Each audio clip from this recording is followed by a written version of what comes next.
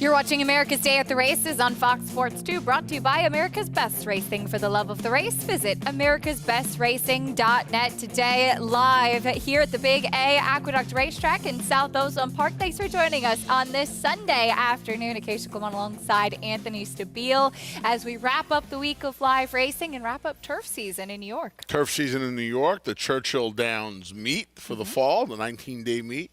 We'll hear from Paula Duker a little bit later on. Yeah, as the Starks would say on Game of Thrones, winter has come, Acacia. Yes, it is. I knew, I should have known you would find a way to put in a Game of Thrones reference. Of course. It's Sunday. We have plenty of stakes action to look forward to today, too, at the Big A. The Discovery will go as race number 7, a mile and an eighth on the main track in a competitive field here as we take a look at these 3-year-olds, including the regally bred St. Tapit by Tapit out of the tremendous race mare Havre de Grace. This is a horse who looked so promising in his first couple of starts. Comes out of a third-place finish at Keeneland last time out, which is what we're taking a look at. A perfect 2-for-2 sprinting to kick off his career at Belmont and Saratoga. Did not race well in a stakes race at Churchill. He ran okay here in this entry, the second level allowance race, going 2 turns. I don't know what to do with him at this point. He's losing ground and his race is going long.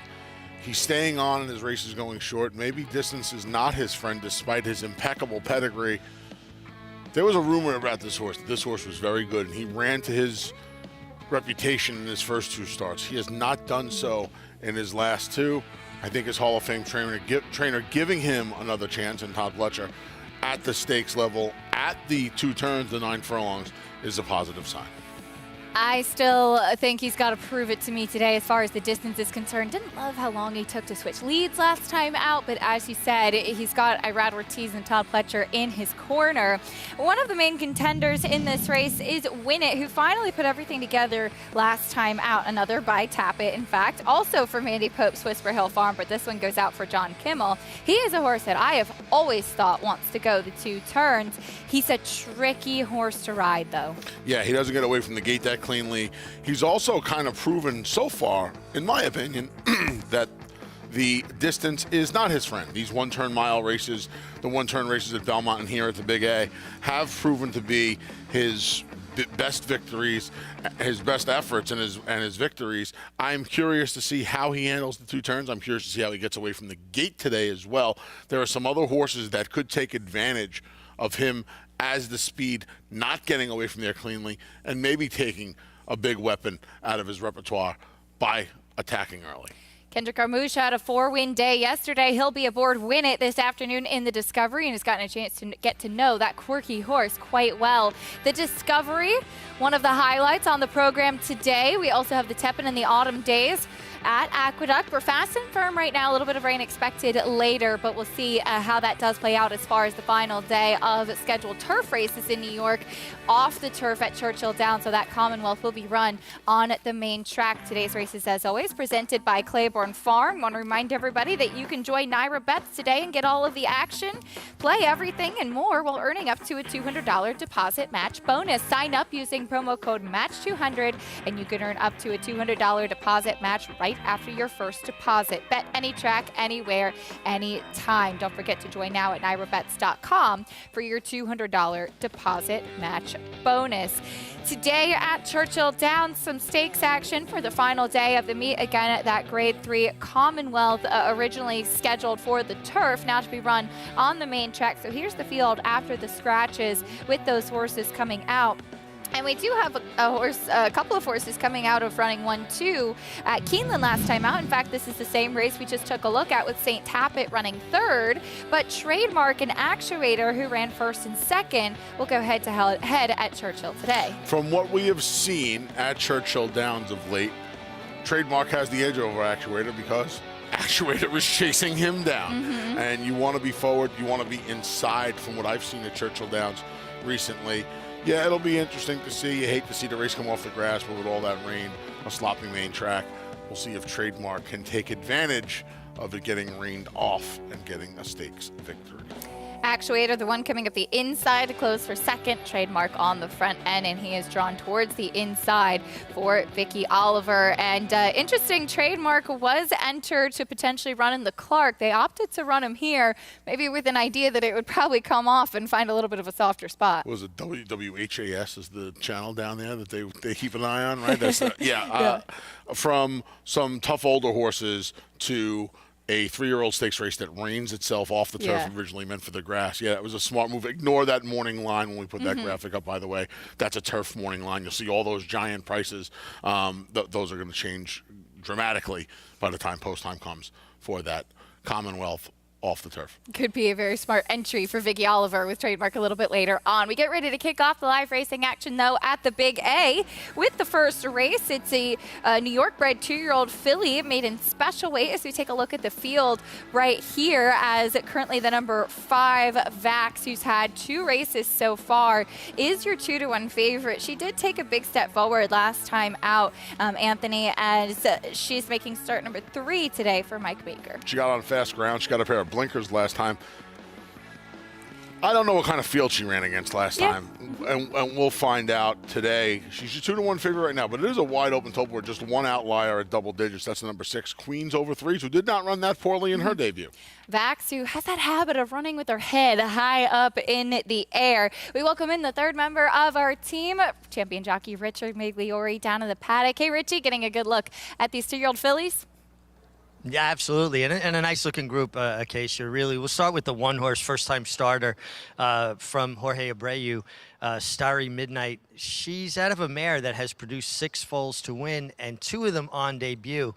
And from a physical perspective, she could not look any fitter. She's a light-frame filly, a little bit on the narrow side, but just very sleek and very, very racy-looking. And I like what I'm seeing from the one, Starry Midnight. Going to wait to pass judgment, see how she acts with the pony and how she warms up, but here in the paddock, she really stands out. The 5-horse Vax, your favorite, has, improved vastly her first start to her second start. She does run with that high head carriage that we talked about, and that you talked about, excuse me. And I was wondering if we might not see a shadow roll, something to maybe help her drop her head, but same exact equipment she ran with last time. She's got the figure 8 and the blinkers, but she looks great from a physical perspective. I just thought maybe they would add something to help her drop her head just a bit more. Another first-time starter that really caught my eye towards the outside, or on the outside, the 8, Marley's Ghost for Mike Trombetta.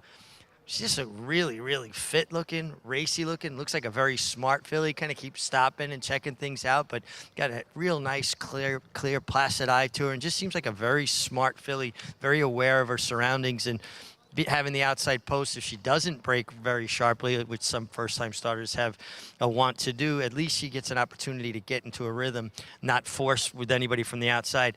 And a horse that really changed once she got the blinkers on here in the paddock was the 3 Spinning Colors, who chased Maple Leaf Mel first time out. Showed very high speed last time. Kendrick Carmouche, who rode Vax last time, sticks here with Spinning Colors. And once she got the blinkers on, it was almost like she got bigger. She puffed up, got her game face on, and she's kind of marching around the paddock right now, making a nice impression.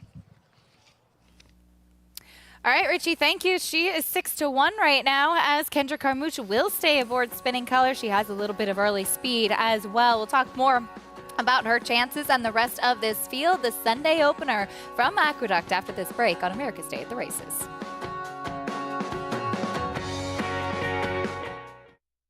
A Grade 1 winner of nearly $2 million, Silver State hails from the sire line of legendary Claiborne stallion Danzig. And his second dam is full sister to Kentucky Derby winner Monarchos. After winning the Oaklawn Handicap, Silver State defeated Knicks Go in the Grade 1 Metropolitan Handicap. On the board in 12 of 14 starts from ages 2 to 4, his career included a 6-race winning streak. Grade 1 winner Silver State, standing at Claiborne Farm.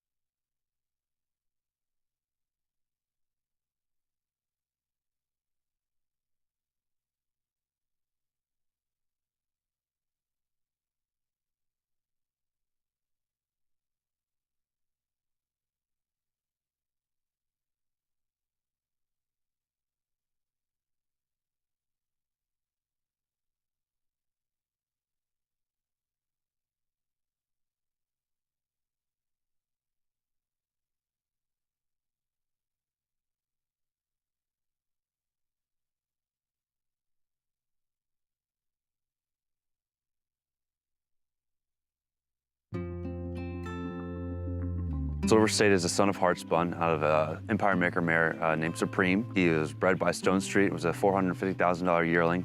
He's a really good-looking horse. He was a winner of the Grade 1 Met Mile last year at Belmont, defeating Horse of the Year Nick Sco.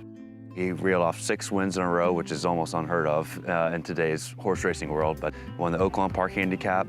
Best win was in the Grade 1 Met Mile at Belmont Park, and he is breeding his first book of mares currently this spring. It is Silver State at the rail. Mischievous Alex on the outside. It is Silver State who has the lead. Mischievous Alex, by my standards, out in the middle of the track. They're coming down for the finish in the Hillendale Met Mile, and it is Silver State to make it 6 in a row. When I saw him in the paddock Met Mile day was when he really kind of sold me on his looks, and I'd kind of been, yeah, he's a nice horse. And when I saw him in the paddock, it was like, okay, he'll work.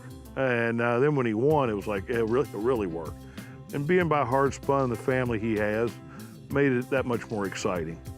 And the fact he'd been 6 for 6 up to, through there, it was a good idea. And once he got to the farm, he's been very popular. I had a pretty large wager on him to win the Met Mile because I thought 5 to 1. I mean, I knew Nick Sco was in the race. He's obviously a very good horse, but I just thought Silver State it looked like he was on a roller, and it looked like he was going to continue, which he did.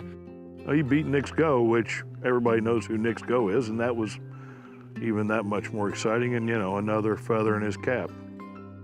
The Met Mile has a rich history of making stallions, and we hope that Silver State will continue that trend.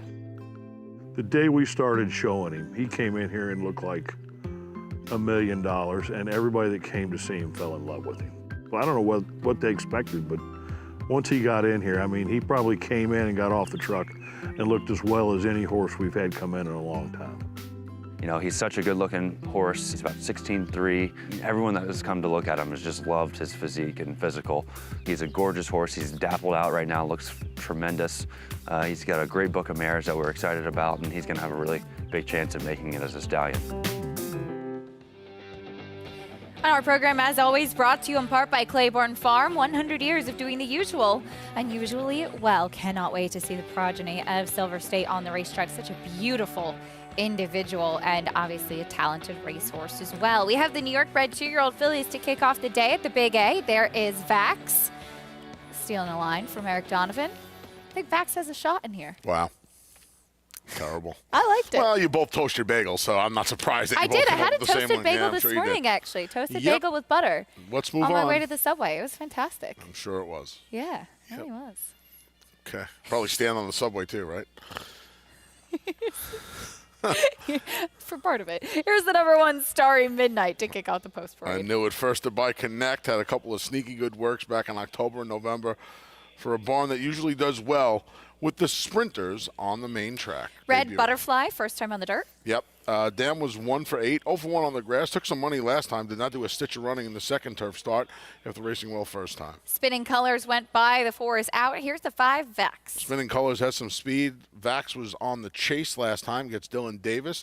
Blinker seemed to improve this one last time out. Trouble Trip on debut. Here's Queens over 3s. Gets a big rider upgrade to one of the leading apprentices in the country. Probably your Eclipse winner. We'll see if this horse has more speed today.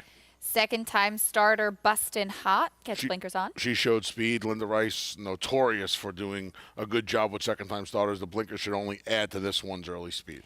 And to the outside, Marley's Ghost, a good hunch bet for this time of year. Although, if anybody heard Anthony's description of A Christmas Carol like I just did, you'd be mortified. Well, I was going to keep it quiet. Dan was 6 for 11. I was a huge fan of Mastery. Let's see this progeny get a little bit better. I would also like to tell everybody that Acacia swung her papers at me during the break because I accidentally called the guy Bob Ratchet instead of Cratchit. I don't think that accounts for getting swung on. He also said, wasn't Marley alive? Marley's Ghost doesn't make sense. I'm just going to leave that there. How's that toasted bagel?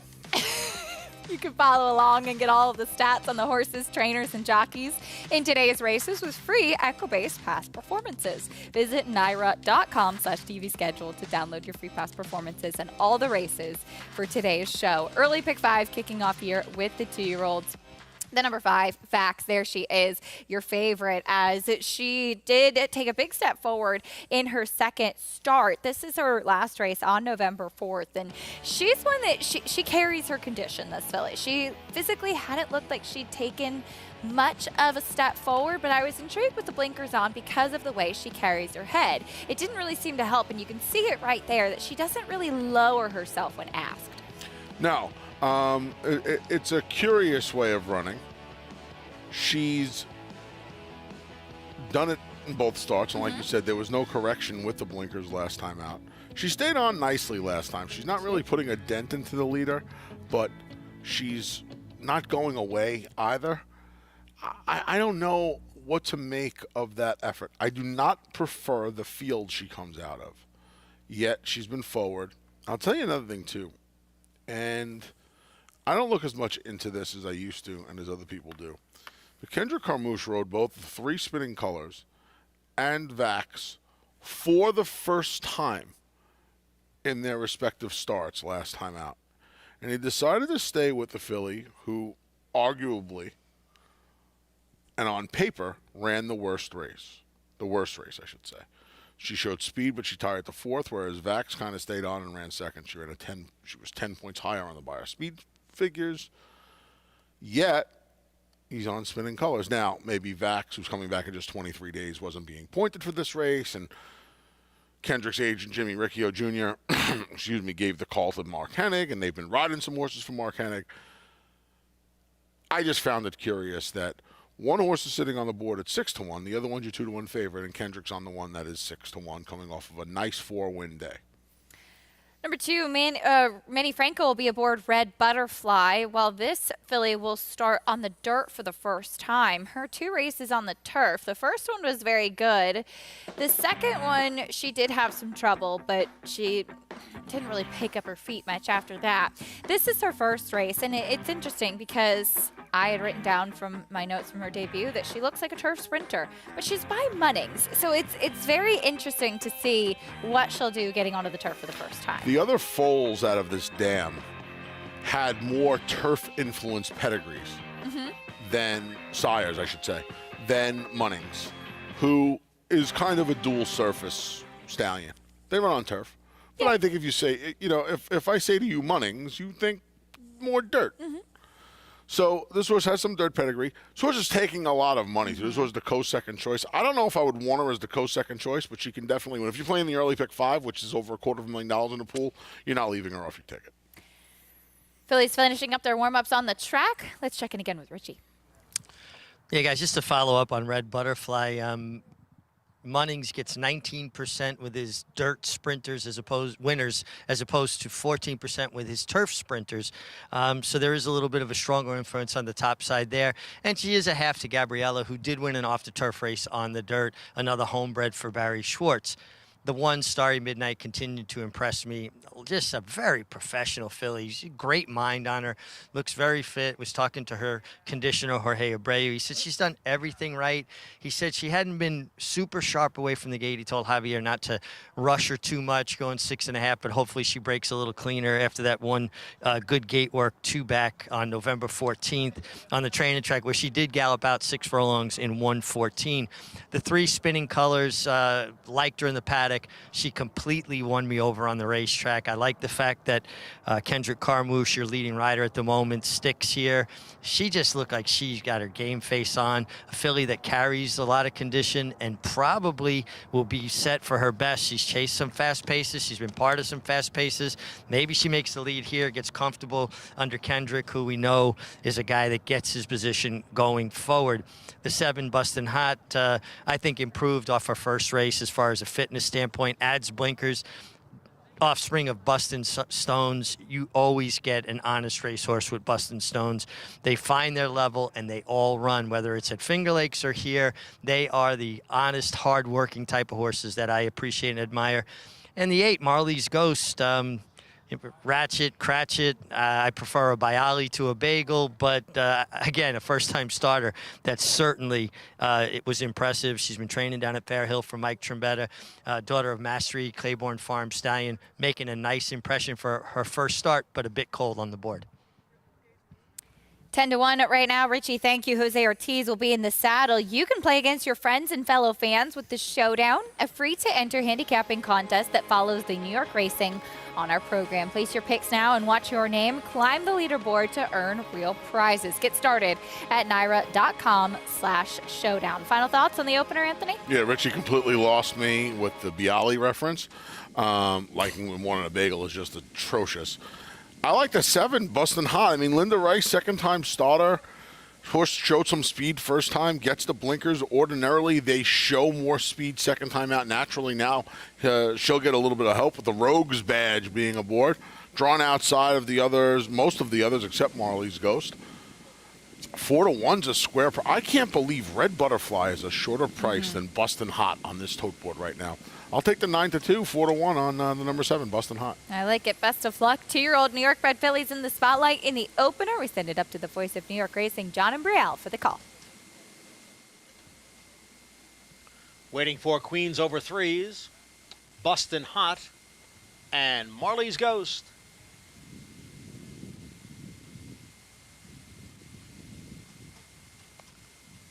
Aqueduct's opener at 6.5 furlongs. Bustin' Hot moves into line, and Marley's Ghost will complete this field.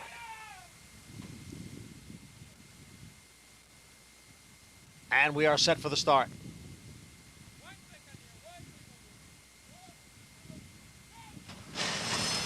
And they're off, as in the beginning for number 1, Starry Midnight, from that inside post position. Bustin' Hot is out for the early lead with Spinning Colors right alongside.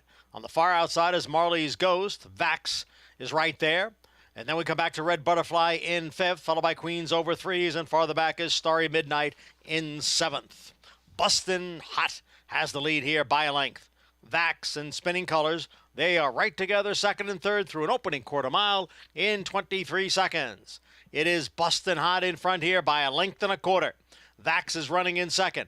Down on the inside is Spinning Colors in 3rd. Then Marley's Ghost in 4th. Farther back, Red Butterfly. And Queens over 3s. Starry Midnight continues to trail. Bustin' Hot continues to lead as they come for the quarter pole. The half and 47-1. Vax is on the outside and being asked for more.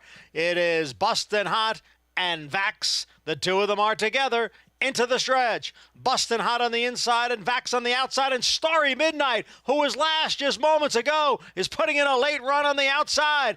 Here comes the first-time starter, Starry Midnight, to challenge Vax for the lead. Vax and Starry Midnight. Starry Midnight takes the lead. Vax is now in 2nd. It is Starry Midnight to... Oh, it was tight at the end. Don't know if Starry Midnight held on. A photo finish with Vax as we begin the Sunday card. They made it a thriller in the opener. Vax, your favorite in the green silks on the inside. The number 1, Starry Midnight, who Richie liked, Anthony. She was off slow. I think she might have gotten the bob, but she ran a tremendous race given how far back she was early. Starry Midnight gets a good bob and wins by a half a head. You know, Vax could have used the booster right around the 16th pole to come back on Starry Midnight. But Starry Midnight, and this was an impressive effort. You know, this is why guys like Jorge Abreu are a big addition to the game itself, more specifically to our training colony here. He gives Richie the best information. Listen, she might not get away from there that cleanly, tells Javier, but going 6.5 furlongs, just let her settle. She looked like she was resenting the kickback early. 1,000,000%. She did not break alertly. Right there, she does not like Red Butterfly kicking all that dirt in her face. She's climbing. Javier says, you know what? Let me get out of here. I'm going to take her back. I'm going to put her in the middle of the track, and I'm going to leave her alone. And now, look, she settles in, and now ahead of the stretch, she's outside. She gets a full head of steam. This is a big effort because Acacia, she ran for the first 3/16 of a mile, really up against it. She was rank and did not like what was happening. And now she comes with a big move. Right here, she puts her head down. She engages Vax. These two go to the line. Vax was very game in defeat today. Comes back on her. Javier just showing her the crop. Nice effort from both of these fillies, but the winner was really, really good because she had a lot go against her today. She took a ton of late money, too, going off at 5-1. Could have had every excuse not to get the job done today, and yet she did at 5-1. She impressed Richie on the track, and she delivered with that late run. Hall of Fame jockey Javier Castellano very patient with her as well. These two making it a thriller, 1-5, 7-8. And you can see how much dirt she took in comparison to Vax, how much is on her face. And for a young, inexperienced filly in their first start, breaking slow, she was like, I don't like this early on. Yeah, Vax is clean as a whistle. This filly's covered in dirt. But I'll tell you what, that bath is a whole lot easier to give when you get the job done at 5-1. Absolutely. Bringing prices, reactions, and more, and see if Irad Ortiz can break the record this afternoon for most stakes wins in a year.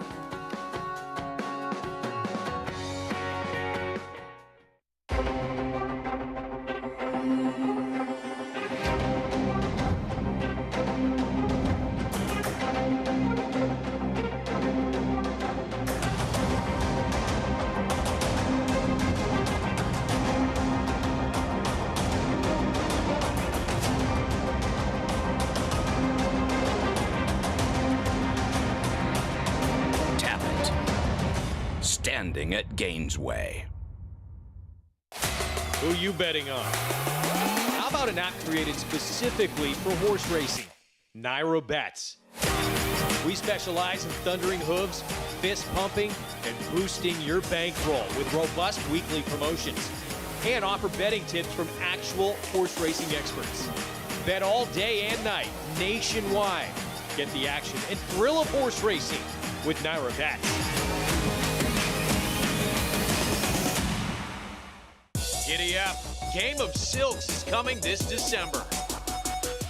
War Dancer. The momentum continues with recent stakes winners on turf and dirt. Dancing Buck going wire to wire in the Grade 3 Belmont Turf. Dancing Buck has opened up on the field. It is Dancing Buck by a half dozen lengths. And 2-year-old filly War Saichi with a wire-to-wire win in the Ladyfinger Stakes. War Saichi asserted her authority immediately out of the starting gate, and she has not relinquished the lead. War Dancer, the #1 third crop turf sire in North America. Proud to stand in New York.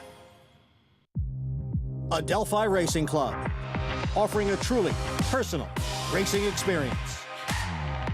I would just say that it's a smaller, tighter-knit group. Everybody has a common interest. We spend a lot more time together than some of the bigger operations, and I very much enjoy that. We're not just a syndicate, and our members aren't just investors. We are partners.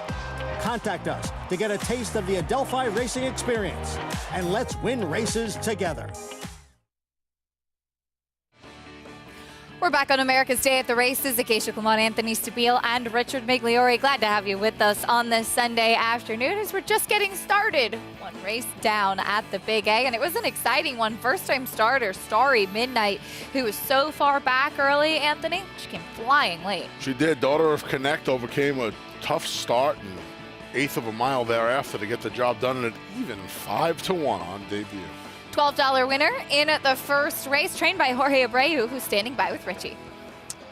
Thanks, Acacia. And Jorge, she was so calm and smart looking in the paddock, and she really conducted herself well on the racetrack. You know, I like that when she walked in the paddock, she was so settled. We put the saddle on, she was so relaxed and so laid back. And like I say, you know, she showed in the morning like she has some talent. And I told Javier she's not pretty fast from the gate, but let her just find the bit. And I don't know she was going to be that far behind, so that was a little concerned and worried about. But well, it looked like when she got the kickback after breaking a little bit slow, she kind of resented and really backed up. You were concerned at that point? I was, but then I see Javier try to take it to the outside in the clearing. He kind of settled in, and she started running. How satisfying is it to have a horse in your care, see them develop, come around, get to this point, and then go ahead and win first time out? Well, very, especially because I told Javier this morning, I don't think we could get beat this afternoon. Now, you didn't tell me that when I asked you before the race. You said she might break slow, but you liked her. I did like her a lot. Well, obviously you were right. Very professional debut. Other than breaking slow, taking the kickback, she finished well. These guys hold a little close to the vest, though. He could have told me that beforehand. They got to hold on to a little, Richie. Jorge Abreu with the win with Starry Midnight. Well done. We turn the page and get ready for race number 2. 7 furlongs on the main track. $25,000 claiming race, non-winners of 2 in life. That's coming up in a moment. More on the second race in a bit, but there are plenty of other stakes to come a little bit later on today. We talked a bit about the Discovery at the start of the show. We also have the Tepin for the 2-year-old fillies, a mile on the inner turf. Taking a look at the fields here, and we'll get a chance to see these young horses contest, and it's an interesting race, Anthony. So take a look at Alluring Angel and Private Credit, who did face one another running first and third at Saratoga. Yeah, Jorge Abreu, of course, takes the opener. Here's Alluring Angel taking her debut up at Saratoga back in August. She's defeating Private Credit, who will be the number 4 in here. They'll be the 9 and 4 respectively. The way the turf course has been playing, Acacia, the edge today would be going, in my mind, to Private Credit, because it has just been so hard for the most part to make up ground on these turf courses. And you see Alluring Angel doing just that here, just rolling on by. She passed all but one of her rivals next to last early on.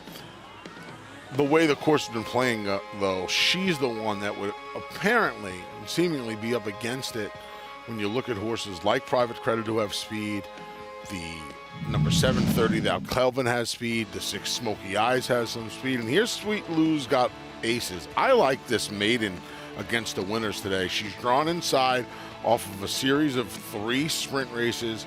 I would imagine Joel Rosario, who reads racetracks as well as any jockey in the country, is going to protect his rail. And coming out of some fast sprints, I would imagine she'll be forward in here. She had run okay in her first 2 starts.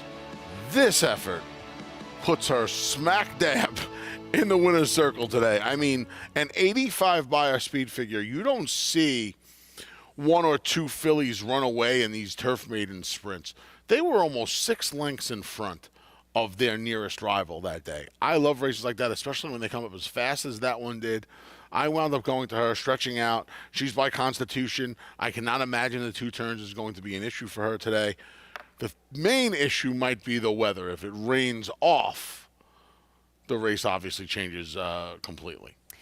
I think Candle, who beat her last time, is a good one for Shug McGahee. He comes out of, I think, a pretty salty race. Of course, the distance will be a question, something new for the first time, but watching how that turf course is playing is important, and that's something to think about in the autumn days as well. This is the 6 furlong turf sprint, which will go as race number 8 today as we take a look at the field here. A couple of scratches throughout, but as we see, Change of Control and Lady Edith, they will rematch in here as Change of Control has faced the likes of Caraval. She is a stakes winner, and they were both beaten by the filly that eventually went on to win the Breeders' Cup Turf Sprint. Wrapping up her 6-year-old season as Change of Control. We haven't seen her since the Presque Isle Masters back in September, which means she hasn't tried the turf since the summer at the Spa when she got beat a half length to eventual Breeders' Cup Turf Sprint champion Caravel. She's run against Casa Creed, Campanelle, Star Divine, who's in here. Yeah, she's kept some good company, has Change of Control. She's a win away from becoming a millionaire this afternoon. She's won 10 of 39 starts. She's Hickory, and she has a win here at the Big A in this race last season. So a lot of good things going for her. Lady Edith, though, the horses and the fillies she's been keeping company with in the mares, and the way she won here at the Big A last time, I thought she just made a ton of sense this afternoon. She's the 5-2 morning line favorite. I think she should be, despite the fact that some of these other fillies have accomplished a little bit more than she has so far. But she's faced some real tough competition. Her 4 starts for Christophe Clement, and last time when she faced a little bit lesser, she got the job done with absolute ease. got the job done. Had a couple of trouble trips at 2 and 3 back as well. We'll see if Lady Edith 103 for Christophe Clement in the race today. That'll be the Autumn Days. That's one of 3 stakes we have to look forward to at Aqueduct, the Commonwealth Turf at Churchill as well. Unfortunately off the grass, but some competitive dirt runners in that race still a little bit later on beneath the Twin Spires. That's what we have coming up today to wrap up turf season in New York and to wrap up the meet at Churchill Downs. We'll take a quick time out. When we come back, we'll continue on with our live racing action. Horses in the paddock for race number 2. See if that horse right there, Wicked Lady, can get the job done at 5-2.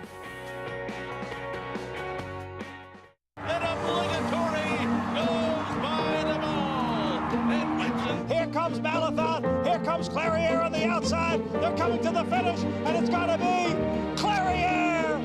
Nest, much the best. She won by better than 10 lengths. Cody's Wish on the outside. Cody's Wish with the upset in the Fargo. Malathaat grabs the lead in deep stretch, and Malathaat has won the Personal Ensign Stakes. Curling, the classic sire.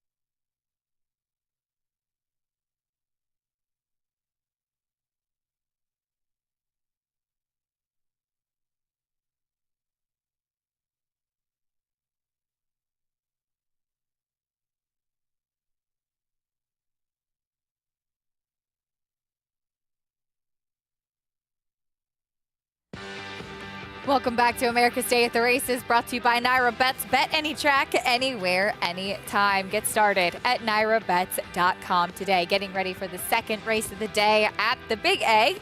7 furlongs on the main track for non-winners of 2 in life. The fillies and mares in the spotlight. There is Wicked Lady, who's second off the claim for Eddie Barker. A distant second last time out, but she comes right back at the same level. Yeah, right back in where she belongs a month later. She got beat by a runaway winner who changed tactics last time in Galliano, who was a lot closer to the pace. I'll tell you what, this is not the Breeders' Cup Distaff. Not quite. For more on this field in the paddock, let's get a paddock report from Richie. Yeah, guys, they're just starting to drizzle very lightly right now. The rain's been kind of holding off, but we're just starting to feel a little bit of it now. Not badly at all, though. The one Temperamental, gosh, she couldn't be more dappled out. Going into the wintertime, to have a coat like this is pretty remarkable. I think it speaks volumes just to the overall general good health that she's in, and the fact that Rudy Rodriguez does such a good job with his horses. Doesn't mean it's going to make her run fast, but I love when I see a horse as resplendent in the coat as she is, really making a beautiful impression here in the paddock. The one Temperamental. The 3, I'm Nervous Now. Big stout gray filly, broke her maiden first time out. I think drops down to a much more appropriate level. It's a little harder to discern with gray horses, but it's not hard to pick it up with her. That there's the rich, hydrated look in her coat. She really making a great impression here in the paddock, and I think she's a major player here, getting down to the $25,000 level. And the 4, Run Devil, caught my eye when she walked into the paddock, looking at her form. I think it's a little dirtied up. Last time she lunged, hit the fence on the turf course at Gulfstream. That was back in August. She's been working steadily at Belmont Park now. She looks tremendous from a physical perspective, and she's got dirt races that are more than good enough. One thing I will say, just when you read the trouble line, her, lunging and hitting the rail, and the race before that, she ducked in and ran into another rival. She might have some behavioral issues, but we'll keep an eye on that. But I think she's a major player too, because she certainly has races that are fast enough to win here.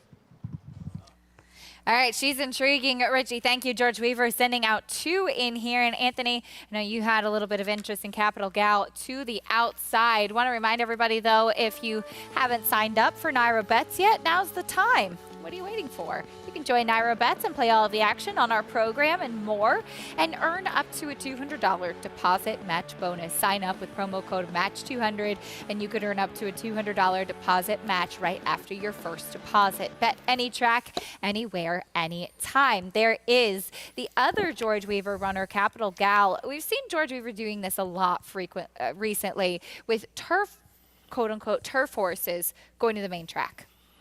Yeah, she's had 4 races on the main track before her turf career. And it took them a while to get her to the grass. I'm curious as to whether or not she went to the grass up in Saratoga for some more distance. They tried the distance on the dirt at Belmont. It didn't really go too well. Then they got her on the grass. I don't love the race she won on the grass. I don't like the field she beat. She was 8-5 the day she broke her maiden. I think that was more of an indictment on what she beat than a positive as to how her first turf race was. Her first turf race was okay. Heman Harkey has climbed the board, this filly, 3 consecutive starts, and he has given her 3 good rides. Last time out, he had no chance from the outside draw. She only got beat 4 lengths. Now, turf distance races, 4 lengths is a mile when you get beat. But I thought she ran really well from a tough draw, getting chased after. She gets a pair of blinkers today. The numbers in the racing form, the barn wins at 26% first-time blinkers and blinkers on. That has to be a good sign. I probably should have put her on top, but her speed figures on turf are all better than her best speed figure on dirt. So I'm not sold she's not a turf horse, but she doesn't need to be a killer to get out of this true lifetime condition in here. I want to add a couple things to that argument. I think they switched to the turf because of her physicality, and you could see it pretty well in that shot we just had on her. She's a very lightly framed type. She doesn't carry a lot of condition, and I think she just had an easier time getting over the turf. That said, her first turf race, she was so rank, so hard to handle, and it was a late jockey change. I can't remember what happened that day, but it was a late jockey change, and Heman Harkey had climbed aboard Capital Gal in the race where she broke her maiden. And Richie had pointed out, Heman has very soft hands, and he has handled her beautifully as a result of that. And I think that's kind of where we see the blinkers going on now too. I agree with you. I think her last couple of races are good. I don't think she's necessarily a better turf horse, just maybe with her physicality, she's had an easier time getting over the grass. And I think you could poke holes in a lot of these other fillies in here before you can poke holes in her. And again, at the end of the day, most importantly, she's a square price. 7-1 is a good price on her. Heman's done a good job with her. Your favorite, number 7, 5-2 on Wicked Lady. She does have some early speed as well. She's actually co-favored with the 2 right now, and that is Reigning Chick on the drop-in class. There's Eddie Barker. You think he likes her? If Eddie Barker was putting a saddle on me, he would like me. So yes, he likes her. 5-2 favorite right now. I wouldn't want to make a morning line for this. I wouldn't be surprised if the public landed on either Reigning Chick, the number 2, or the 7, who's your current favorite by a few dollars, Wicked Lady. Let's meet the field, kicking things off with Temperamental. Got some good notes from Richie in the paddock. Turf to Dirt finished 3rd in the slop at Finger Lakes 2 starts back as your 4-5 favorite. The other part of the entry, Holiday Jazz. Shows some speed. We'll see if she's on a front-running mission here again. Reigning Chick, now highlighted as your slight favorite. Yeah, she hasn't won since her debut back last year here at Aqueduct, going 7 furlongs on a fast main track. Here's I'm Nervous Now. New shooter to the group. She drops in from the starter allowance ranks, in for the quarter for the first time, having broken her maiden first out for 40 against Statebreds. Off the layoff, here's Run Devil. A 2+ year layoff. First time George Weaver. First time on the circuit from Gulfstream Park. Here's number 5, Rigby Turf to Dirt. Has not raced on the main track since her debut against stakes winner November Rain back in July of 2021 at the Spa. Our girl Faith, coming off of a 4th place finish. Yeah, she didn't race very well last time out when she was 3 lengths behind Wicked Lady. Only to improve. Speaking of Wicked Lady, here she is. She's been in good form. Her last 3 starts, I think, all make her a player in here. 3 starts back, she got to the maiden ranks and start number 5. And Capital Gal, who we discussed back in the paddock. Just took a tick down to 6-1 on the tote board. The blinkers go on. She's in for the cheapest price of her career. I think she makes a lot of sense at a decent price. That's the field for the second race. Let's go back over to the 2, Reigning Chick, who is now highlighted as your favorite 2-1. She does also have a Rat Ortiz, taking a pretty good size drop in class, too. This is the lowest level that she'll have run for.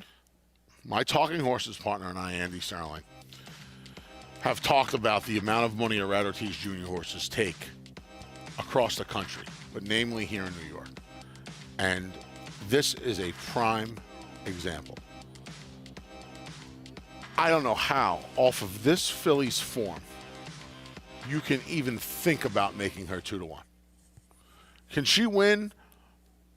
Should she be the favorite? It's a tepid yes to both of those questions. I'll answer them myself. It's a tepid yes to both of those questions. Here she is finishing second to Manchin. This is for 40,000. Excuse me. This is essentially coming off an eased at Saratoga 2 months earlier. She hadn't raced for 3 months prior to that. If you take this second place finish off her card, she's been beaten a combined, are you ready for this? 150 plus lengths in her last 3 starts. She is 2-1 right now. Again, you can win. She can win. Mm-hmm. And maybe she should be the favorite. And I don't work that hard for my money. I'm honored and privileged to be able to do this for a living. But even someone as myself who keeps my hands pretty clean, every now and then there's a little Sharpie or a little ink on my hands from handicapping. Yeah, the other day was amazing. I called the early double. I used Johnny I's markers instead of my crayons. I literally looked like I was in kindergarten. It was ridiculous. I don't not work hard enough to take 2-1 on this horse.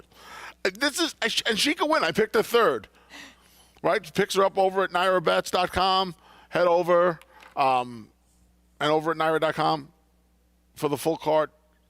2-1? 2-1. Okay. Rat Ortiz factor does a lot as far as that price is concerned. For the rest of the field warming up, let's get some more comments from Richie. Yeah, guys, I'm going to go back to the 4-horse Run Devil, who is, coming off a better than 2-year layoff. But I got to tell you, I'm seeing a very fit runner here. I'm a little bit, scared to pick her because of the 2+ year layoff. But from a physical perspective, she could not look any better. And I think she's going to run lights out at a big price. I wound up on the 7, Wicked Lady. I just think she's cutting back a furlong from the mile to the 7 furlongs. I might even like her better if it was 6 instead of 7. I think that she's just a little bit distance challenged, and I think the last 2 starts going a mile, she just not quite up to that. I like the turn back to her for 7/8, and she just made the most sense out of what I've seen from more recent dirt form. Again, I would like her even more if it was even shorter. And then the outside Capital Gal, she's run some decent races on the dirt. She gets a good outside draw. Couldn't look better from a physical perspective. I like what I've seen from Heeman Harkey. He does have nice hands, Acacia. He allows horses to run up underneath them and get them nice and balanced. I saw that all summer when he was galloping horses for Jimmy Bond.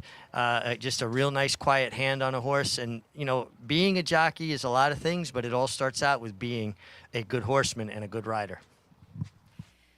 That's the most important thing, and good to see him getting some opportunities and some nice wins throughout the meet here. Richie, thank you. Human Harkey going to be aboard the number 8 Capital Gal. What about the 5 Rigby? Anthony, Kendrick Carmouche going to be aboard. We saw those jockey standings. He's now 5 ahead of Irad Ortiz. This horse is going turf to dirt, and it's taking some money at 5-1. Yeah, broke a step slow, then rushed to the lead. Got tired late going 2 turns on the grass, mile and a 16th to be exact. Just 23 days ago. Now back to the main track. Source debuted against November Rain on the dirt and never saw the dirt again. 1 race on the Tepita down at Gulfstream, which did not go well, ran last in the field of 6. The 1 turf win came in her subsequent start after her debut. She just never really refound that form. Getting back to the main track might help. Kendrick stays. That's going to help off the 4-win day yesterday. I just don't know if she's a dirt horse. I'm with you. You know, it's interesting. I've seen a lot of these progeny of Brethren as he stands down in Florida. This is one of the few Arundel runners I've seen that's actually a New York bred. Brethren is the brother to Super Saver. Super Saver. Come well on. Done. I knew you had the trivia in there. But he's proved to be much more of a turf sire, particularly with those Florida breds. The full brother to this filly, too, Scraps, is a stakes winner, is all turf, too. So it's interesting. I wasn't sure what to do with her either. I preferred her on the grass, but if she takes to it, and again, with these New York breds, now's the time of year to find out if they can handle the dirt and they could at least be of some use throughout the winter to continue running on the main track. What's up with Brian and Arundel with all the one-word names? That's what they always do. You think he's Claiborne? It's all one-word names. I know. Yeah. Congratulations to Brian. Just got married. Did he? Fanny Olson. Congratulations, Brian and Fanny. Cost me a ton of money a few summers ago. My ex-girlfriend's pets. He had one named after every one of them. I lost like 400 on these things. Oh, no. Kirby, Bailey. One of my favorite really. horses he had was Pancake, which was named after his dog. Okay. Pancake. There you go. Well, Yeah. I'm the only one betting on pet hunches getting blown out of the water. Thanks, Brian. Appreciate it, buddy. Loading into the gate for the second at Aqueduct. 2-1 right now on Irad Ortiz's mount, Reigning Chick. Let's see how she does on that drop in class. There is the number 1 Temperamental. Richie had some good things to say about her. Did you give her a look at all? Yeah. Listen, nobody would really surprise me here. Would Rudy winning a 25-2 life surprise me? No. He's taking 2 chances. Maybe Holiday Jazz goes right to the top and forgets to stop. Who knows? Loading in for the second at the Big A. We'll send it up to Johnny I for the rest of the load and call.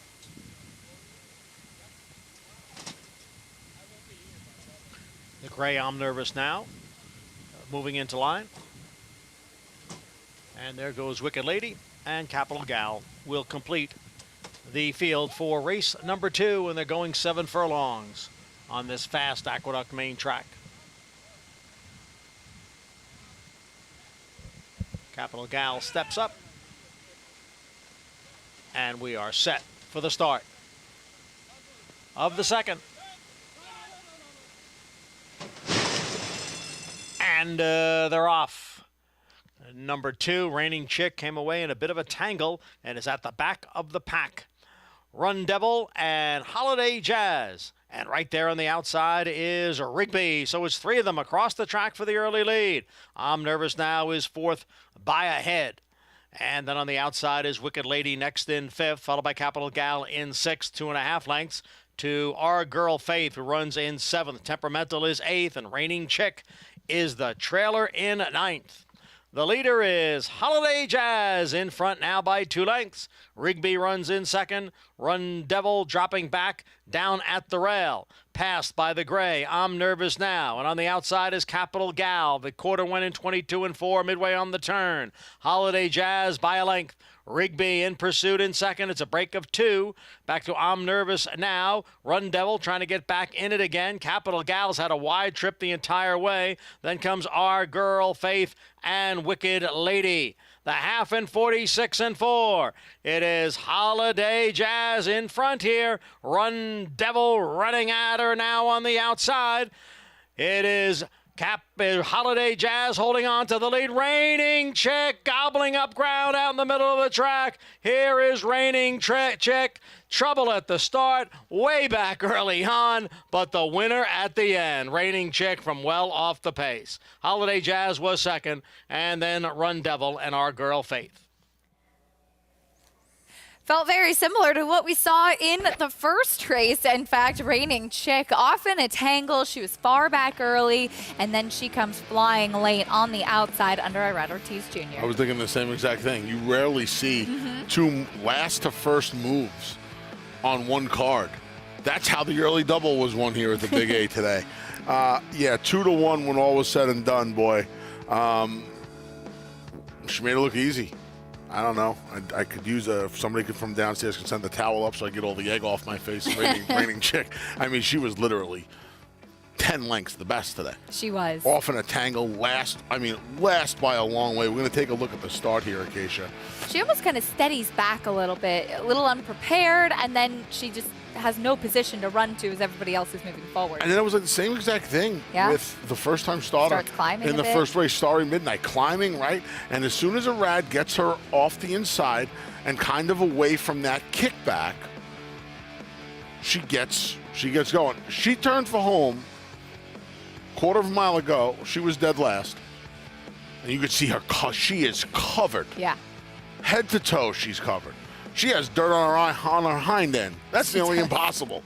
She does. Irad Ortiz with the win, of course, today. He has mounted all 3 of the stakes races as he looks to break that record set in 2007 by Garrett Gomez for 76 stakes wins in a year. Can he break it? He's tied right now.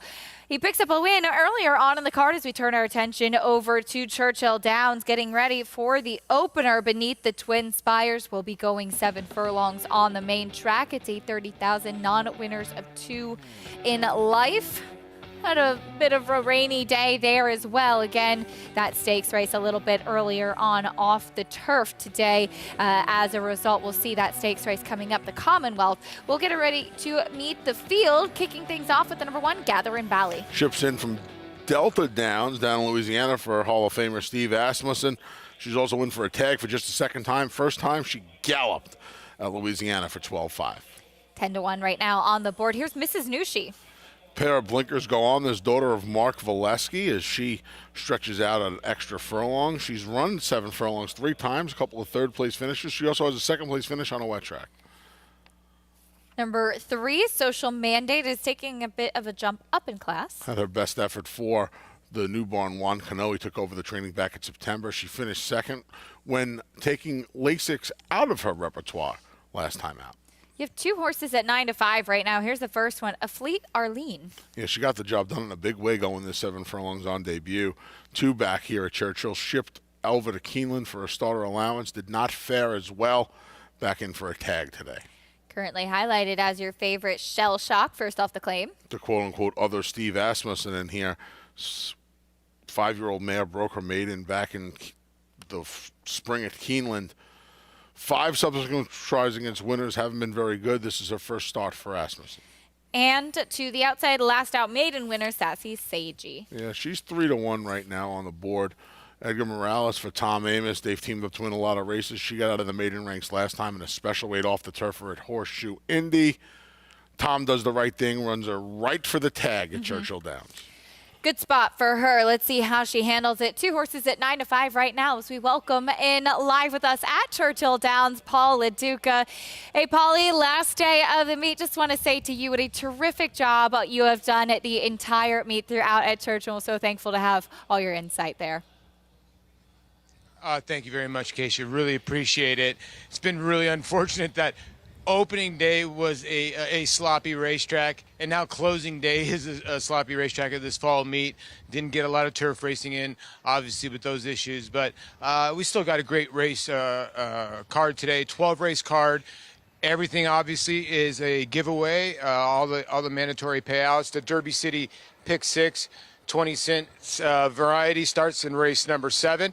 The big development was yesterday. Luis Saez, 6 wins on the card. He's got a 6-win lead on Tyler Gaffleone, who's been the reigning champion here at Churchill Downs for the last almost 20 meetings. So Luis Saez moving here to Churchill. Mike Maker, the leading trainer going in the last day, he's 3 clear of Brad Cox right now in the Brad Cox, the leading trainer. He's 3 clear of Michael Maker. To get to race number 1 in here, when I looked at this race, Shell Shocked, didn't really have a ton of I guess, foundation going into her last race. And, she got dropped for 20 from Carlo Vaccarezza, and she ran a bang-up race. I just don't know. At 9-5, you want to take a horse that's 1 for 19. Now, I know enters the Steve Asmussen barn, and she brings a ton of speed to the party. And some of her best numbers, if not her second best number, is over a muddy racetrack.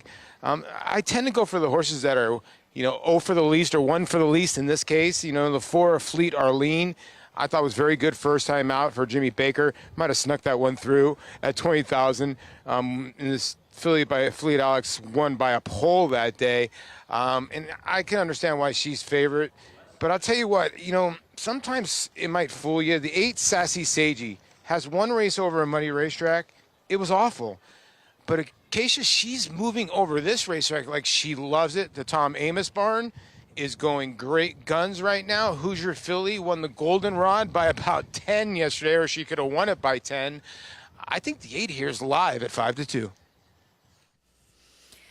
Tom Amos, he's been having a good week, that's for sure. 63 caliber. We saw winning here in New York the other day, too. Hoosier Philly, very impressive yesterday, and we'll see if he can keep that win streak going. Yeah, she took the Comely. That was a big effort. I like this horse a lot. I like Sassy Sagey a lot. The other thing, not only did Paul mention the 2 wet tracks, which is 100% right, but that was going long. Now she's cutting back to 7/8. I think the sprints are better suited for her running style. I'll say another thing about Paul. He has been up against it elements-wise. I know. The last couple of weeks at Churchill, and he does a great job day in and day out, always smiling, always an upbeat attitude. And he was involved in one of the greatest at-bats in the history of Midwest history. So. And he continues to give us a lot of nice price horses as well. Appreciate Paul and his team there at Churchill Downs and all they've done throughout this meet. And as he said, unfortunate, we've got a little bit of a rainy day to wrap things up. But let's see if we can make you some money throughout the afternoon as well. Race 1 beneath the Twin Spires at Churchill Downs. The fillies and mares. We'll send it up to Travis Stone for the call. They're in the gates.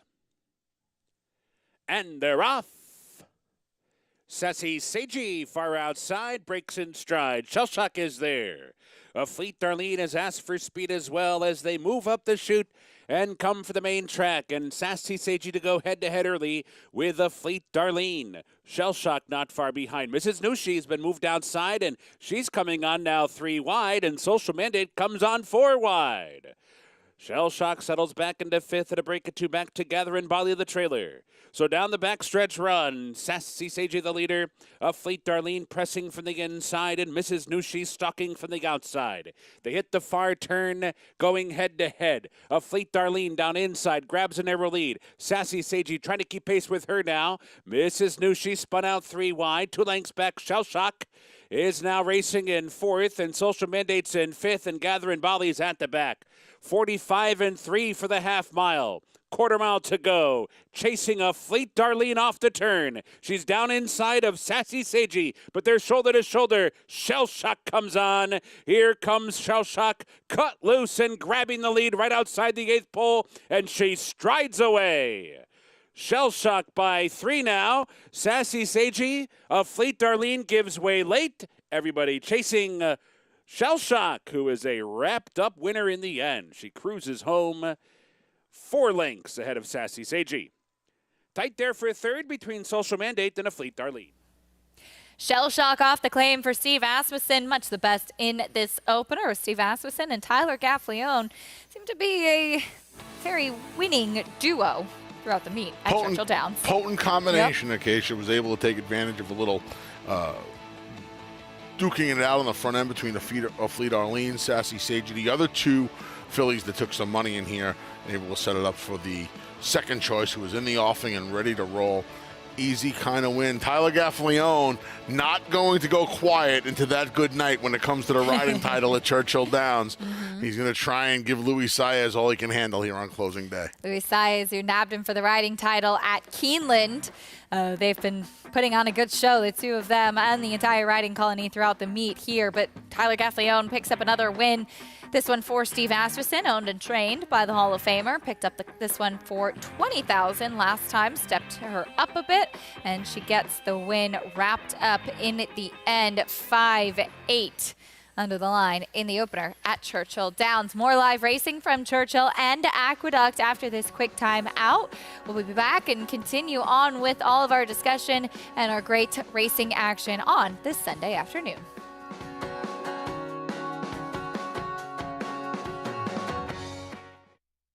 Eclipse champion Run Happy, the #1 second crop dirt sire of last year, is back and showing a new dimension with winners on turf, dirt, and all weather. A record-breaking sprint champion, Run Happy is also siring winners at all distances, from 7 furlongs to 1.25 miles. A sire whose runners can carry his speed over all distances and all surfaces. Run Happy, price for value, and standing strong at Claiborne Farm. How do you become the gold standard in racing partnerships? One partner, one horse, one victory at a time. Flight line, 20 lengths clear. Congratulations to all our partners who have made West Point the gold standard for the last 3 decades.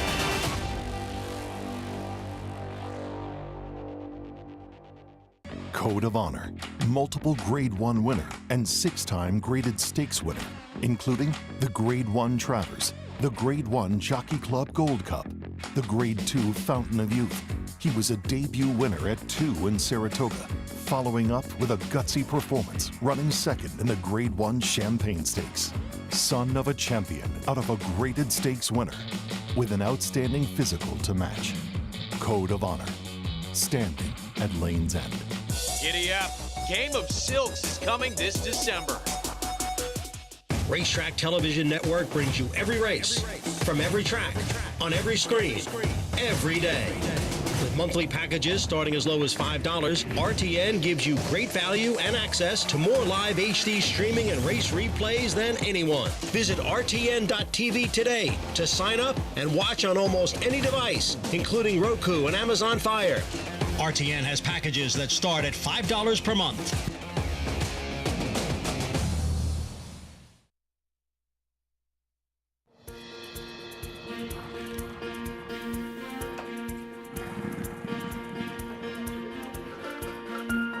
We take pride in what we do. For me, it's more of a passion than actual work. I'm an assistant trainer. Carpenter. I'm a peace officer. I'm a jockey. I'm a gardener. I'm a groom. Clocker. Assistant starter. Trainer. ESL teacher. I love what I do. There's so many jobs that come together every day. It's a collective effort that really makes this ball go round. We are New York Racing! I couldn't imagine working anywhere else. For me, riding horses in the morning is the best thing I can do. New York Racing helps support my small business. It's extremely important to the New York economy. Like my dream come true. This is like a big family. We are New York Horse Racing. You're watching America's Day at the Races, brought to you by Run Happy, the #1 second crop sire of last year by Dirt Earnings.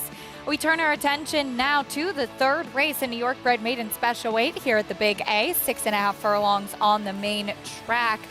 There is today's flavor at 6-5 as Manny Franco looks to get the win on the card as this one makes his first start for George Weaver. Let's head down to the paddock and check in with Richie.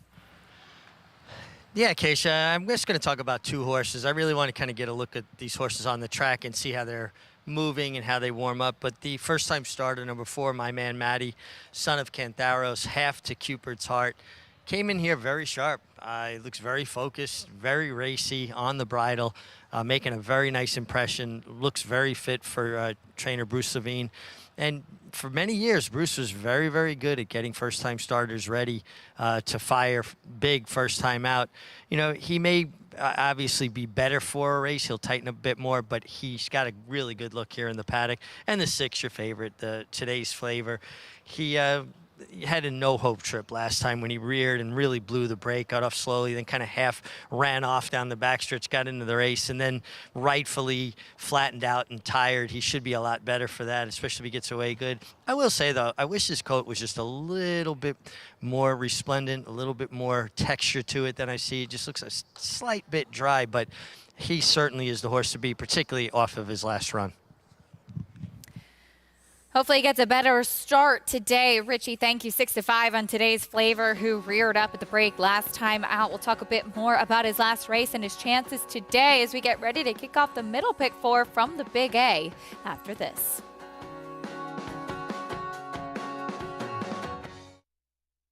He was just put together like a machine, and he had a great mind. Everything about him was what you'd want. Tis the Law pops the cork in the champagne. Tis the Law is going to win the first leg of the Triple Crown. I've never seen him get tired. Respect the law. Tis the Law. His structure is just perfect. His bone is perfect. He's left the others behind. He's going to win the Run Happy Travers. He's everything you would look for in a horse.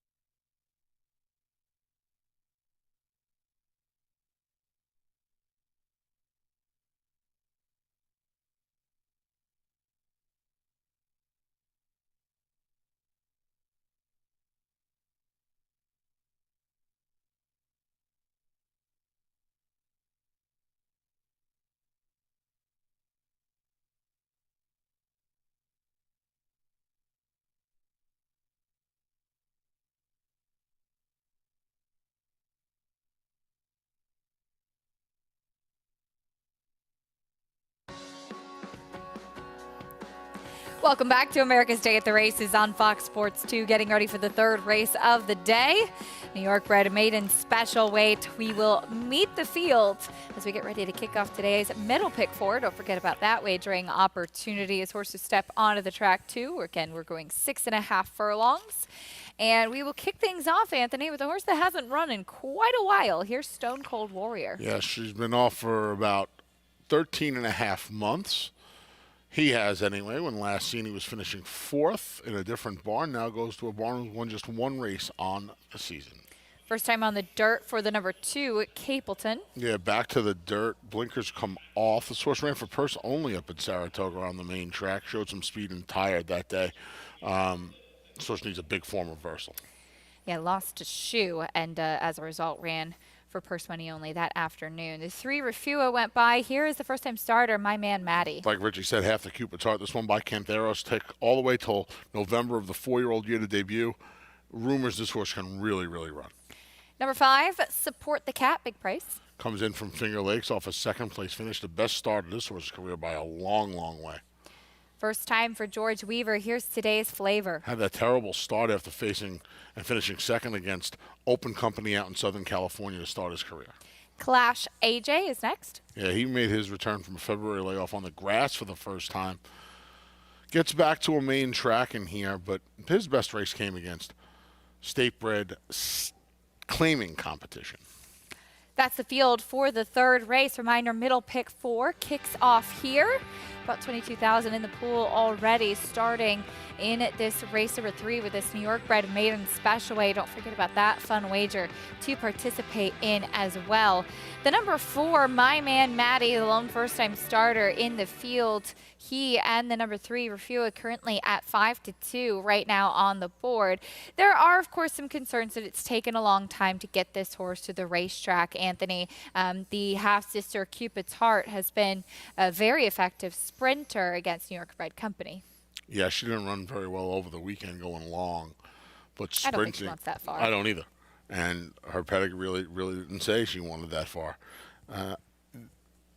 This horse can run.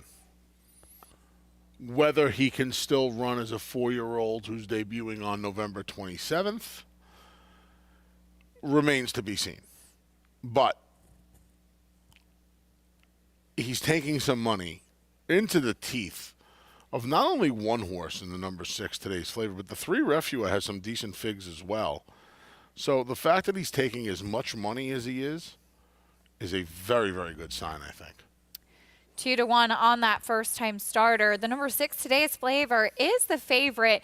His first start in New York, which made sense because he was a New York bred, was we take a look at the start. He broke from the inside, and he leapt right up at the gate. Now, he was the favorite that day, coming in from 3 second-place finishes out in California. And I was in the paddock that afternoon and thought that he just really wasn't showing any energy, any focus, any intensity in the warm-up prior to the race. And maybe he was just lacking some focus before they opened the starting gate and ended up rearing up and getting off slow. You know what the problem is, though? The problem is Richie has mentioned him not looking as good as he would like. Yeah.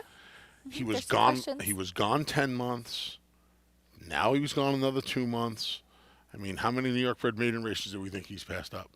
2? We'll see. 7-5 now on today's flavor. For more, let's go back to Richie trackside.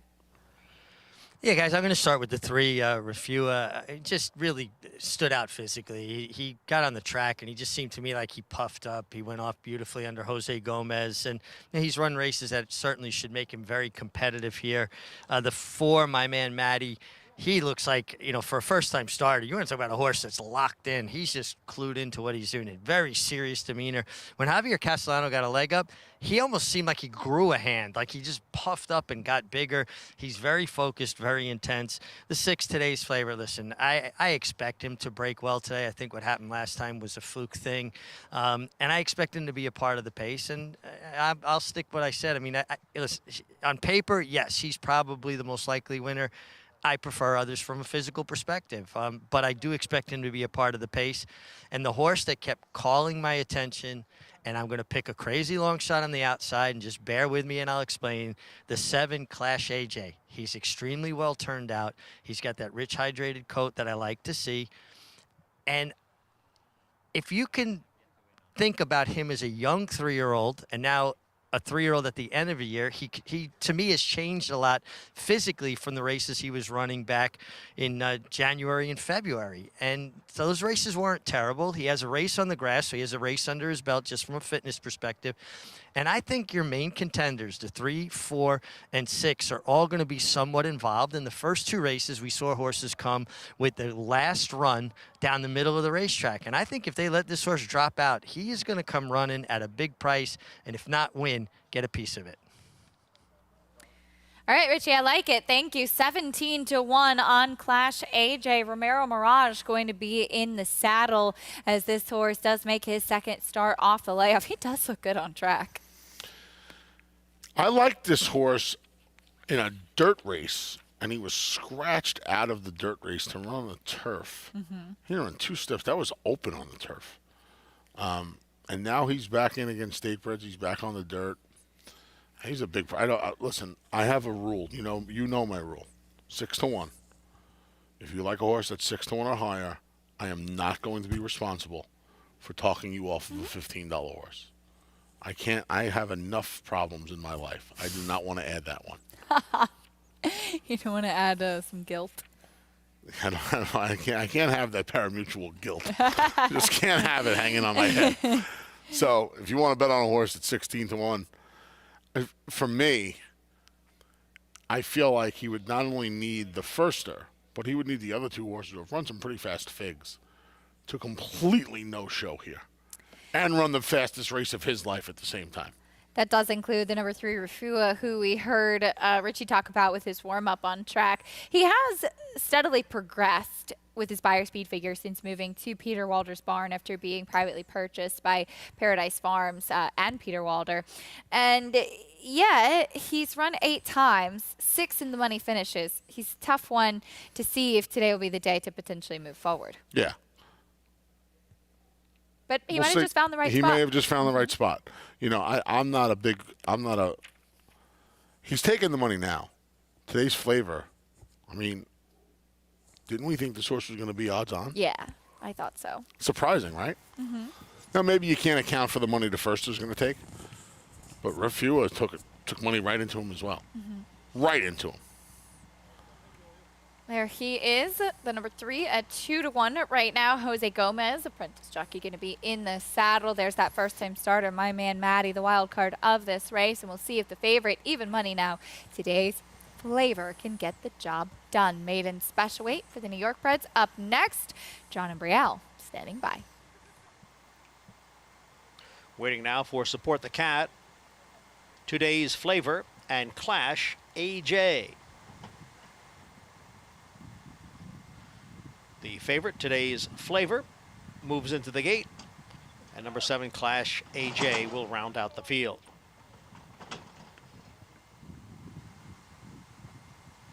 Third race is the start of the middle pick 4. Clash AJ is in, and we're ready to go.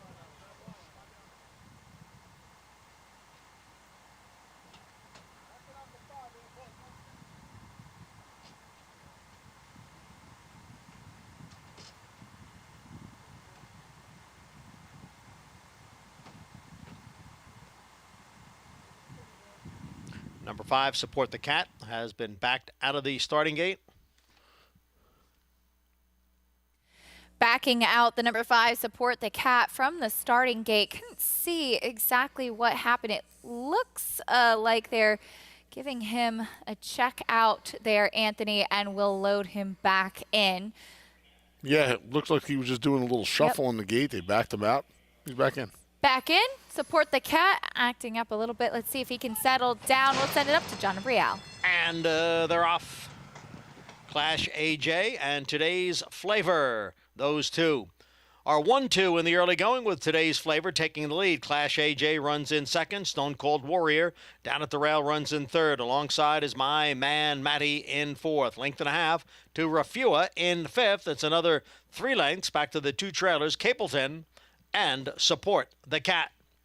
It's the favorite, Today's Flavor, leading here by a length.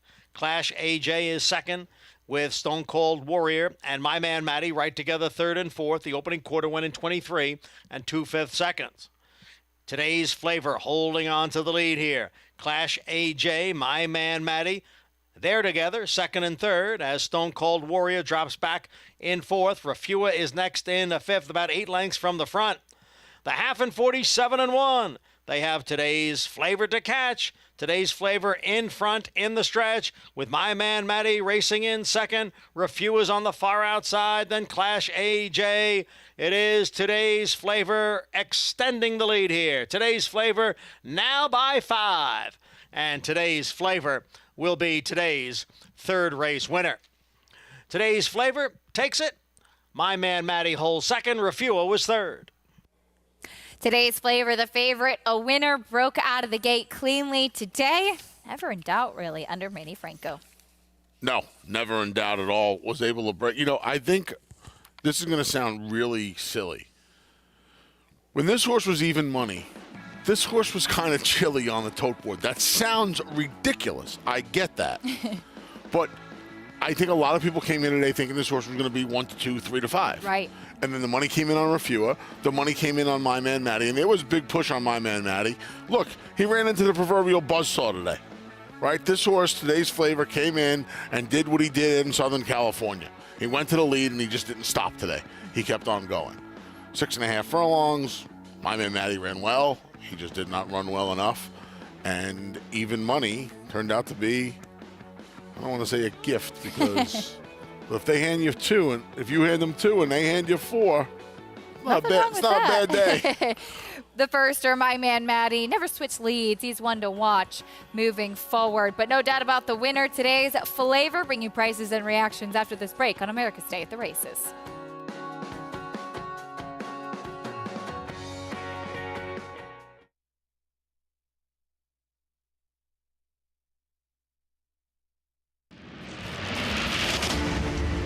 We're closely associated with Todd Pletcher, and for as long as I've known Todd, he's as high on Constitution as any other stallion that I can remember. It's resulted in us buying 5 Constitutions here at this sale for Mike Rapoli and Vinny Viola, and then Mike himself.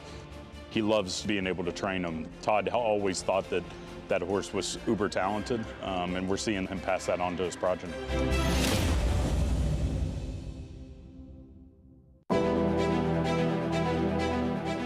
You don't have to be a multi-millionaire to get into this game. You can have a few $1,000s and have fun with it. But with the bonds, you're actually going to win. I've had the opportunity to win multiple races. In fact, this year I won 2 times in one day, which is almost unheard of to be able to do. This is going to happen with them. You will get into the winner's circle in Saratoga. You will walk that horse in, and you will stand there, look at the crowd, and the bonds will take you there and get you into that winner's circle. And it won't cost you a lot of money. Giddy up. Game of Silks is coming this December.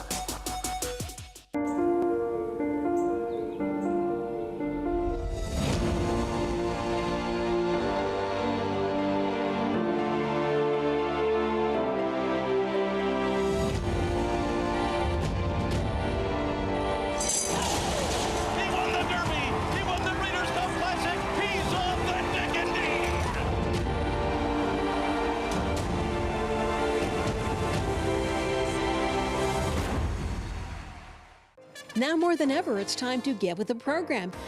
When shopping for your next race prospect, consider that New York breds start with an advantage. Our New York breds run for serious green. At Saratoga Race Meet, New York bred maidens run for up to $88,000. New York bred allowance horses run for up to $100,000.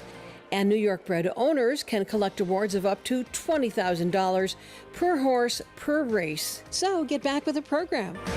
Seriously.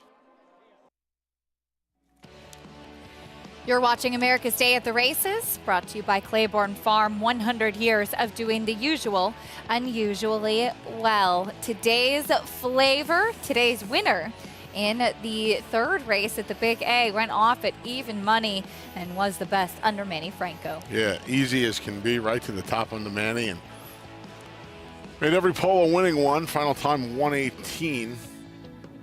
2 seconds faster than the 2-year-old fillies earlier in the day. Now it's not fair to compare, but I do believe that this horse ran a pretty good final time for this racetrack today. 6-4-3-7 in the 3rd.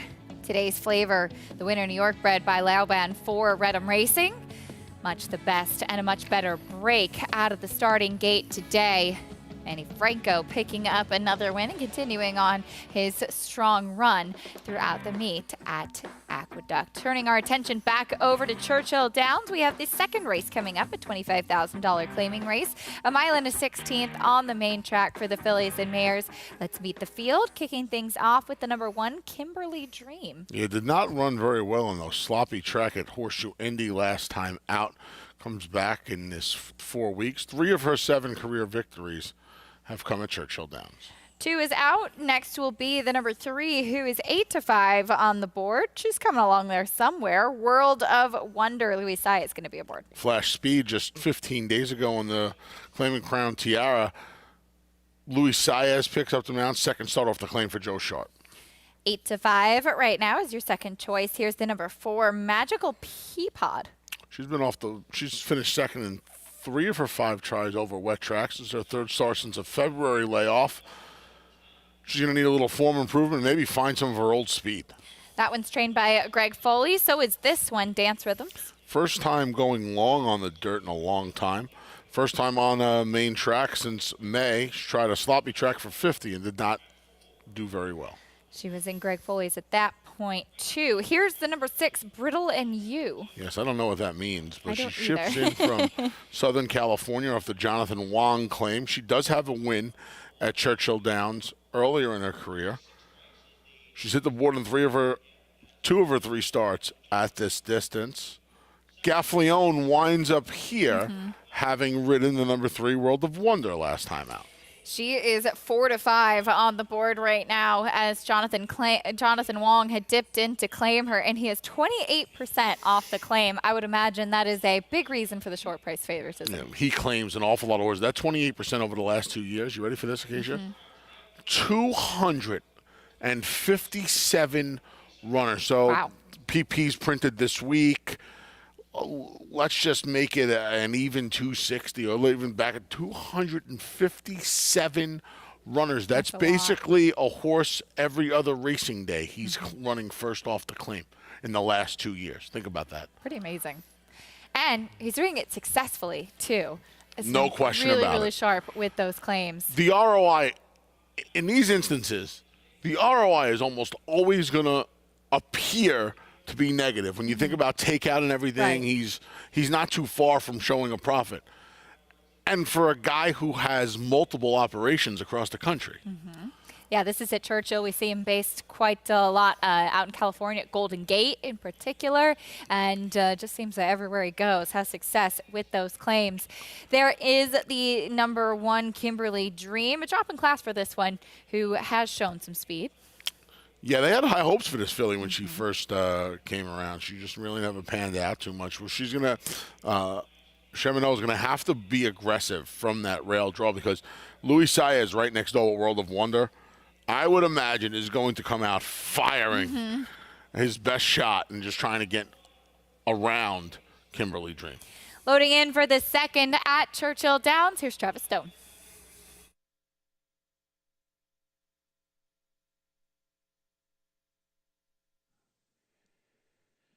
And they're in the gate. And they're off.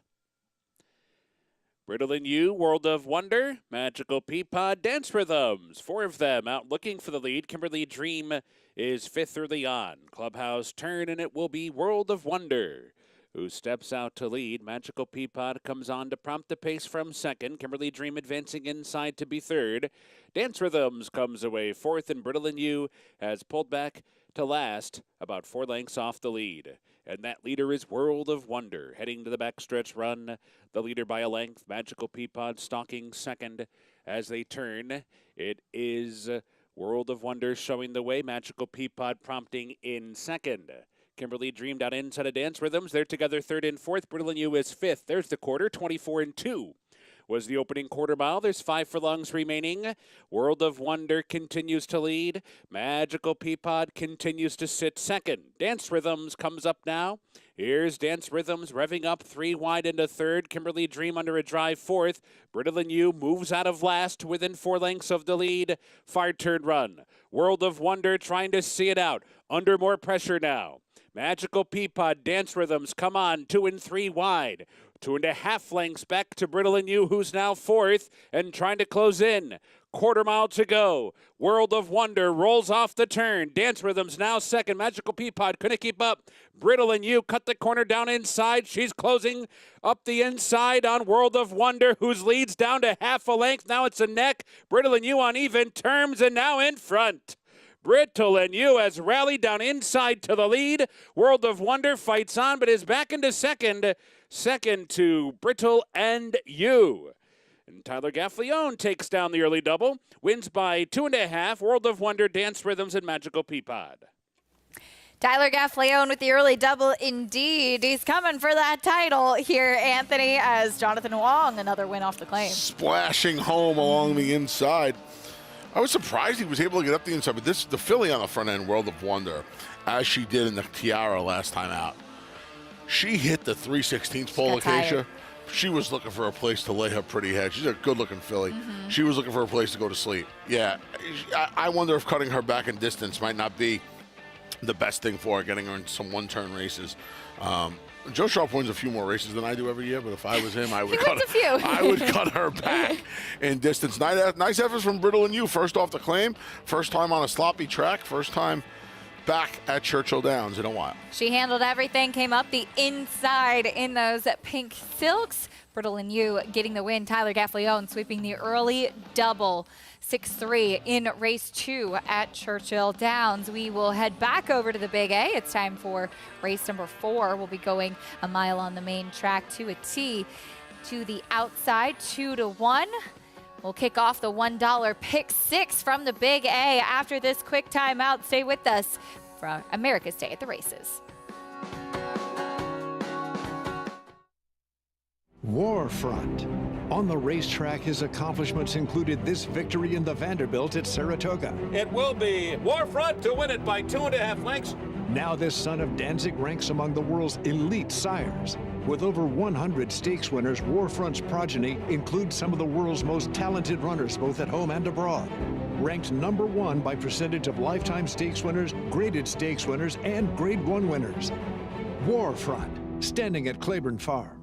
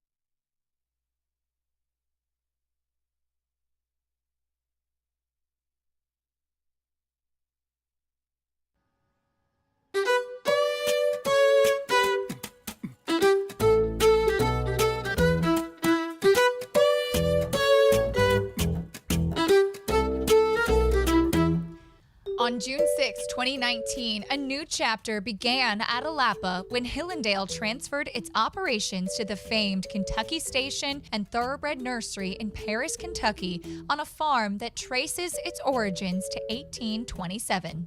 All the essential things have been done. 3 years later, owner John Sikora couldn't be more proud.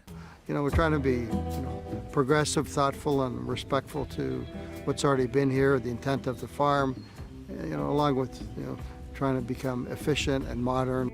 The 1,400-acre Alapa is driven by its owner John Sikora's passion to return the landmark farm to its original glory.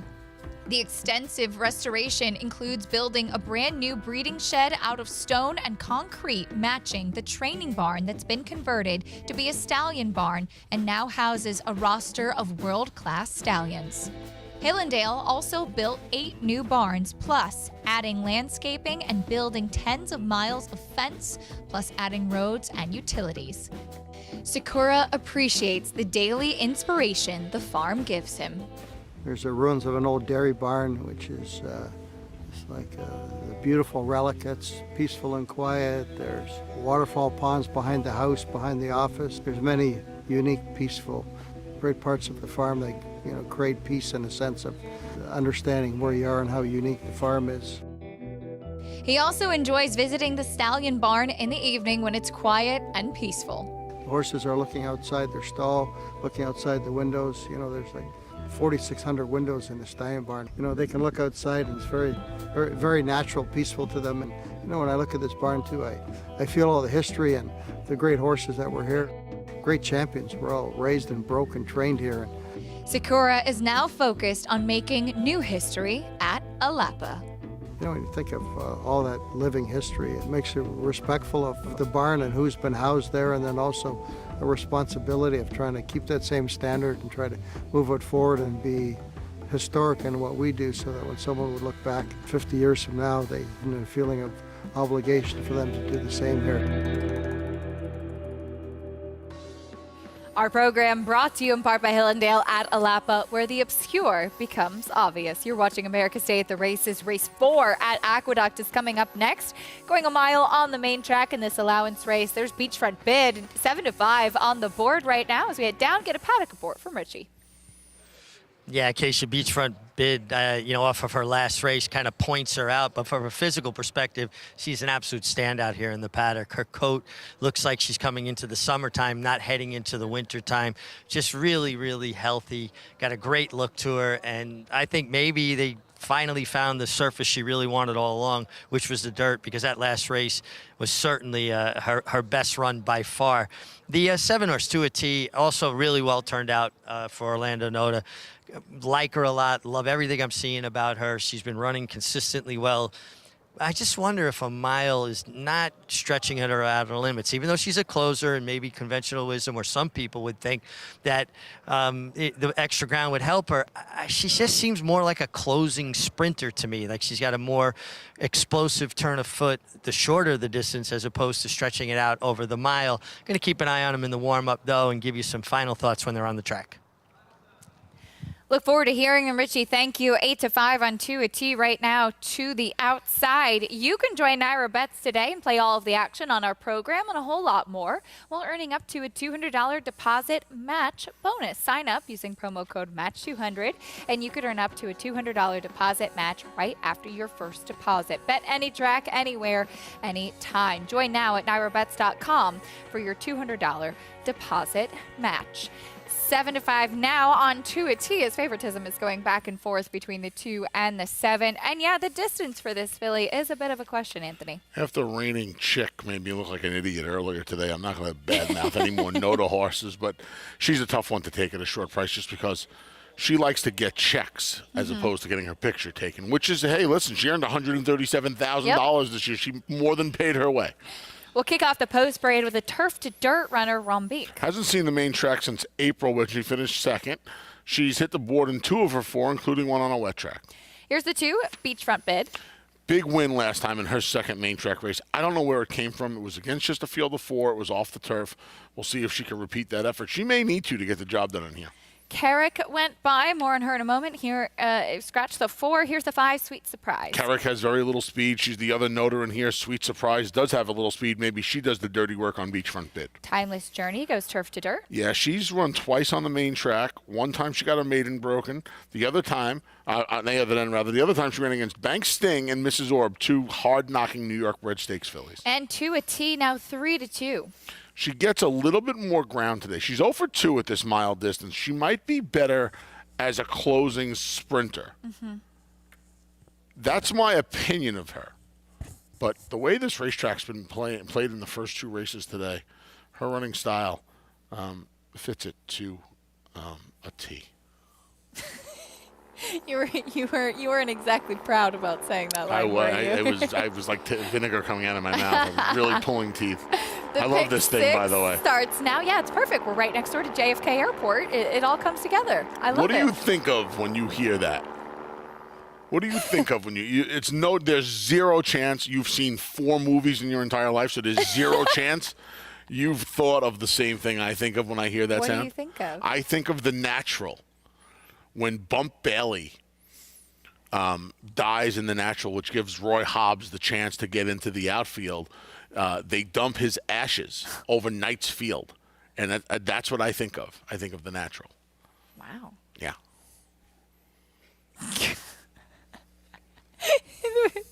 Sorry.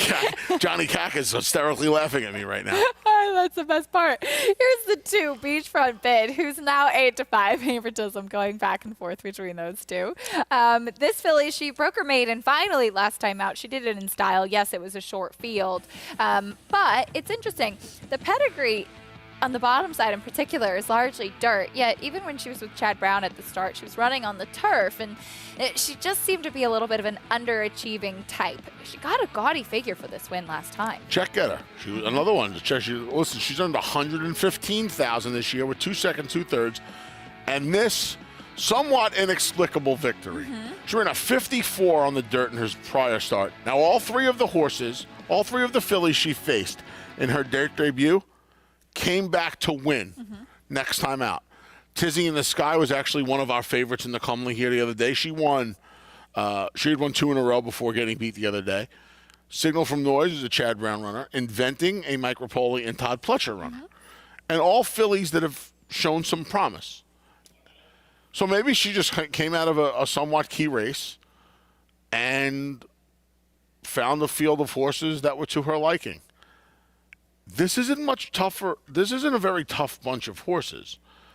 And to her credit, she's supposed to be loose on this lead. Unless the number 5, Sweet Surprise, and apprentice Jose Gomez show a lot of speed in here and press, I would imagine Beachfront Bid is going to be long gone and has a ton more speed than the filly you see on the screen right now to a T. She could be the one closing late, but is she just a closing sprinter to a T? We'll find out in a bit. Let's go back to Richie trackside.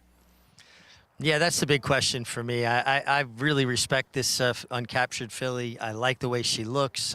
She looks healthy. She looks great. She has a tendency every now and then not to break very sharp. Having the outside post probably aids her because she's not going to get squeezed or pinched back between 2 horses. And I just wonder if a mile isn't going to kind of mute her late turn of foot. I feel like she is a closing sprinter. Like her, respect her. Going a mile, I'm going elsewhere. The 6 Timeless Journey has run some decent races on the dirt. Those were wet surfaces. This track, despite the little bit of drizzle, is a fast track. And she has kind of a wider, flatter foot, you know, kind of get a little bit more over the surface of a track. And I could see her, especially on a sealed track, really appreciating it, kind of getting over the top of the ground. But she does look sharp and in good health for trainer Ray Handel. And then Beachfront Bid is my selection. Everything about her in the paddock pointed it out. The fact that she did come out of a race that, the 3 horses in front of her all ran well. And she was chasing, a superior rival in my estimation in Tizzy in the Sky. And sometimes you just get drunk chasing a horse that has more natural ability than you.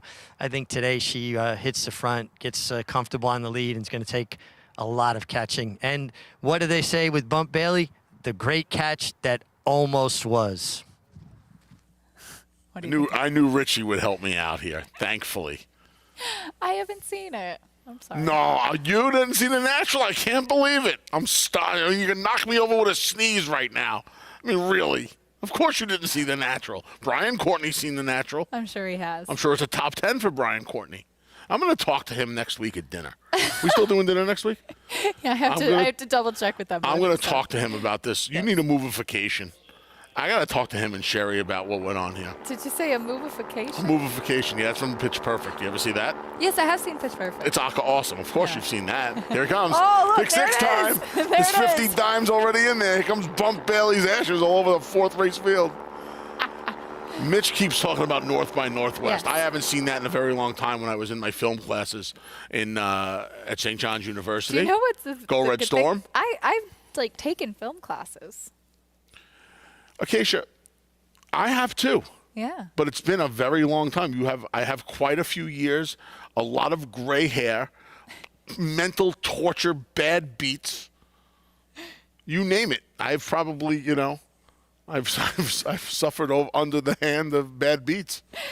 Jalon Samuel off the number 1 Rumbeek. She always loads without the rider. This Yeah. is typical for her. Yeah, she ran really well last time on the grass, and unfortunately she caused a little bit of an incident that's Trevor McCarthy down. But she ran really well. I would assume coming back quickly is a good sign. Her dirt races weren't terrible. I'm not going to worry about the sprint. The mile race wasn't awful, but obviously trainer Bobby Robato used it as a springboard to just get her going for the season off of the 4-month layoff to get her going on the turf. But the turf closes today, so you got to try and find out what you're going to do with her for the winter. She's a 4-year-old. She only has the 1 win. By Go Zapper out of an Arch Mare. The main track shouldn't be an issue. She took a little bit of money in here, too. 6-5, though, on Beachfront Bid. Let's see if she can make it 2 in a row. Johnny I standing by. Field of 6 as we start the pick 6.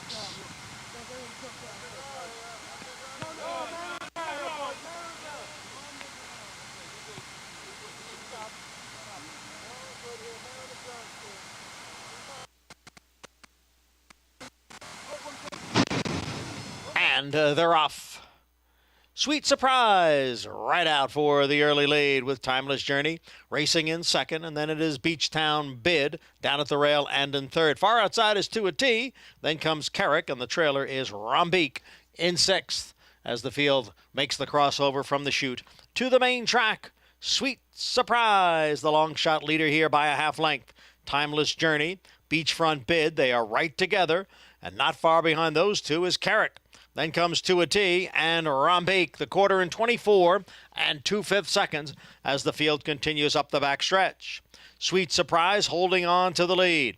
Timeless Journey on the outside in second. Beachfront Bid is down at the rail and in third, just a length and a half off the front. Carrick is next in fourth. Then To a T and Rambeek, half mile in 48 and 3/5 seconds. As they begin the run into the turn, Sweet Surprise by 3/4 of a length.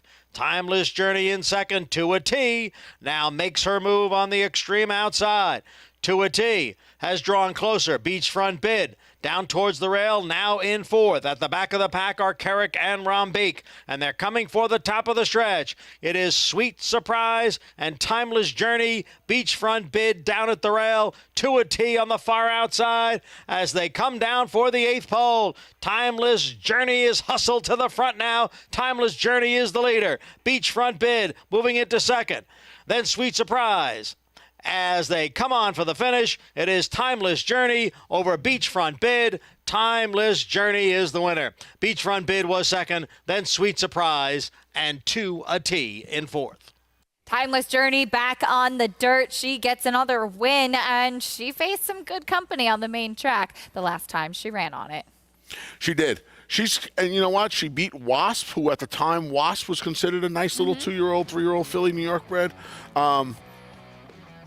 Yeah, this was more about, in my opinion, was a little bit more about race shape. I don't think a lot of people out there felt like the 5 that Sweet Surprise would be on the lead. I thought after the win last time, Beachfront Bid would go to the lead.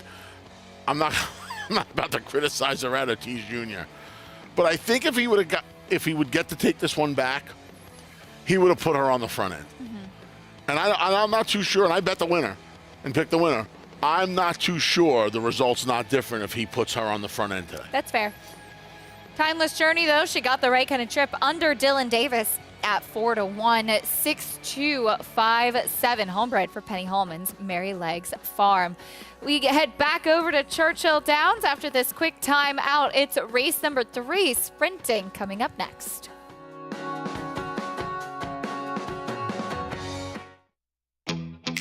Yes, there's family. If we say La Troyenne, you'll get the picture. And of course, form. G1 this. A breathtaking run. G1 that. Dig down deep to win it. But take a long, steady look, and the word that most likely springs to mind is fantastic. Maxfield. Family. Form. Physique. Fantastic. Who you betting on? How about an app created specifically for horse racing? Naira Bets. We specialize in thundering hooves, fist pumping, and boosting your bankroll with robust weekly promotions. And offer betting tips from actual horse racing experts. Bet all day and night, nationwide. Get the action and thrill of horse racing with Naira Bets. Giddy up. Game of Silks is coming this December.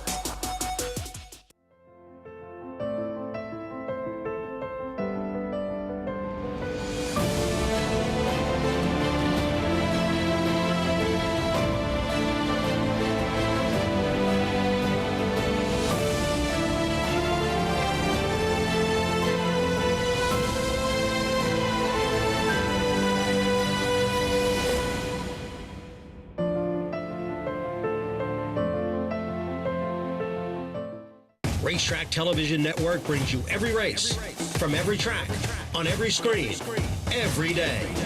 With monthly packages starting as low as $5, RTN gives you great value and access to more live HD streaming and race replays than anyone. Visit RTN.tv today to sign up and watch on almost any device, including Roku and Amazon Fire. RTN has packages that start at $5 per month.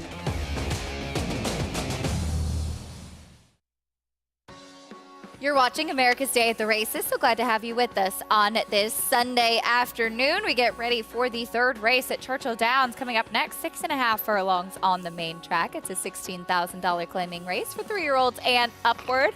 Horses stepping onto the track. So let's meet the field, kicking things off with Honorary Degree. Comes back in 15 days, Acacia, after trying the Claiming Crown Express. That was his first try on a wet track, and it did not go very well. Faced the likes of Hero Tiger that day. He's 8-1 right now on the board. Next will be one off the claim for Jason Barkley, number 2 California Street. Claim and drop from Diodoro. These are not good signs. Horse is a little chilly on the board as well. Does pick up a hot rider in Edgar Morales. Steve Asmussen sends out a couple in here. Here's the number 3 with Verve, his son Keith aboard. Yep, they won their first race together at Churchill Downs earlier this week. It was a fantastic sight. He's hit the board in 3 of his 6 tries on wet tracks. Another one, he claimed this horse for 12.5, tried 20 last time, now back in for 16. Maybe the drop will help his cause. And Keith rode this horse last time, too. Here's the number 5, Rockin' Junebug. I was trying to figure out who the favorite was going to be in here. This public settled on this one so far. First off the claim for Randy Matthews, a Horseshoe Indy-based trainer. He claimed this horse in Indiana, and he brings this one here for the first time. If you're in the festive spirit, here's Jingle. I'm the king of jingling. Rudolph's on Tuesday night for all of you who care. Good. Ran a good second last time out. Has a win on a wet track. Real News, the other one for Steve Asmussen. Thought this one would be a bit shorter. Taking a little bit of money. It was his first time on a fast track, on a dirt track in well over 2 years last time out. He got beat 23 lengths. I don't know what to do with him as Tyler Gaffalione looks to take the early pick 3. Violent GG off the claim. Another coming in from Horseshoe Indy. You're going to see this now as Turfway Park opens and Horseshoe Indy closes. Galloped for a beaten 5 last time, finds the water a little deeper in here. Joey Ramos comes down from the Hoosier State to pilot. And John Court aboard the number 9, Hemp Heaven. Cuts back, has not sprinted on the dirt since winning a 2-life claimer back in April of 2021. It's been a steady diet of distance races. Last time around 1 turn, this horse won at Churchill Downs going a mile last November. 5 and 7, Cove 5-2 favorites as we check in at Churchill with Paul. Yeah, I thought a very, very tricky race in race number 3 in the fact that it does look like the 5 Rockin' Junebug in here when Emmanuel Escobar is going to be the lone leader in here. The thing is whether she wants that 6.5 furlongs. Maybe the track and carrier, we'll see what happens. Emmanuel, he's a very, very good trainer. He was the leading rider at Horseshoe Indianapolis, rider. He was the leading rider there during that meet. But he's not a real big send rider. He's the kind of guy that sort of lays back and makes one run. But I think she gets the clear lead. And again, is the 6.5 furlongs going to be her undoing? Now, the 6 Jingle for Michael Lauer. You see Johnny Court now, he's not riding. He's riding the outside horse. He usually rides a lot of the Lauers for Penny and Michael Lauer. Now, Bejarano gets aboard this horse. And the last time this horse ran with Rafael Bejarano aboard was over a sloppy racetrack at Churchill Downs against a little bit tougher. And, she is 3 for, I want to say 12 lifetime. I'm sorry, guys. My PPs are just flying all over the place. But I do think she's got a decent shot. The 7 Real News, I was kind of with Acacia thinking maybe this horse would take some money for 15 on the drop for Steve Asmussen. But, lately I've been seeing Steve claiming horses and raising them, and those horses have been coming back to win. And the horses that he's been sort of claiming and dropping or staying at the same level have been a little bit dicey. Now, I do think the 7 can win this race, but I can't take 2-1. And my last horse would be Violent GG. I just like that last win, and sometimes a win by a romp. And this horse was voided claim 2 back, and finally just romped last time can give a horse a little bit of confidence. I thought the 8 was a long shot looking here, but I'm going to go with the 5, Rockin' Junebug. gate to wire, and I'm hoping that wire gets there quickly. All right, we'll see how it plays out. Paul, thank you. Rockin' Junebug, the Indiana bred, first off the claim for Randy Matthews coming in from Horseshoe Indy. And as you mentioned, Anthony, we'll see a lot of this kinds of moves right around this time of year. Yeah. Horses will start shipping to Tampa Bay Downs, which we'll cover on the program. Oakland Park, which we'll cover on the program throughout the winter, of course. Horses will stay in Kentucky, go to Turfway, but they'll have to deal with the all-weather there. Yeah, but we'll see this a lot now. Acacia, I slept a horse in here, and thankfully I caught it. The number 9, Hemp Heaven, needed to cut back in distance. Perfect 2 for 2 around one turn. One of the wins came at Churchill. The other win came with some moisture at Keeneland. I don't know about the 6.5, but when you have a horse that has the speed of Rockin' Junebug, who is a little suspect with any more ground than 6 furlongs or so, I think you can have a little confidence in trying this horse. John Court, this has to be the first time in a long time that John Court doesn't have a win at a Churchill Downs meet. Yeah. I would like to remedy that right now at 9-1 with the number 9, Hemp Heaven. I like it. Best of luck in the gate for the 3rd at Churchill. Here's Travis Stone.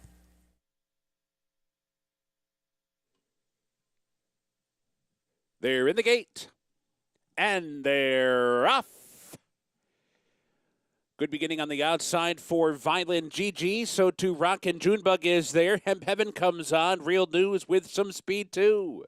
So 4 of them scramble on early. Rockin' Junebug is up for the lead now. Real News is prompting in 2nd, and Hemp Heaven on the outside away 3rd. Violent GG pulls back into 4th with for 5th. Jingo comes away in between, hustled along in 6th, 2 lengths back. California Street 7th and behind horses. An Honorary Degree broke from the inside, but is in the clear past a half-mile pole. And they hit that far turn, less than 4 furlongs to go. Here's Hemp Heaven up for a narrow lead. Rockin' Junebug keeping pace in 2nd. They round the far turn together. Real News moves up 3 wide 3rd. Violent GG comes on 4 wide 4th. Half-mile time in 46 and 3, off a 23 and 2 opening quarter mile. They're off the turn. Hemp Heaven rolls off the turn wide, but in front. Real News to the attack now. Violent GG's coming down the center. In behind is Jingle and Honorary Degree. 1 furlong to go. Here comes Real News up for the lead. Violent GG closing in. Hemp Heaven fights on. Honorary Degree 4th. Real News fights his way to a short lead. Hemp Heaven fights down to the wire, but it will be Real News narrowly. Hemp Heaven was 2nd. Violent GG 3rd. Jingle and Honorary Degree and a photo for 4th. Remember that little conversation we had about tough beats? Oh. That would be a tough beat. Great call on the 9. Tyler Gaffalione wants his title back, by the way, in case Luis Saez doesn't know. How about this guy today? Sweeping the early pick 3 with Real News, running down the horse that Anthony liked, Hemp Heaven, who was a generous 11-1. Thought he was going to come back for a bit in the stretch there, put in a huge run, but the favorite just a little bit too much. Tyler is looking for his title back. People think he says, "This is mine." This is my yard. Yep. You and I have talked about the my yard conversation. This is my yard is what Tyler Gaffalione's saying right now. You came and got me on a bob at Keeneland. You ain't coming to get me beneath the Twin Spires. This is 3 in a row today now. Yeah. And he's won from off the pace, up the rail. This horse did not want to win. Mm-hmm. He didn't stop riding this horse from the time the gate opened until the time they hit the wire. And that's their job. I get that. Right. He had a key. What does Richie say? Keep pedaling? He had to keep pedaling on this horse today. He did. That was a good ride. The 3rd win today for Tyler Gaffalione. 2 of those, this one included, have been for Steve Asmussen off the claim. Real News, they picked up last time at Keeneland, gets into the winner's circle today, able to run down the class dropper and cutback runner Hemp Heaven, who put in a good effort today as well. 7-9. Early pick 3 sweep for Tyler Gaffalione. Back at the Big A, it's time for race number 5. New York Breds in the spotlight, and Bobby the Tank. He's built like a tank. He's going to take a drop in class today and see if that'll help him get to the winner's circle. Talk more about his chances after this. Eclipse champion Run Happy, the #1 second crop dirt sire of last year, is back and showing a new dimension with winners on turf, dirt, and all weather. A record-breaking sprint champion, Run Happy is also siring winners at all distances, from 7 furlongs to 1.25 miles. A sire whose runners can carry his speed over all distances and all surfaces. Run Happy, price for value, and standing strong at Claiborne Farm.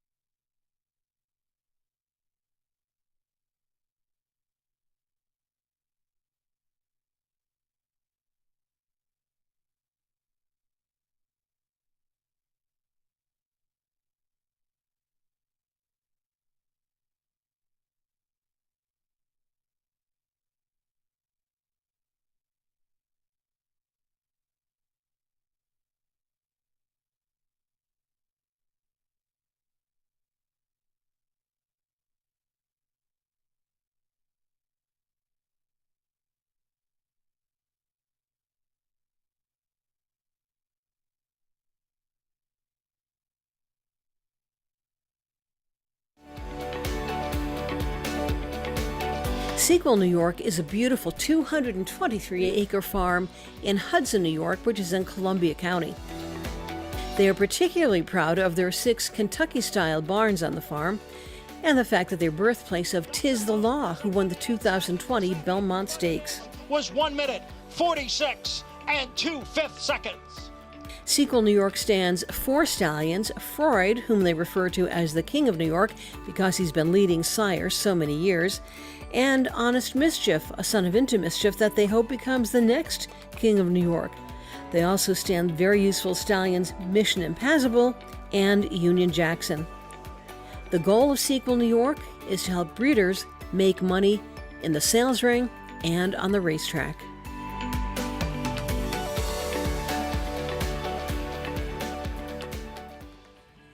For more information on the New York Thoroughbred Breeding and Development Fund, you can check out nybreds.com. We love those New York breds, as we'll be talking about the New York breds in this upcoming 5th race. Bobby the Tank, bred by Sequel Thoroughbreds, and Bobby the Tank by Carpe Diem, a New York bred who has faced Maiden Special Weight Company sprinting on the dirt, sprinting on the turf, and long on the turf, and he will now drop in class today and try the mile on the main track. So something totally new for Bobby the Tank. You know I love my chestnuts, right? You do, yeah, that's right. Oh my God, I'm a sucker for a chestnut. I'm Team Dark Bay. Yeah. Okay. Yeah. That's fine. Just like Freud, flashy Dark Bay. Okay, yeah, I'm a chestnut guy. Him, Easy Goer, of course. Yeah. We all have our have our likes. Yes, we all have our peeves and quirks and likes. Saw some nice performances in the stakes action yesterday here at Aqueduct. In the Central Park, it was bat flip for trainer Todd Pletcher. Got an 80 buyer speed figure for this win. This was a nice victory. He got to the front end, and I don't know. I'll be completely honest. As much as we like, I am the first one to celebrate victories. I didn't like this horse for a penny yesterday. I thought his maiden race was a little dressed up. But he came back, and I think he ran an 81 in his debut occasion. He comes back with a similar 81 fig. in his maiden race, In his maiden win, I'm sorry. And gets the job done here with a similar fig and nearly a carbon copy effort of his first win. A little bit later on in the Fall Highway, we saw the veteran, the 8-year-old, Greeley and Ben get the win, as he has been popular with the claim box. He's been around the circuit for a long, long time. He's been around the circuits for a long, long time. He's banged around all over the country, you feel. And look at him here, just putting his head down. He's been doing it for so many years. getting himself involved in a 4-horse battle like this. I'll tell you what, horses like him get involved in 4-horse battles. Give me guys like him every single day of the week. They just know, they seemingly know where the finish line is. He's one of those horses, as Richie would say, gets his lunch pail and he goes to work. Yep. And then a big upset, big price in the Red Smith. Astronaut backing up that big effort that we saw from him last time out. I feel like this, somebody ran into the bank and said, nobody moves, nobody gets hurt. They ran 1, 2, 3 around a racetrack, essentially. That's kind of how the turf has been. It's just how the course has been. Kendrick Carmouche, this is his 3rd of 4 wins on the card yesterday on this Saturday here at the Big A. Able to just walk the dog on the front end. A lot of people, I think, were fooled last time. He ran 3rd, Astronaut did, in the Joe Hirsch Turf Classic behind Warlike Goddess and Bye Bye Melvin on a day where speed and was pretty good on the grass. And I think a lot of people, including myself, just said, Soldier Rising ran so much better than him in the Joe Hirsch Turf Classic. I'm going to jump in on Soldier Rising tomorrow. He backed up his performance now. He was helped by the racetrack twice, but it's kind of hard to imagine Kendrick always fired up about something. It's hard to just give all the racetrack all the credit, but because he won by 3 lengths yesterday. It was a big effort. Yeah. $32 winner in the Red Smith, and that was, as you mentioned, one of 4 wins on the day for Kendrick, from $380 all the way up to $32 as far as the payouts. Early double, late double. Not bad if you're a Kendrick Carmouche fan. You made a lot of money here yesterday. Not a bad day at the office. I'm sure the Aqueduct faithful was loving it. Another guy. Like Paulie LeDuc, he's always smiling, always moving, always shaking, always talking. He's the best. Kendrick's great. Even when he was hurt a few years back, he's always had a good attitude. He always came by the set. Yeah. Came on Talking Horses one day with, or was doing Prattles with Andy one day, I think. Cool. That's fun. He came on to do a live interview. Yeah. He makes gumbo in the summer for the TRF, the Thoroughbred Retirement Foundation. Yeah. He does. Yeah. Yeah, and this was his big, we got the Cigar Mile coming up. Of course, that was his first grade 1 with True Timber a few years back in the slop here at the Big A. So Cigar Mile coming up next weekend as we run our last grade 1 of the year here at the Big A. It was a memorable weekend for sure for Kendrick Carmouche. Always a memorable weekend for a lot of people. Cigar Mile Day, always a lot of fun. That's coming up next Saturday, December 3rd. 6-5 right now, though, on Bobby the Tank. Jose Ortiz will be in the saddle as we get ready to kick off the late pick 5 here in the 5th. It's a New York bred maiden claiming race for $40,000. I didn't mention that already. Going a mile on the main track for the 2-year-olds. And there is Bobby the Tank, and he is truly a tank. And it's interesting. Wasn't really sold on him going into the turf. It felt like they were searching a little bit, and now it's a drop in class and a mile on the main. I met these folks, Rich Shemmerhorn, Team Hanley, at one of the fundraisers I helped host this summer in Saratoga, the senior center, the golf outing at the at Saratoga National. Good bunch of folks. Great. Rich just getting in the game the last 2 months, so best of luck to him. Absolutely. Always like to see new blood in the game. Meeting the rest of the field, kicking things off with the number 1, Cam Duke. See a few droppers in here. He's the first one. Tried the turf last time to no avail. His debut makes him a player in here. Also ran behind Acoustic Ave, not Avenue. Acoustic Ave. Here's a Deed Speedster. See if Jorge Abreu can win 2 on the day. Blinkers come off. This is just the second time running this son of Outwork. I think a little bit more ground's going to help his cause. He's taking a lot of money, too. Metamorphosis has a pedigree to handle the dirt. Sure does. Bruce Levine finished second already with a firster. This one's first time on the turf after a poor turf debut. Big pedigree on Screen Door, who went by. Here's your favorite, Bobby the Tank. Screen Door, I have to Filibustin and Senbei, both New York Bred Stakes winners. Bobby the Tank going back to the dirt. He ran 4th first time out after showing a little speed and tiring. Kendrick's Mount Who Me went by. Here is Sound Spooky, turf to dirt. Who Me stretches out to a mile after finishing 4th going 7. Sound Spooky drops down, back to the dirt off a turf route try, and is a fresh gelding. And to the outside, another class dropper, No Regard. Yeah, this one's by Astern, so that's all turf. But the mare was 5 for 24 on the main track. This horse sprinted first time on the turf, now stretches out and gets journeyman Dylan Davis in the saddle. That was a square price too, No Regard. I had a little push on this horse first time out. I thought he was a little interesting at a price on the outside. I had a little push on him first time out, but he really didn't run at all. So I like to bet tips first time out, second time out rather. I bet them first time out, obviously, because I'm a little bit of a sucker for a story as well as a chestnut. But yeah, I don't know. A little quiet on the board right now at 11-1. I would imagine, and being by Astern, we'll see if stretching out on the dirt is what this colt is going to want to do. 2-year-old New York breds coming up here. Let's get a trackside report from Richie. Yeah, guys, starting to rain pretty steady now. Don't think we're going to get by all day without it just really coming down. But let's start with the 3D Speedster. Really nice warm-up on the Manny Franco for Jorge Abreu. Left the pony, immediately took off, blinkers off. From a physical perspective, I think he's a major player here. The 7-horse, Who Me, another one, exuberant warm-up. Really like what I saw from him. I think he can take a step forward as well. The 8-horse, most likely winner in my estimation. The 8 sounds spooky. Really well turned out, the son of Mendelssohn for Starview Stable and trainer Todd Pletcher. And, just real quick about the 6, Bobby the Tank. He is a tank, and I just question how much he's really going to want the mile here. God, he's a thick, solid horse all the way through, carries a lot of weight. My top pick is going to be the 4, Metamorphosis, who made that one start on the turf. I'm seeing more of a dirt horse, this Son of Connect. Does have those longer, slacker pasterns that we look for in turf horses, but not the typical turf foot. Not as wide or flat a foot. I think he's going to really like the dirt, and at 18-1, he's going to be my top selection because I'm hoping that Metamorphosis getting to the turf turns into a much different performer.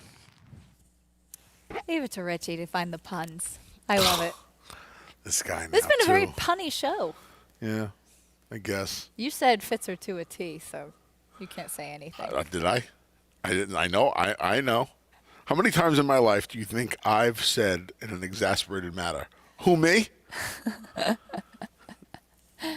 Probably a lot. From everything to, did you eat the last Oreo? Oh, that is a sin. I know. I've done that many times. The number 6, Bobby the Tank. My husband is really bad about that. He'll always take the last Oreo. You don't get this shape to not taking the last Oreo, Acacia. Bobby the Tank. This is his race 2 back on the turf, and it was his best race so far. It was sprinting. I agree with Richie. I think that the mile is the question with him.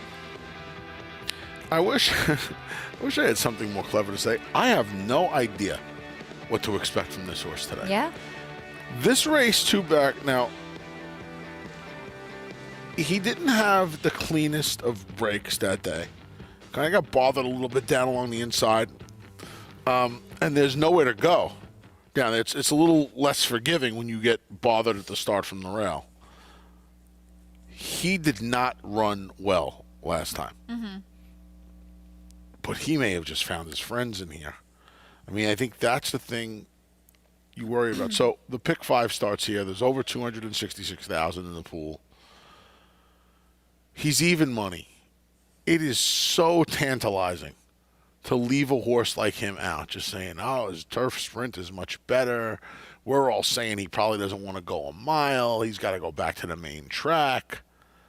But I think it is these are the great examples of imparting how big of a drop it is from the special weight to the claiming ranks with maidens. And he may have just found his friends. Sounds spooky, the number 8, making his first start against in the claiming ranks.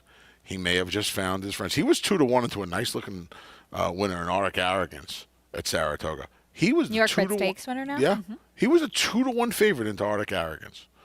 And now you're getting 3-1 on a horse that, against an even money shot that we all think is going to have some distance limitations. Mm-hmm. He's almost makes too much. D's Speedster, the number 3, looks like one of these horses just plods along and plods along. Well, guess what? Gets a mile today. Maybe that turns him, from a plotter to a grinder, and that's enough to get the job done. It's a very interesting race. This is a head scratcher. Yeah, this is a tricky race. Richie going with a big price with Metamorphosis, who does have a good pedigree. By Connect, out of a multiple stakes winning mare, she was a good dirt sprinter, and she was precocious as well. So let's see how this one handles the dirt for the first time. New York bred 2-year-old maiden claiming race coming up next. Here's John and Brielle. Set to go for race 5. as the rain falls here at Aqueduct. And they're off. Sounds spooky and no regard. Now moving up is Bobby the Tank. Who Me is right there down at the rail. It is a Cam Duke as they race up the chute, head for the back stretch. And it is Bobby the Tank who has come on through now to grab the lead. Cam Duke down at the rail runs in second. Who Me is next in third, 2 lengths. Back to Dee's Speedster in fourth. On the outside is Sound Spooky in fifth. Screen Door is sixth, almost 3 lengths. Back to Metamorphosis. And trailing the field is No Regard in eighth. The quarter went in 23 seconds. Cam Duke has come through down at the rail. Now to grab the lead from the favorite, Bobby the Tank. It's Cam Duke by a neck. Bobby the Tank now moves up. Closer second. Who Me is racing in third, 1/2 mile in 47 seconds. Cam Duke on the inside, Bobby the Tank on the outside. They are heads apart with Who Me sitting just off of them and moving up on the far outside. Then it's a 6 lengths. Back to Sounds Spooky running in fourth. Dee's Speedster is down at the rail in fifth. Now Cam Duke has dropped back and Bobby the Tank has taken over the lead. Who Me runs in second as the field comes off the turn and enters the stretch. It is Bobby the Tank now with a 3-length lead. Who Me running in second. Sounds Spooky on the outside. Then Dee's Speedster. It is Bobby the Tank in front. Bobby the Tank 2.5 lengths. Who Me, one last try on the outside. Bobby the Tank, Who Me driving. Bobby the Tank on the inside. Who Me on the outside. They come on for the finish, and it is Bobby the Tank, who moves out of the maiden ranks here with a narrow victory over Who Me. Bobby the Tank just able to hold on. Who Me was getting to him late with that grinding running style. But Bobby the Tank was more forward today, and it was a pretty confident ride under Jose Ortiz. On the lead. Put him right on the lead. You know, I guess that's the way to get it out of him. Just put him on the front end. It was a race that was void of speed. He put him there. He put Who Me away on the turn and looked like he was just going to go on his way to a daylight score. And Who Me, give credit to Who Me and Kendrick Carmouche. Relentless pursuit. Came home slow, but he kept chasing after him. Kept chasing after him. Gutsy effort. Going to find himself fall a long neck short. Bobby the Tank broke on top, was put on the lead, as you mentioned before. Cam Duke was keen on getting the lead and took over it on the inside, but Jose Ortiz had plenty of horse. Bobby the Tank was able to hold off Who Me to make it exciting in the fifth. We'll bring you prices and more live racing after this. And obligatory goes by the ball. And Winston. Here comes Malathaat. Here comes Clariere on the outside. They're coming to the finish, and it's going to be Clariere. Nest, much the best. She won by better than 10 lengths. Cody's Wish on the outside. Cody's Wish with the upset in the Fargo. Malathaat grabs the lead in deep stretch, and Malathaat has won the Personal Ensign Stakes. Curling, the classic sire. RaceLens is the most in-depth product in horse racing, with unique features found nowhere else. True odds, predictive analysis, and pace projection. RaceLens. It will change the way you follow horse racing and take your game to the next level.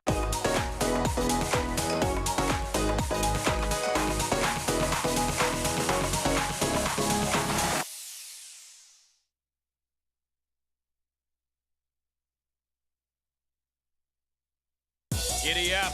Game of Silks is coming this December. I feel like he's getting all the good of Medaglia d'Oro. A lot of quality. They move well. They're very uncomplicated horses. The ones I've seen, they're very easy to like. They have balance and motion, and the ones I've been around seem to have good minds and easy to work with. So I think he's a very exciting horse. From my personal experience, it's been very positive.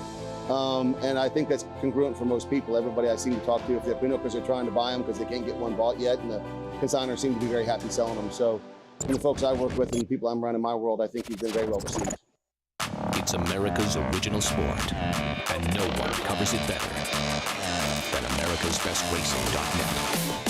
From the sport to the lifestyle, the best races, horses, and destination venues, cocktails, gambling, fashion, and more. America'sBestRacing.net is a sport for you. Live it, love it, bet it.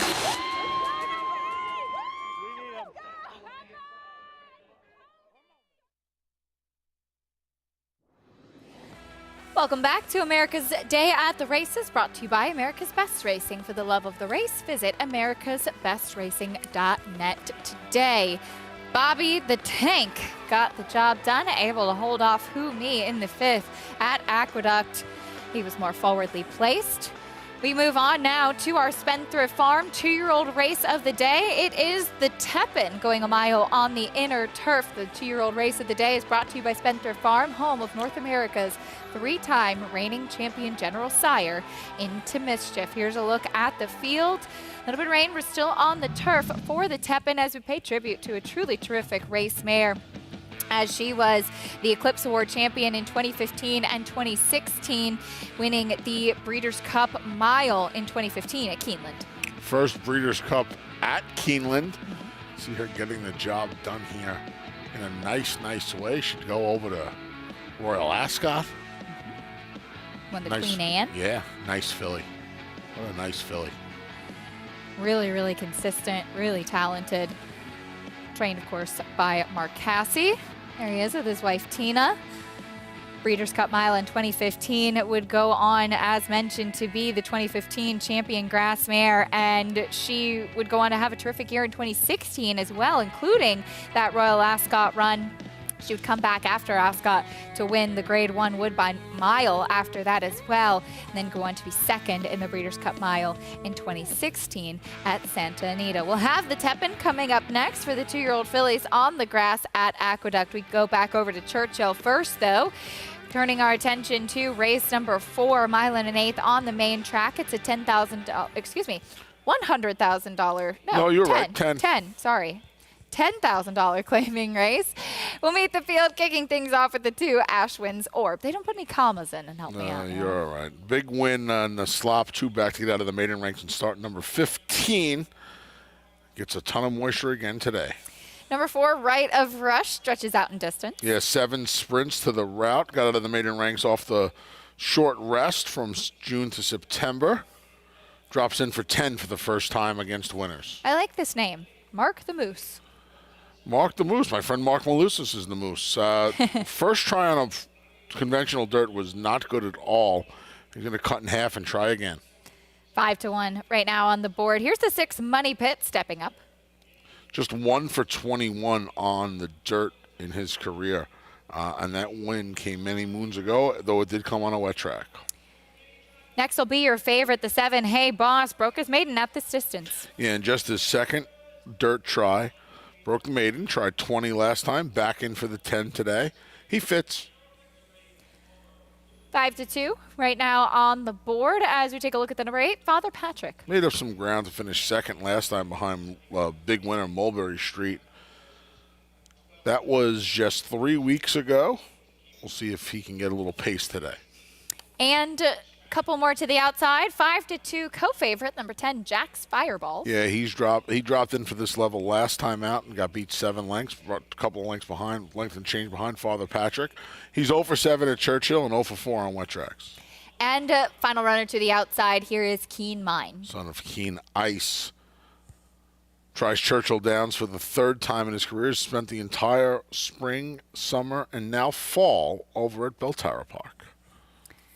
See if he can pick up his first win beneath the Twin Spires. That's the field for the 4th race today.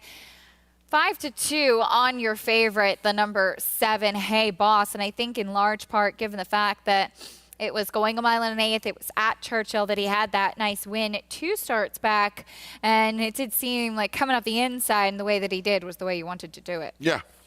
Yeah, and he tried more often than not, you're supposed to go from, you're supposed to cut in half after you break a maiden. He actually doubled up in claiming price, and it did not go well. Now he's back in with his friends for the 10. Just wonder how much ground he's going to be able to make up in here. He doesn't have any speed. No, none at all. I like the Ashwin's Orb, Acacia. Okay. Nice price in here, too, at 5-1. Yep. Horse has a nice win in the slop, 2 starts back. That's where I landed it here. That was going a mile and 70 yards at Horseshoe Indy 2 back. Edgar Morales is going to be in the saddle as he continues on his good run at Churchill Downs, loading in for the 4th race on that sloppy main track. Let's send it up to Travis Stone.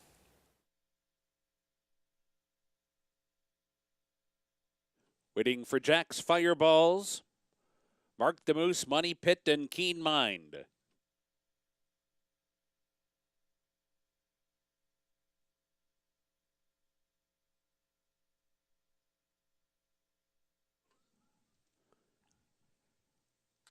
They're in the gate, and they're off. Mark the Moose, mid-pack, bounces out on top. Jack's Fireballs is sent on free speed. Keen Mind from that far outside post, and Ashwin's Orb from the inside post. Right of Rush is there, too. Under the line for the first time, Ashwin's Orb comes on through to take the lead. Right of Rush is running in second, and Mark the Moose on the outside moves up from third. Keen Mind tucks in behind to be fourth early. Money Pit toward the inside fifth. Jack's Fireballs comes away 6, 2 lengths back. Hey Boss seventh by 2. Father Patrick settles in at the back of the pack. The opening quarter goes in 24-1. They turn to the backstretch run. Ashwin's Orb the leader by a length. Mark the Moose in second. Here's Keen Mind now. Keen Mind with an early move up on the outside to make it 3 across the track with 5 furlongs to go. Ashwin's Orb, short lead. Mark the Moose right there. Keen Mind 3 wide, 3 back. Right of Rush inside of Jack's Fireballs. They're together 4th and 5th. Then it's a margin of 4.5 to Money Pit and Hey Boss. Father Patrick still the trailer. Far turned run after a half and 49-1. Pace has been reasonable. Ashwin's Orb holding on to a short lead. Mark the Moose now cranks it up. Here's Mark the Moose. And Keen Mind comes on 3 wide. The 3 of them continue their battle heading to the quarter pole. 2.5 back to Right of Rush in 4th. Jack's Fireballs in 5th. Hey Boss is finding his best stride now. So too Father Patrick. Money Pit is down inside. They're off the turn. Mark the Moose comes away with the lead. Mark the Moose heads for the 8th pole, but they're swarming in. Right of Rush is there. Hey Boss down the center. Jack's Fireballs, Ashwin's Orb toward the rail. Furlong to go. Hey Boss now. Hey Boss has come away with the lead. Right of Rush has run up into second as Hey Boss takes off for the wire. And it will be Hey Boss under the wire to win it by 2.5. Right of Rush was second. Father Patrick third. Jack's Fireballs was fourth. Seems that Hey Boss really does love this 1.125 distance at Churchill Downs. Closing on the outside, gets another win here at the 9 furlongs. John McKee did not have a lot of opportunities at Churchill, just a handful, but he's going to get the job done here. Piloting this son of Cupid. But Cupid's really like that wet track. And see him just gobbling up the slop down the center of the course to get the job done. Nice effort from the 4 Right of Rush, first time going long. So tough to stretch out from the sprints to the route, especially from 6 to 9 furlongs. He did it nicely today, almost got the job done at a price. Hey Boss, though, the winner as he teamed up with John McKee 2 starts back when he got the win back in October. Tried tougher competition last time. You see him flip back to that left lead late. Sometimes horses, when they're trying so hard or they're by themselves out in the stretch, they'll go back to the inside lead, which is what he did. But he had plenty of horse going on late to get the win. Coming up next at Aqueduct, our first stake of the day, the Tepin on the turf. Horses are in the paddock. We'll get a paddock report from Richie and talk about these 2-year-olds. More after this. Every hair, every muscle, every contour, every pulse.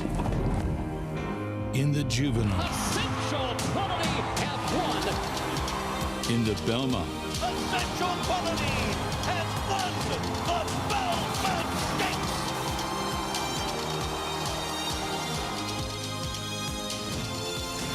Well named.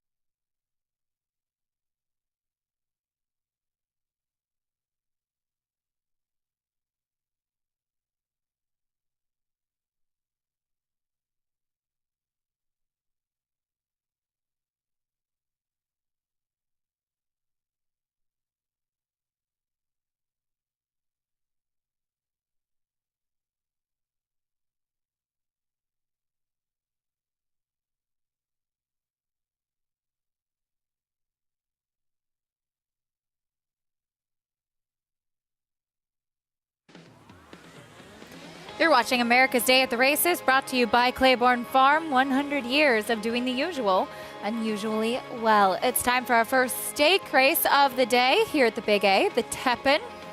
We're on the turf, going a mile on the inner. This is for the 2-year-old fillies. Here's a look at the field right now. 2-1 currently on the number 9, Alluring Angel. That's no surprise, Anthony, given her overall form. But the question is the turf still playing how it has been in the last couple days, where it seems like it's pretty speed favoring? If it is, she's going to be up against it today, Acacia. And she's improved incrementally in all 3 of her starts, but she's still going to have to prove that going long is her game. Her 2 better races, better finishes have come in sprints.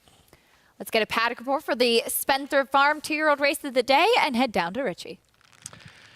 Yeah, guys, the rain has really come down now, steady and pretty hard at this point. But looking at horses, and I'm going to go on the assumption that there's going to be some give in the racetrack, in the race course, and I'm going to go with horses that I think are just a little bit lighter framed, horses that I don't think will bog down as much into it. And I also want horses that have some modicum of speed. I think horses run better when they get into the bridle, and riders can help keep them balanced and kind of help them as opposed to being off the bridle and having to be asked. I think the one, Sweet Lou's Got Aces, really fits that bill. Inside post, Joel Rosario, nobody better at getting a horse to run up into his hands and be balanced than Joel Rosario. I think a great help on a course like this. And also the fact that she's not the most robust filly. She's a little bit on the lighter frame side and just might help her skip over the top of the ground a bit here. So I think she's really a horse that I'm very interested in here. The 6, Smoky Eyes, a horse that also can be up close, hopefully run into Dylan Davis's hands, not give her too much to do, and have an opportunity to kind of just be nice and quiet and balance. I think balance is the key here. The 7, the 7:30 though Kelvin, 30 thou Kelvin. I'm not sure if I'm saying that correctly. Another one, a little bit on the lighter frame side, has shown a bit of speed at times, particularly in her 1 turf effort. And the 9, Alluring Angel, more of a closing type, but definitely fits the bill for a horse that I think isn't as robust and won't kind of sink down or dig down into the turf, if you will. Also, guys, they're going to speed up the post times here. Actually, the last race now set to go off at 4 o'clock, so they did shorten up the post race, trying to beat some of this weather. All right, Richie, thank you. As the rain is coming down here, so something to keep in mind. Richie talked about, and it's something to be expected too. I mean, look, it's the last day of turf racing in New York. We expect this time of year too, with the weather that we have in New York, that the turf is going to be a little bit softer than it would be over the summer, and you do have some rain coming down. So take that into account when handicapping of which horses might be able to handle this type of turf course. Absolutely. You can't do anything about the weather, obviously. If we could, we'd have figured it out many years ago. You can't outsmart Mother Nature. No. Quite a few people, but Mother Nature's one of them. The number 9, Alluring Angel, she comes out of the Miss Grillo, where she faced Pleasant Passage, who we saw run very well in the Breeders' Cup at Juvenile Fillies Turf. This was her debut, though, where she won coming from pretty far off of it. Private Credit was a horse who was a little bit closer. She finished 2nd that day. We would see Private Credit go on to wire the field and break her maiden at Monmouth in her subsequent start. Private Credit second right now, about to get inhaled by Alluring Angel, who runs by her and the leader. Watch this. Private Credit runs well, though, to finish 3rd in here and keeps moving on. And now maybe history through the raindrops, Acacia, as Red Ortiz Jr. and Private Credit looking to give him 77, which would be a record, breaking the tie with Garrett Gomez from that 2007 title. Last week, he went to Mahoning Valley, won 2 stakes, and he tied Garrett Gomez. Went over to Parks the day before Thanksgiving. Didn't get any wins there. No stakes wins in the last couple of days in New York, but he's got 3 chances in the 3 stakes today, Irad Ortiz does, to pass that record. People think going to the smaller tracks like Mahoning Valley would be an indictment to the record. I think it's a testament. He's going for it. He is hustling to get this. This guy's won 300 plus races this year. Okay? Now, he rides on the 2 circuits, New York and pretty much New York and Florida predominantly for the year, where it's a 4 or a 5 day a week schedule. So that's automatically at least an average of 1 win per racing day. He needs to go to Mahoning Valley on a Monday. Like, I need to go and eat another slice of pizza like I probably will later on tonight. But that's his work ethic. Yes. That is what he wants. He rides the card. People say, oh, what does that mean? That means if it's a 16-2 life or it's a trio of grade 1s, the guy rides the card. That is a testament. He shouldn't be mocked for it. It shouldn't take away from the record. I'm sure the late, great Garrett Gomez had 1 or 2 35-granders in there back then that he was not, that wouldn't be considered too, he'd be too proud of either. So, I mean, this guy's doing it year in and year out against think about that. A quarter of his wins have come in stakes races this year. It's really incredible. I admire the work ethic, and we see Irad Ortiz putting in the frequent flyer miles and going where the horse is. See if he can pass the record today. Meeting the field for the Tepin, though, kicking things off with Sweet Lou's Got Aces. 3 sprints to a route for the maiden. Let's see if Joel Rosario uses the inside post to his advantage. Out second in the post parade. Here's the 5, Life, Love, and Laughter. Yep, tried the 2 turns, 2 starts back, got the job done. Was 4th in our Chelsea Flower most recently. The other from Mike Trombetta, Bolsara. Yep, she stretches out from 3 sprints, 2 on the dirt, 1 on the Tapeta, where she added blinkers to get out of the maiden ranks, last out of Churchill Downs. Here is the classy one, first-time turf last time. 5th in the Chelsea Flower. Her best race came when she was almost gate to wire at Monmouth on the dirt with Lasix. Irad Ortiz's mount, Private Credit. See if she's forward in here. First time stretching out. She went gate to wire at Monmouth. Here is Smoky Eye. She has some speed. Yeah, her best race came 2 back with a little give in the ground over this course when she went wire to wire. Tried to lead them all the way in the Chelsea Flower before tiring to 3rd. I guess the 7 went by. There's the 8, Agua Dulce. We also saw there's the 7, 30 Thou Kelvin. Agua Dulce offer that big warm-up. There's 30 Thou Kelvin. 30 Thou Kelvin was 3rd in her lone turf start. Agua Dulce went gate to wire in her 2nd turf try going long. 5-2 favorite, Alluring Angel. She finished 4th, stretching out in the Miss Grillo. The course has been playing against her. We'll see if this rain helps the cause. And the fact that it looks like there's a little bit of speed in here might help her as well. And there's also the 10 next episode. There she is. She stretches out in distance. Yeah, she broke her maiden in a turf sprint to Colonial for $25,000. A couple of Tapeta tries, a win, and 2nd against the boys last time out in an allowance optional claimer. That's the field for the Tepin. You can join Naira Bets today and play all of the action on our program, plus a whole lot more, while earning up to a $200 deposit match bonus. Sign up using promo code MATCH200, and you could earn up to a $200 match right after your first deposit. Bet any track, anywhere, anytime. Join now at NairaBets.com for your $200 deposit match. 2-1 on Sweet Lou's Got Aces. Are you surprised, Anthony, that she's the favorite, still a maiden, and stretching out for the first time? Yes. Yes to all of them. She's my pick. Yeah. I could certainly understand liking her in here. I'm just a little surprised she's the favorite. I would never. If you told me she was going to be the 2-1 favorite, I never would have selected her. This is a big effort, though. Candle was cutting back for Hall of Famer Shug McGahee. I think she's talented. I think this was a nice field. I do, too. You could say one thing. Everybody wants to know where this 85 buyer figure came from, right? Her first 2 starts came with some give in the ground. This one was on a firm turf course, and this course was pretty firm. Maybe that was it. 3 sprints. She's now not getting a stretching firm out. turf course today. She's not getting a firm turf course today. This course has gotten some ground. And you know what? It's 23 days between starts. She's raced an awful lot since September 1st. 2-1 right now. Let's go back to Richie trackside. Yeah, guys, and I'm just going to talk about the 1 Sweet Lou's Got Aces. Talking with Ray Handel, she's a high-strung filly, handful. She's one of the few horses that he actually gallops the morning of her races, trying to, get her to expel some of that nervous energy. She does have cotton in her ears, trying to mute the sound. A lot of nervous horses react to sound more than anything else.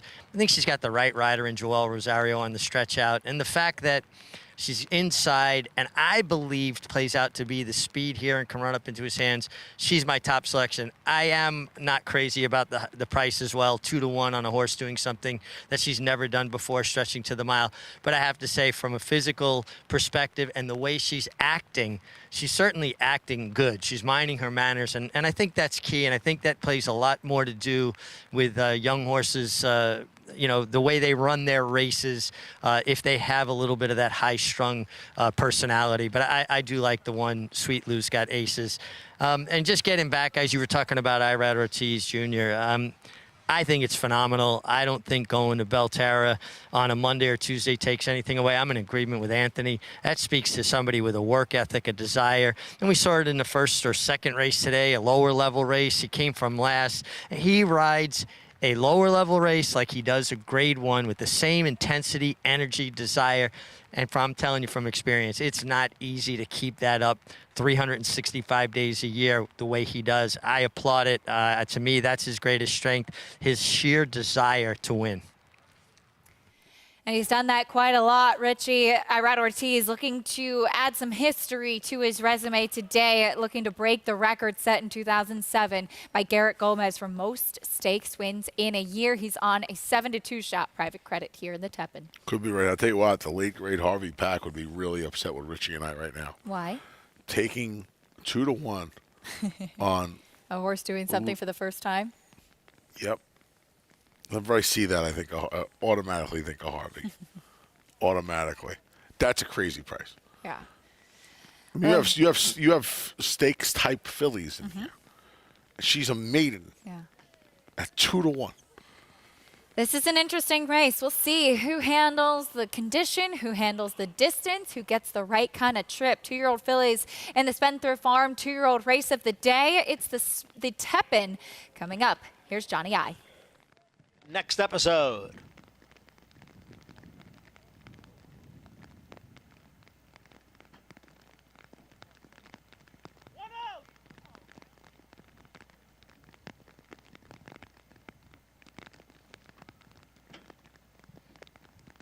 And they're all in the gate. And they're off in the Tepin Stakes. Sweet Lou's Got Aces from the rail. Now Private Credit moves up to challenge. And not far behind is 30 Thou Kelvin, who runs in third. Life, Love, and Laughter is next in fourth, and alongside is Next Episode in fifth. Then Agua Dulce in sixth. To her inside is Smoky Eyes as the field goes around the clubhouse turn. And up front, it is Sweet Lou's Got Aces, who has the lead here by 3 parts of a length. Private Credit runs in second. Life, Love, and Laughter down at the rail in third. 30 Thou Kelvin on the outside is next in fourth, followed by Next Episode in fifth, and Smoky Eyes in sixth. Agua Dulce runs in seventh, followed by the Classy One in eighth, almost 3 lengths back to Alluring Angel, and Bulsara is the trailer. The quarter went in 24-3, the half mile in 49-1. Sweet Lou's Got Aces leads by a little more than a length. Private Credit in second.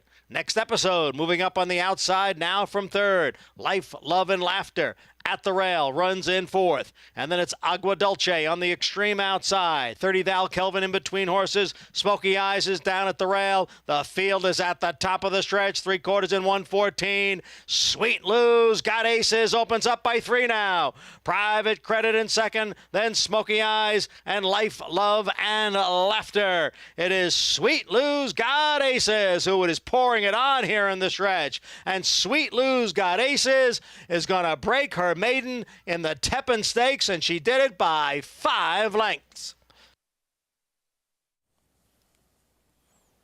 Sweet Lou's Got Aces. The betting public liked her, Anthony and Richie liked her, and she was able to wire the field to get the win in the Tepin. Yeah, she was. Joel Rosario, he did a good job. When the gate opened, Irad Ortiz Jr. and Private Credit came out of there running, and it looked for a second like they would beat Sweet Lou's Got Aces to the first turn. Joel Rosario said, no, I'm holding my rail position. This is a very coveted spot here at the Big A as of late. You're not getting this position. And he was able to get to that position, maintain it, and really at the end of the day made 2-1 look like a gift but still a tough price to take on a maiden against a bunch of fillies who could be okay. Smoky Eyes made up some ground along that inside, and again, saving ground has been paramount on these turf courses. Dylan Davis did a good job saving some ground. I think she held off Alluring Angel to her outside, and I think that's Bulsara, the number 2, towards the rail. Yeah, it was 1-6-9-2. Bulsara was 47-1 under Kendrick Carmouche, and she was up for 4th. But the winner is Sweet Lou's Got Aces. She was a little bit late switching to that outside lead, but she was alone on the front end, and she kicked away from the rest of this field. And mentally, it seems like she's come along quite well, and she seemed to get so relaxed on the front end when going a little bit longer. Yeah. She ran really, really nicely today. I mean, she took advantage of the bias and was able to maintain that position, but solid final time, I think, for a course that, is at the end of the season now and get some rain today.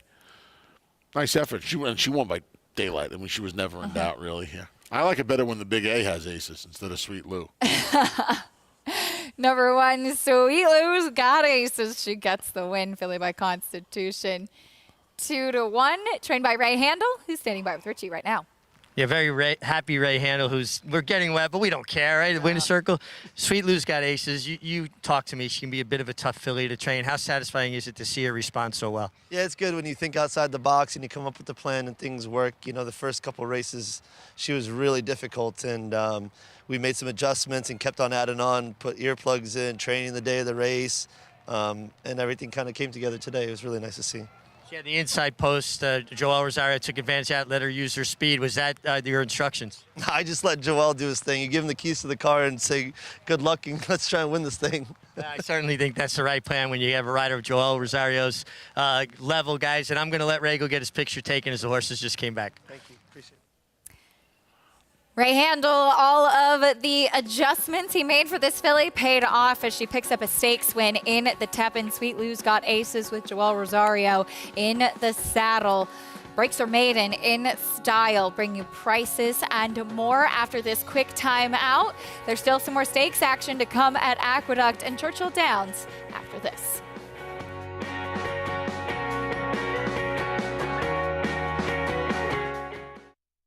Introducing Gift Box, winner of the Grade 1 Santa Anita Handicap. He's a 3-time graded stakes winning millionaire with 4 triple-digit buyers and a 4 Ragazin to his name. He proved himself early as a graded stakes place 2-year-old, and now his career as a stallion is just getting started. From the first crop of the leading sire Twirling Candy out of a multiple graded stakes producing mare. Gift Box, only at Lane's End.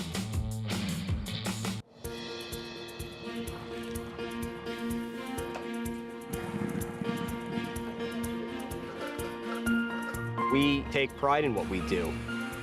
For me, it's more of a passion than actual work. I'm an assistant trainer. Carpenter. I'm a peace officer. I'm a jockey. I'm a gardener. I'm a groom. Clocker. Assistant starter. Trainer. ESL teacher. I love what I do. There's so many jobs that come together every day. It's a collective effort that really makes this ball go round. We are New York Racing! I couldn't imagine working anywhere else. For me, riding horses in the morning is the best thing I can do. New York Racing helps support my small business. It's extremely important to the New York economy. Like my dream come true. This is like a big family. We are New York Horse Racing. Giddy up. Game of Silks is coming this December. Racetrack Television Network brings you every race, from every track, on every screen, every day.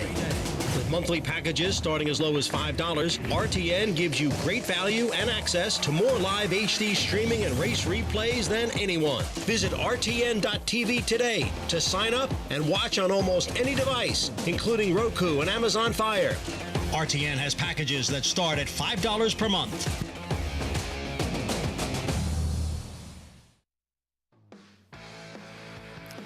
Welcome back to America's Day at the Races, brought to you by Naira Bets. Bet any track, anywhere, anytime. There we are, that light in the far corner. That's us. Just give me the light. Give me a little Sean Paul on a Sunday afternoon. How about that? Sweet Lou's got aces in the Spendthrift Farm 2-year-old race of the day. She wires the field to break her maiden in style in the Tepin. Yeah, very nice effort from this maiden against the winners today. Daughter of Constitution takes some flag fall to that's all in the Tepin. Harvey, you would have tore him up if you bet on the Tepin this year. 1-6-9 in the Spendthrift Farm 2-year-old race of the day. 2 more stakes to go, including the Discovery, which is coming up next. Here's a look at the field right now for the 3-year-olds going a mile in an eighth, 2-1 on St. Tappet to the outside. Irad Ortiz has another chance to break the record. Could be with that regally bred son of Tappet and Havre de Grace to the outside. Back over at Churchill Downs, though, we get ready for race number 5. Horses stepping onto the track, 7 furlongs on the main track today. It's at 30,000 non-winners of 2 in life for 3-year-olds and up. 8-5 on the number 5, Golden Luna, meeting the rest of the field, though, kicking things off with Big Boss Ben. He's been passed around like a hot potato between Lance Stokes and Joe Sharp the last 4 or 5 starts. He's back with Joe today. Just missed at this level last time out. Number 2, Azzurro is next. He dropped for the cheapest price of his career, and he absolutely galloped, breaking his maiden on the opener back on November 9th. We'll see what kind of trip he gets today on the front end. Here's your favorite, Golden Luna. Steve Asmussen and Tyler Gaffleone looking for their 3rd together. Yeah, and Tyler's 4th on the day. He's got a ton of gas early on. His lone race on a wet track was not very good, but it was against special weight competition. Coming in from Mountaineer, here's Chrome's Right. Blinkers go off. He's worn these blinkers every single start of his career. Broke his maiden in start 11, 2 starts back. Steve Asmussen sends out 2. Here's his other chance. 1 more, baby. First time off the claim from Robertino Diodoro. Cuts this horse back from a 2-turn mile and a 16th to this 7 furlong distance. His son Keith will be in the saddle. Next will be the number 8, Sono Grado. He finished 3rd, first off the Jordan Blair claim last time out, behind Big Boss Ben, who set the pace that day. Edgar Morales could use a little pace in front of him with Sono Grado. And here's the number 9, Filippo. Filippo ran for this level at Keeneland last time out, behind Lucky Boss and Mahamel. He's run okay on the dirt. I think, Acacia, though, he might be a little bit better of a turf horse. Well, it's been quite a day already for Tyler Gaffleone. Paul, as 9-5 on his chance with Steve Asmussen. Is it going to be another one? No, it could be another one in here. I think he's got a big shot with his colt. I mean, when you look at the race, it looks like the one in here, obviously, Big Boss Ben is going to go towards the front end in here with Luis Saez. And, you know, the horse broke a tiny bit flat-footed last time out. Maybe with a better break would be able to get to the front end. But I thought he had everything on his own, and, you know, he just couldn't finish the deal. Then you look at his record. He's 1 for 16 lifetime. He was 0 for 10 last year as well. So the one doesn't really have that finishing punch, but we also did see a 1 for 19 runner win the first. To get to the Steve Asmussen runner, horse ran off the screen with first-time blinkers for Hartman last time. Horse ran back to a number that was good enough to win this race at Churchill Downs. He's ran, what I love about him the most in this race, he's ran against numbers. 9-horse field, 9-horse field, 11, 11, 11. In an 11-horse field in his debut. When you look at Big Boss Ben, 6, 7, and he couldn't really finish the job. My other horse in here I thought had a big shot was the 8, Sono Grado. 2nd time in the Jordan Blair barn. 2nd time on the cutback from a mile and 16, 6 furlongs last time. Gets 7 furlongs today. I thought that horse was the dangerous horse. Have a big bad feeling here that Tyler Gaffleone might cut this jockey's standings to 2 after this race. He's on the 2-1 favorite. I'm sure he's hoping for that as well. He's already won 3 out of the 4 races on the day. 2 of those for Steve Asmussen as they'll team up again here, Anthony, with Golden Luna. Yeah, she makes a lot of sense. He makes a lot of sense, I should say. How much speed does Big Boss Ben show from the rail? How much speed does Chrome's Right show from just outside of Golden Luna? I think those are the 2 questions. Even Tyler's got to be wondering how much pressure these 2 put on him. I would imagine he's just going to try to bottom this field out. I went with the number 8, Sono Grado.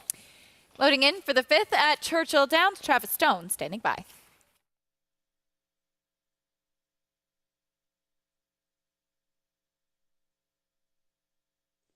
They're in the gate.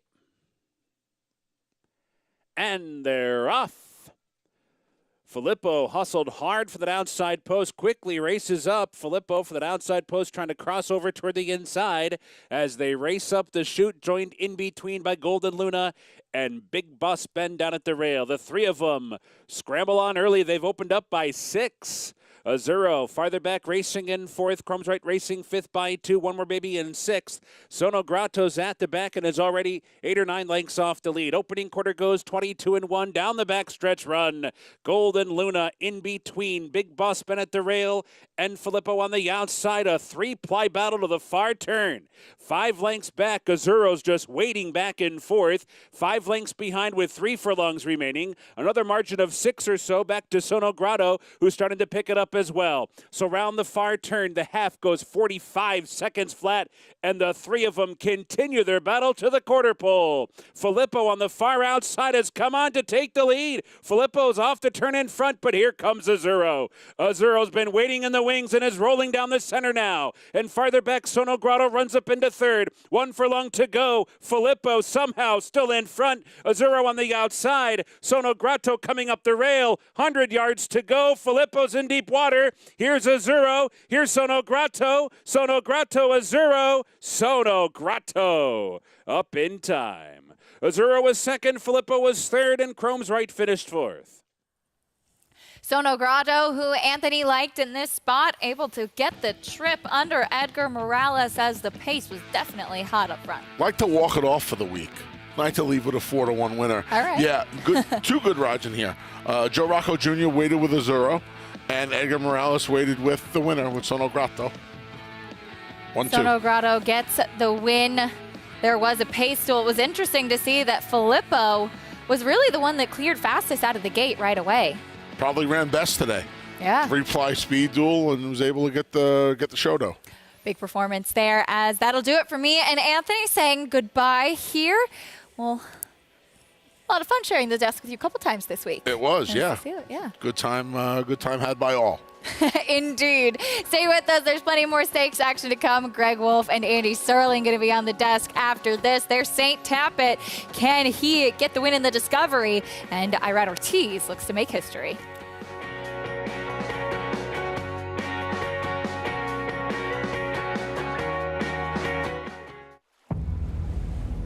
History remembers moments of extraordinary strength, skill, and determination. True greatness is forged by those who fulfill their destiny.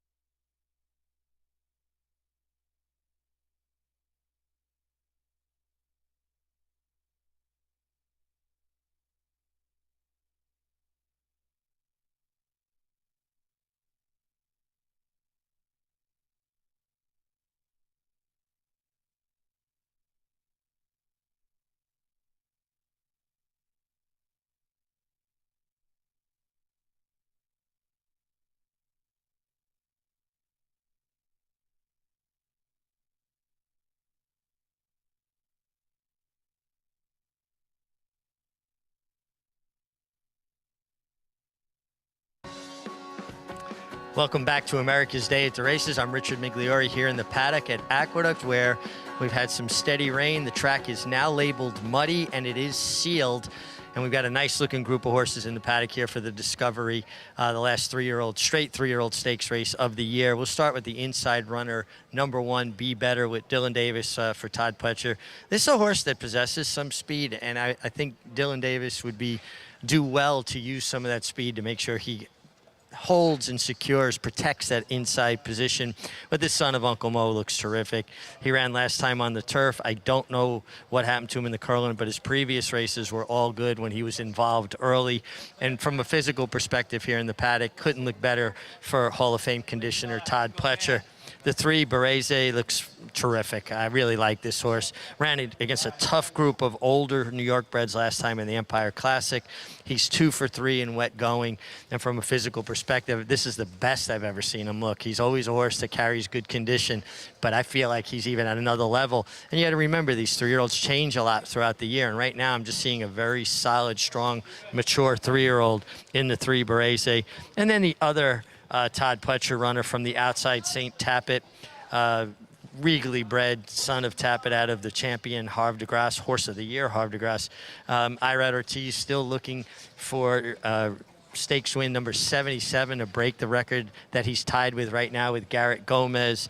This horse should be well placed from the outside, but another one I don't think he wants to leave too much to do. Put him in the game and try to keep grinding from the outside. It's going to be interesting to see how this track plays now that it's sealed, guys, and maybe a little bit tighter than it was, where horses might be running more over the top of the ground. And let me say hi to my colleagues, Greg Wolf and Andy Serling. Welcome you into the show. Mig, thanks. Good to be here on this Sunday afternoon, closing day of this Churchill meet. This race coming up here, the late pick 3, and this Discovery at Aqueduct. Good to be with you as well. Nice to be with you. I was thinking when I saw you earlier of telling you, remind me to put my tie on a little bit better when I come on, because I knew that I had undone it. And we got Indiana Jones on the show with us, right? Is that Richie Indiana Jones out there? He's going on a mission after the races, perhaps. I saw him running in when it started raining. I was worried. He's braving the elements, so we can't say anything. We're protected in here. Yeah. He's doing the hard work. This race coming up, this Discovery, you and I were just talking off air. St. Tappet, is he living off the reputation of those first 2 starts of his career? He is, and I like him more than you do, but I think at this price he's a tremendous bet against. I think it's very reasonable to ask, do we really think he wants the 1 1/8 distance? Last time out, he made his move and he flattened out. His best 2 races, his first 2 races going shorter, and just because he has a pedigree that says he wants to go longer does not mean that he wants to go longer. And I think there may be an argument he's tailing off a little bit as well. So could he win? I suppose, but it seems like a bad horse at a short price in a very competitive race. We'll start with Be Better, another Todd Pletcher runner. Dylan Davis, this horse was on the turf last start. Clearly had issues. He had issues with Lasix up in Saratoga, not running on it, but Todd's running without. So I think he's going to run okay. In his last dirt race at Monmouth, that race pretty good. We're muddy and sealed now, by the way. Naval Aviator, he won in the slop at Parks last start. Yeah, he's not impossible. I mean, second to Keep Me in Mind up in Saratoga has kept some good company, and these are connections that have horses have been running well. This horse, is he better shorter than a 1 1/8, the 4? Maybe he is, but if he can break, he's the speed. But he is a horse that has issues out of the gate. We'll get to Parisi after the post. Affable Monarch, Jose Ortiz. He needs a race to collapse. He looks like one of the outsiders along with the horse outside of him. Eloquist has won 2 in a row, including in the mud at Delaware. Yeah, he's kind of an overachiever, but he'd have to really overachieve to be competitive here. Here's St. Tappet at 9 to 5 for Pletcher. Listen, he's just a horse that developed a reputation. He's got this gigantic pedigree with the dam and with Tappet and everything. I'm wondering if he's better going shorter. I'd like Barisi in here. I would not take 2 to 1 on him, but I do like his chances here. There he is, getting a nice warm-up under Manny Franco, the New York bred, 4 for 9 overall. 2 of those wins coming here. This is the Empire Classic at a 1 1/8. So he breaks a little slow there, and this was a race where there was an abundance of speed on paper, and lo and behold, the horse was able to walk along on the front end. And this track was very kind to speed, and there he is back in 6th down the inside, and the first 2 finishers are running off towards the front end and basically finished that way. And Manny did a good job of getting the race, but he had to use him a lot early just to get in contention. I thought he finished up fairly well. I do want to make sure one thing clear. It was not, saying, I know it's the Empire Classic and it's a race that's open to older horses, The winner's a 4-year-old. The second place finisher, Curlin's Wisdom's a 3-year-old. So it's not as though he was facing this sort of hardened group of older horses as much as a horse who was really against the flow of the racetrack and the flow of the race as well. And I actually thought he ran fairly well when you look at the way it was run.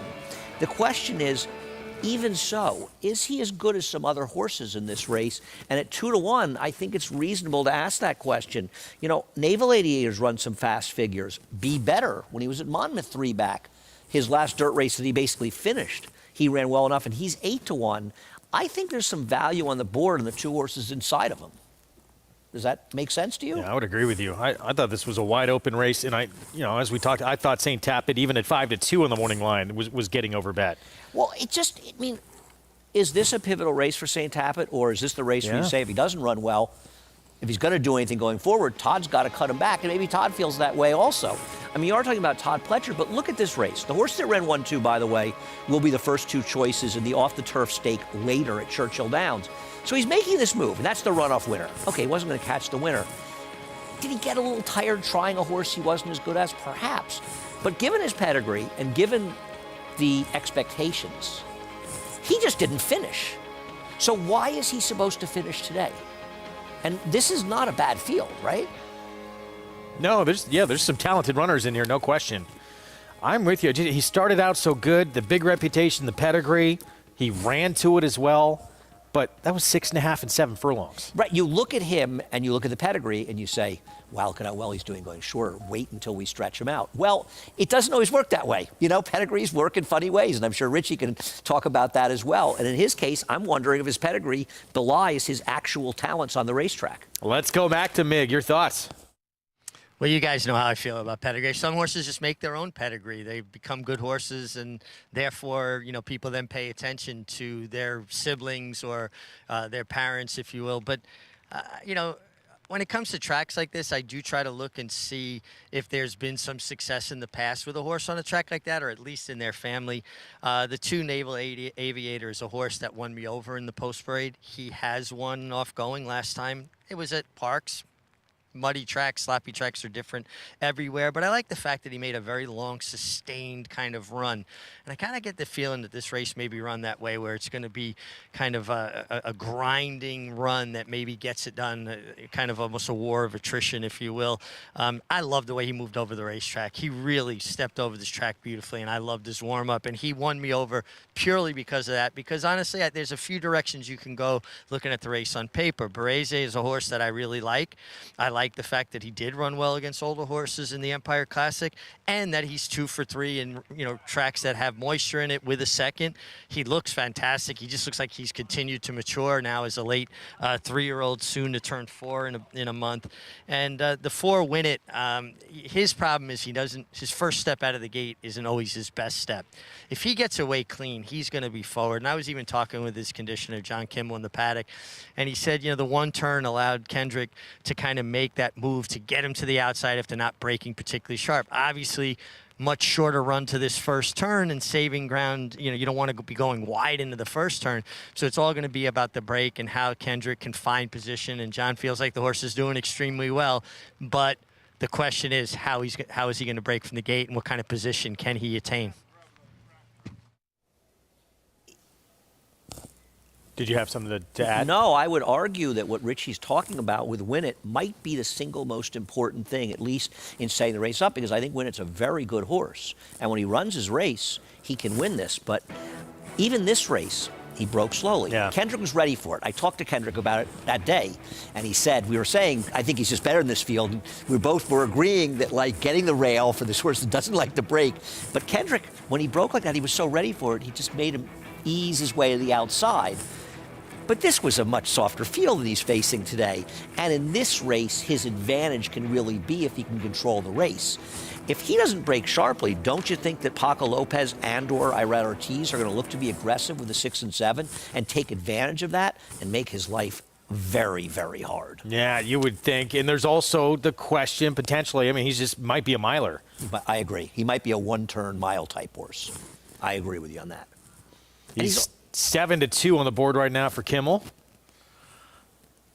And we're going to go back to Be Better, the other Pletcher, at 10-1 on the board. The funny thing about him is he ran really well in the second and third starts. The difference between the debut, though he ran against Jack Christopher, in the other race he had Lasix.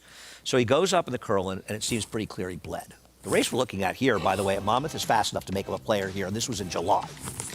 Then Todd Pletcher runs him on the turf without Lasix in a stake. Todd Pletcher's nobody's fool. He obviously feels he has it under control. I mean, you can't make absolutes in this game. He didn't bleed last time. He's just not a turf horse, and I can clearly remember because I liked him last time. Maggie saying something to the effect of, I want to like him too. I just don't think he's a turf horse. Now, he's back here in the dirt, and he's an awfully big price here. I could convince myself to lose a few dollars on him at that price. And what kind of horse is that? I mean, he can be tactical, can he?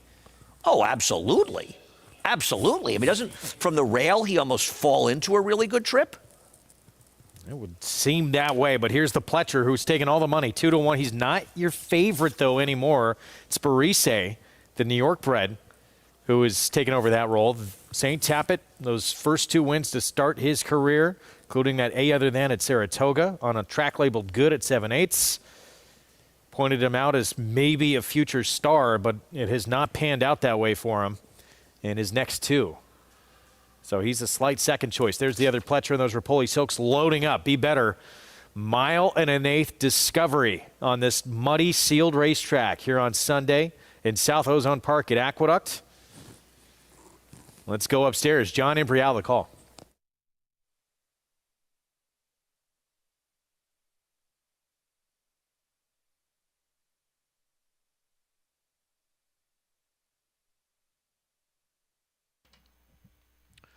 Waiting for Affable Monarch, Eloquist, and St. Tapit.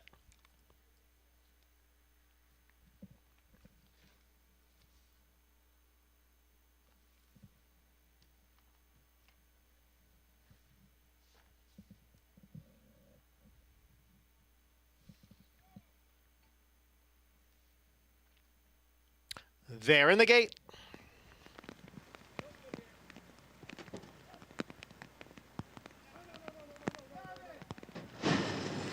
And they're off in the 78th running of the Discovery. And it is Barisi and Eloquist going out for the early lead. The 2 of them are right together going into the clubhouse turn. St. Tapit will sit just off of them in 3rd. Be Better is next in 4th. And it is Eloquist who goes on with it now to grab the lead by 1.5 lengths. Barisi in 2nd, and St. Tapit is next in 3rd. It's 3 lengths to Win It, who is on the outside of Naval Aviator. The trailers are Be Better and Affable Monarch. The opening quarter over the muddy and sealed track in 24 seconds. Eloquist at the rail. Right alongside is Barisi. St. Tapit racing in 3rd. Win It is on the far outside. And then comes Naval Aviator racing in 5th, about 3.5 off the lead. It's a break of 4.5 lengths to Affable Monarch and Be Better trails. 1/2 mile in 48 and 2/5 seconds. So it is Eloquist, the leader here, by 1/2 length. Barisi continues to run in 2nd as the gray Win It now moves up. The field is going around the turn. On the inside, Eloquist. On the outside, it is Barisi. Win It racing in 3rd. Then comes Naval Aviator. St. Tapit back running in 5th. As the field comes for the top of the stretch, 3/4 in 1:13 and 2. It is Barisi and Eloquist, and they are heads apart for the lead as they head for home now. Barisi on the outside. Eloquist continues to battle on. Eloquist and Barisi, they are right together inside the 8th pole. Eloquist at the rail. Barisi on the outside. They continue to duke it out now with a 16th to the finish. It is Barisi all out. Eloquist at the rail, not giving way. Eloquist and Barisi, and it's a head bob. It's a photo finish in the Discovery. Was it Eloquist or was it Barisi? The long shot or the favorite? Eloquist would not go away in this battle with Barisi down the stretch. If he did win under Paco Lopez, that's 3 in a row. It feels like he did, but it's very close. And we were looking at another screen with that close-up, and it looks like it's about midnight out there looking at that screen. I mean, you would have thought top of the stretch that Barisi was Gin. He's obviously been a better horse on the racetrack in his career by a lot than the number 6 horse, Eloquist. But give Paco Lopez credit. What happened? The 4 didn't break, as we talked about. and in not breaking. This horse was able to go. Now, I give Manny a lot of credit with Barisa. He was aggressive the whole way. He knew he had to be there, but I don't know if that's helping because it feels like it's pitch black out. I'd have to see it again. Can we roll that? I mean, the last few bobs, right, it's back and forth. Yeah, it felt like the 6, to me, at least watching it live, had kind of asserted himself as the one. Yeah, and I mean, listen, I could never have had this horse, and he is the longest shot on the board. He just wasn't good enough on paper. But, you know, you think about the way it played out, Be Better. I don't even think it was a bleeding thing. He just couldn't handle the track from the start. Naval Another Aviator bad got break a for the prick, 4. not good enough. The 4 gets left again and completely outed. The 2 Naval Aviator got left again after Monarch wasn't good enough. And St. Tappet, I think that St. Tappet has a talented horse. But he's going to have to go back to the drawing board, and I think Todd's going to have to say we have to turn this horse back. And he obviously, by the way, I also think there's a chance he didn't handle the track at all. Yeah. Because it's not even like he made a move or anything. I mean, you could see it, the 3 ace. So in that sense, maybe do you want to give him another shot? No. No, okay. I think if you're Todd, you want to try to figure out how to get him back on track, and that's probably find a 7 furlong race for him at Gulfstream. And at least get some confidence Yeah, back. get him back on the right track and see if you can get him back to moving forward. And because I don't think you should give up on him being a good horse. He certainly ran well enough the first 2 races to suggest he's got talent in there. He just seems to have gone the wrong way at this point. Biggest price on the board. Paco Lopez, Butch Reed, who has great success bringing his runners to New York, does it again here. Eloquist, 3 consecutive victories at 3 different racetracks. We'll be back.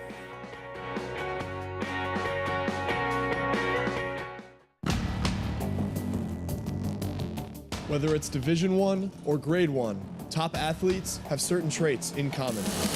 Speed, strength, class, versatility, and most of all, willpower. Claiborne Farm Stallion, War of Will, was a Grade 1 winner on both dirt and turf. Now, his first foals are taking the field. Who you betting on? How about an app created specifically for horse racing? Naira Bets. We specialize in thundering hooves, fist pumping, and boosting your bankroll with robust weekly promotions. And offer betting tips from actual horse racing experts. Bet all day and night, nationwide. Get the action and thrill of horse racing with Naira Bets.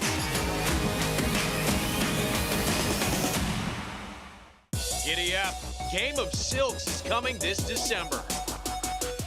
The sun shines bright on Caraconte. His first crops of racing age are showing brilliance on the racetrack with a high percentage of stakes winners. His versatility is evidenced by winners on all surfaces across the globe. And his offspring are lighting up the sales ring. With his biggest and best quality of books in the pipeline, the sun shines bright on this value sire. Caraconte, standing at Gainesway. This season at Oaklawn, we've got more of everything. More of the top thoroughbreds in the world. More days of live racing. And the largest purses in our history. All at a completely reimagined Oaklawn. Come be a part of this historic season at Arkansas's only casino resort.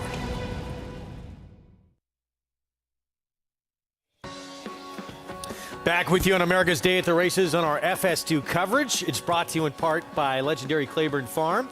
100 years of doing the usual, unusually well. Eloquist. A win at Parks, a win at Delaware, and now a win at Aqueduct, all in the last 3 outings. Put together 3 in a row at 3 different racetracks. Said downstairs to Mig. Yeah, thanks, Greg. Here with winning conditioner Butch Reed. I mean, this was a really big effort. Did you expect to see him on the lead? No, I didn't actually. You know, that was kind of up to Paco. I told him break him sharp, and then he actually came out of there and looked like he liked the surface a lot. So it was up to Paco, and he made the right call. He certainly did, but your horse was so game. He just did not want to lose. Yeah, he's a little bit of a plotter, but when he gets in the fight of things, he'll fight it out all the way to the end. So I'm real proud of the way he handled it today. But you don't come up here unless you really feel like you have a chance. This horse was 15-1. He must have been training lights out. Yeah, he was. He really came in the way. And just since the summer at Saratoga, he's really a different horse. He's really come a long way since then. And a couple wins, got his confidence up now, and he's battling with anybody who'll come out there. Fantastic. Great job. Congratulations. Thanks, Mig. Talk to you soon. Guys, terrific horseman who doesn't ship in for no reason. He came here with a loaded gun, that's for sure. We've seen Butch Reed, come to New York with some very talented runners, V. Quist among them. Yeah.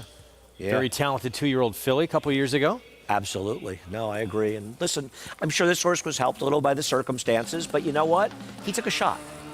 You don't have a chance if you don't take a shot, and it worked out for him, and they were aggressive, and good things happen when you're aggressive. Nice performance. Congratulations to them on the win. 6-3-2. In the Discovery, take a look at this late pick 5 following to this point. There's your price. Bobby the Tank, even money to begin it. Sweet Lou's got aces 2-1. And now 15-1, not just 15-1, biggest price on the board at 15-1. Right, you're in a situation that parlay's close to $250 and sort of wondering a little bit in my head, too. I have to remind myself who won our 4th race. Are we potentially looking at a $10 horse? We could be looking at a possible carryover depending on how it plays out in the last 2. Probably not. 6th race, it's the start of a pick 4 Churchill Downs on their closing day card. 6.5 furlongs, $50,000 maiden claiming race. Wow, Hill of Tara at 4-1. No, actually the 4 is favored. Excuse me, in spite of Trainer. I thought that in spite of Trainer, it's a funny name. I like that name. It's a good trainer. I thought that horse was dangerous. I was worried about the 11 being the controlling speed towards the outside in here. That horse could be dangerous for Matt Shearer making his 2nd start. Did you have any opinions here, Greg? Those, I mean, the 4 and the 11, I thought were the 2 to beat, but I thought there were a lot of other interesting horses if it's a deeper race than that. Even potentially the one who showed a little speed against Better last time out. But let's look at In Spite of Trainer, trained by Christopher Davis. This was 2 starts back, 2nd beat a length at Churchill. Just a very logical horse that's run well enough, taking a little bit of a needed drop in class, like a bunch of these are, but he's run well enough, and he ran his races at Churchill, unlike a horse like the 3 Colorfield, who has a similar look to him, but Colorfield was running in Indiana, which for me, I downgrade him a little bit. Interestingly enough, Tom Amoss, not great numbers cutting back from routes to sprints. I don't know if a Trainer was dangerous, but I would prefer Joey Freshwater. I always like those 2nd-time starters, show a lot of speed and chase, you know? The winner was the speed. He did finish behind In Spite of Trainer, but it was his debut, and In Spite of Trainer's had 5 starts. This is the 11 2nd start, so at a similar price, I'd probably prefer the 11 just because he's had less chances. Yeah, more upside. Tyler Gaffleone as well. At some point, you say they've shown us who they are. Yeah. Right. I mean, it's just, you're looking at the same price in here, and they basically ran similar races. I mean, you could argue that Joey Freshwater in a way did more running because he chased a horse that won by 13 lengths. Whereas what was In Spite of Trainer just doing? Lingering back there and picking up the pieces. And I don't know exactly how it's going to play out, but with the outside post, the 11, I know the 13 gets in. With the 11, he should be either in front or stalking somebody who I would say on paper in all likelihood is probably overmatched. I think the 11 makes a lot of sense here. Meanwhile, back to that 2 for a moment. That's another one, sort of like In Spite of Trainers. Had 5 starts now already. Was out for a race out on the West Coast briefly after 3 starts at Churchill. That's a weird look, right? They shipped out. I guess the connections must have gone out there. Ran well enough last time that he could win here. I just still prefer the 11 in this race. 4-1. Yeah, a little surprising that with that upside with Gaffleone, he's not favored. Yeah, I agree. Well, we'll see. I'll bet him now, and we'll see if he's one of these horses that goes down to 5-2 the last flash. Yeah, but Asmus in first-time starter, too, not taking much money, the 7. He had a gun runner win the last race last night. I don't know if you were paying attention, but a gun runner firster from post 12 paid like a big price yesterday and won quite easily in the last race. It was nice racing yesterday. One of them so good he overcame our good friend Tom Amoss. Tom's got a good 2-year-old filly in his hands, huh? It's kind of exciting. Stakes win here in the Cumley. Yeah. Oh, yeah, nice 3-year-old. Oh, the win here. I meant yesterday at Churchill. No, I know. We're going to talk about right. later. Yeah. There's a lot of room besides Nest in that division for the 3-year-old. No, that was exciting for Tom. He's like 5 for 7 lifetime now, right? See if we can clear this up. At least you're not Travis Stone trying to call. They're off. Joey Freshwater on the far outside breaks out well. Recon is also there. Velocimo comes on through between horses, and in behind them is No Easy Days Racing fourth. Hill of Tara advancing toward the rail from fifth. O'Connor Sunset comes out sixth. Wilder Czars toward the inside seventh. Feeling it's eight. Northern Runners in ninth. Colorfield 10th toward the rail, five back. In spite of Trainer is second to last early. 3 lengths ahead of Borders Spin the Trailer.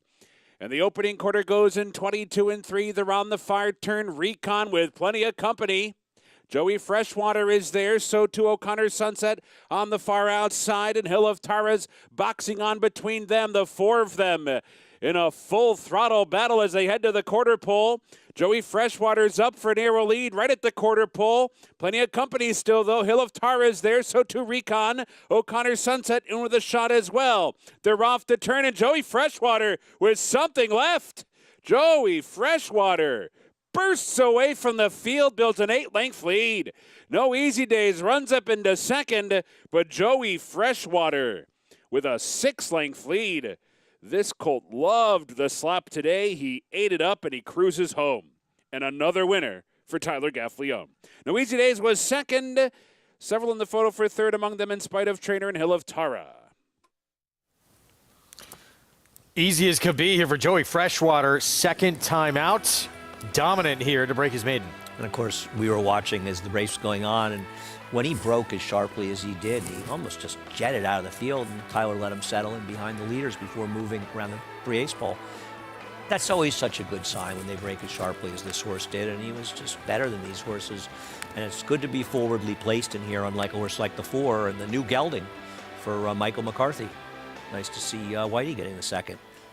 He's such a good trainer, you know. I mean, you see him more when you were in California, more familiar with him when he was Todd Pletcher's assistant.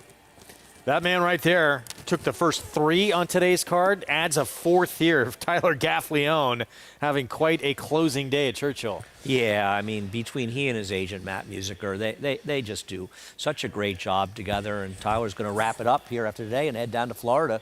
Interestingly enough, normally Gulfstream would be starting their, quote, championship meet right when we start our Aqueduct Championship, Winter Championship meet. They have their, but I don't think they're starting their big meet until the end of the month, early next month.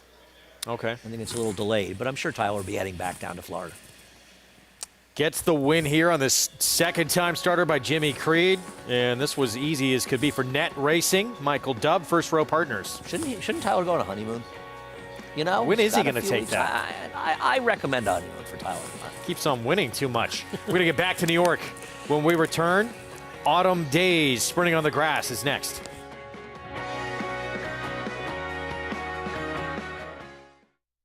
Eclipse champion Run Happy, the #1 second crop dirt sire of last year, is back and showing a new dimension with winners on turf, dirt, and all weather. A record-breaking sprint champion, Run Happy is also siring winners at all distances, from 7 furlongs to 1.25 miles. A sire whose runners can carry his speed over all distances and all surfaces. Run Happy, price for value, and standing strong at Claiborne Farm.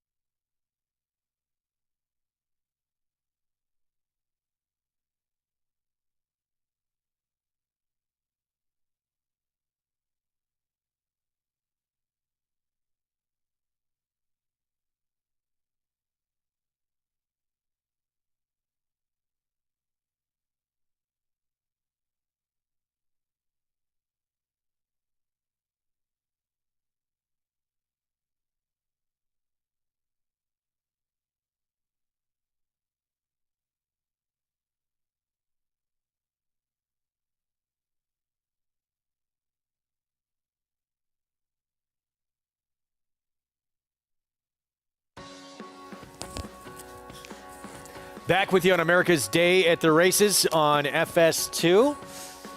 We have a sloppy sealed racetrack with the weather here in South Ozone Park.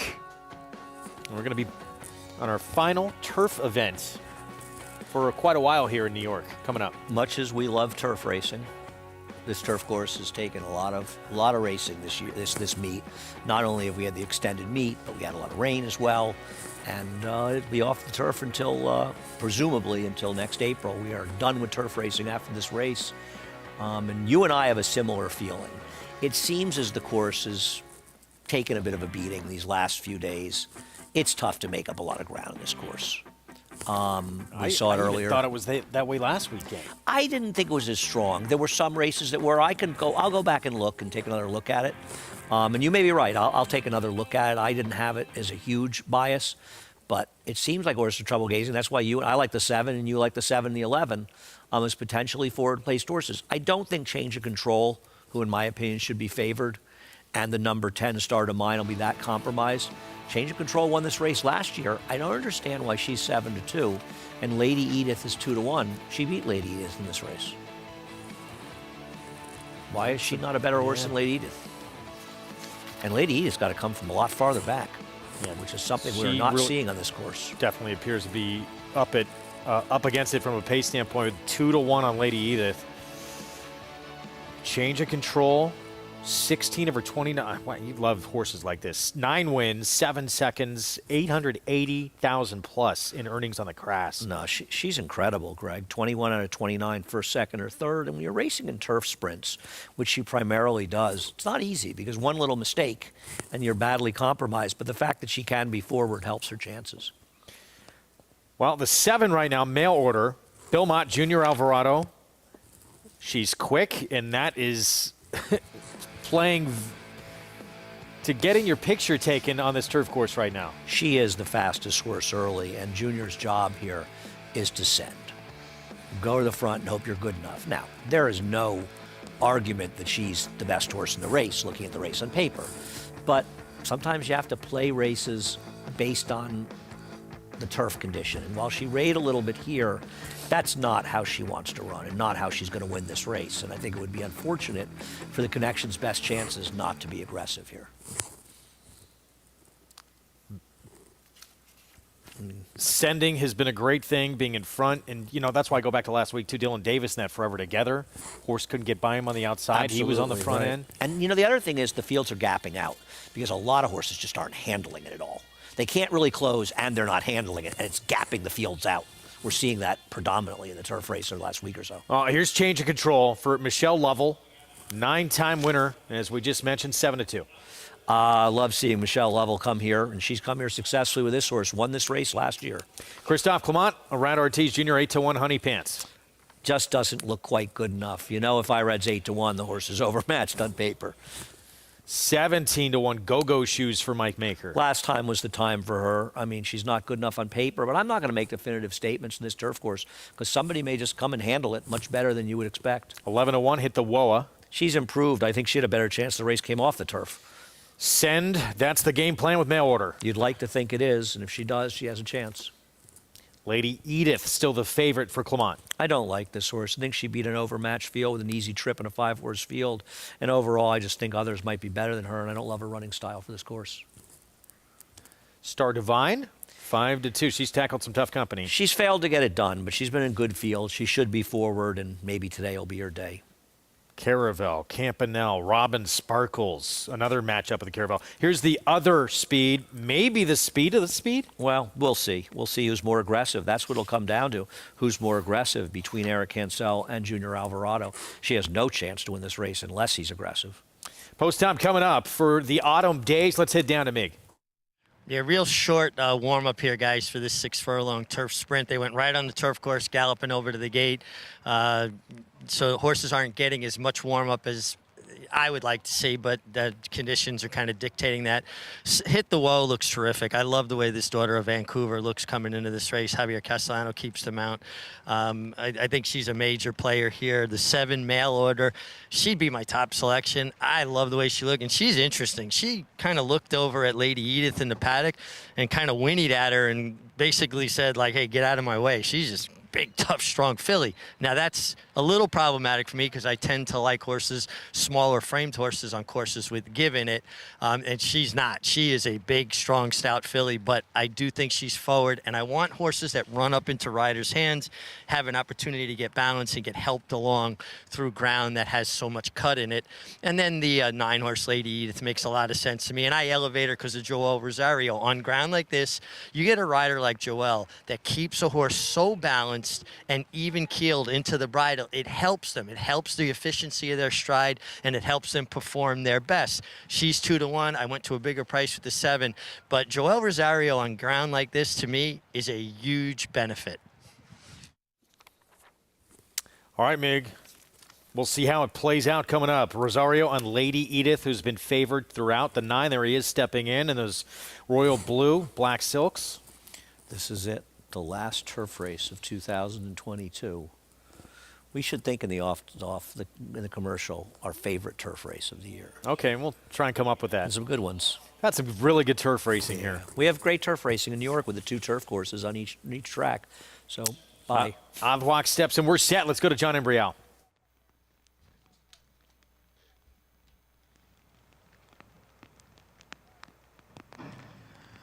And they're off in the Autumn Days Stakes. Avwak from the extreme outside. Star Divine is right there with a change of control down at the rail and moving up from 3rd. Then comes Honey Pants, who is passed there by a mail order. It's a break of 2. Back to Go-Go Shoes. Alongside is Lady Edith, and trailing the field is Hit the Woe in 8th. Avwak ran the opening quarter in 23 seconds. Leads here by a half length. Star Divine is next in 2nd. And on the outside is Mail Order next in 3rd. Followed by Change of Control, who's down at the rail. Then Honey Pants in 5th, 3.5 off the lead. Lady Edith begins to pick it up on the extreme outside. They're coming for the top of the stretch. It's Star Divine and Avwak, and they are right together. Lady Edith out in the middle of the course. In behind is Change of Control, looking for a way out. Now there is running room for Change of Control, who is next to Lady Edith. It is Star Divine, Lady Edith, and Change of Control as they come on for the finish. It is Star Divine with a narrow lead. Change of Control, Lady Edith on the outside, and then Honey Pants. Star Divine, the winner here by a length. Star Divine, Jose Ortiz, Jorge Abreu had been tackling incredibly tough company. Gets her 3rd win on the grass. And Jorge Abreu had a very nice-looking first-time starter starting the day. A terrific day for him. And it's nice to see her get it done. You know, she's had a little bit of bad luck at times, and just one of these horses, keep knocking on the door, keep running reasonably well, maybe not quite good enough. But today she's forward, and it turned out you had a great idea with Avwak as a horse could be in front. She just wasn't good enough. So this horse ends up being the one sitting 2nd, so she sort of inherits. And I think, Greg, you can really see what you're talking about with the advantage of saving ground, having speed, because Lady Edith loomed up like she was gin, right? In a normal race, you would have thought she would just sweep by. And she just sort of hung out there in the middle of the racetrack. And even Change of Control, she wheeled out from the inside. Once she got a few passes off the rail, she just didn't finish the way she should have. And I really think at this point, this course was very favorable to horses that were more forward and were a little closer to the rail at least. 10-2, 9-4, Star Divine. Fastnet Rock Filly gets her 3rd victory on the lawn. I mean, a couple of starts against Caravel. Campanelle a couple times she faced her. She faced the talented Robin Sparkles. She's gone up against some monsters. She has, and she's run well throughout the year. And I'm not going to say she wasn't best today, but certainly the conditions worked out very well for her. But the one thing that she had over particularly the 9, was you knew she'd be more forward. Let's head down to Mig for more. Well, I'm here with conditioner Jorge Abreu. Another win today, having a terrific day. You had to feel really good when you saw how close she was and traveling so well. I was. Once she break and Jose put her poorly placed, I felt pretty comfortable that when I see her laning 2nd against the speed in the outside of me. You know, she's a little bit of a lighter frame filly, and on ground like this, I always think that's a benefit. Do you think it helped her get over the ground? I think so. She ran a good race before in the soft turf, so I wasn't too concerned about that, but I like the ride that Jose gave her today. Your horses always look so good, Jorge. I mean, you really have learned your craft so well. How satisfying is it to have days like this and know when you bring your horses over that this live? Very. I had a very good feeling about today. And as far as my horse is looking good, I got that from CB. You're Chad Brown. That's it.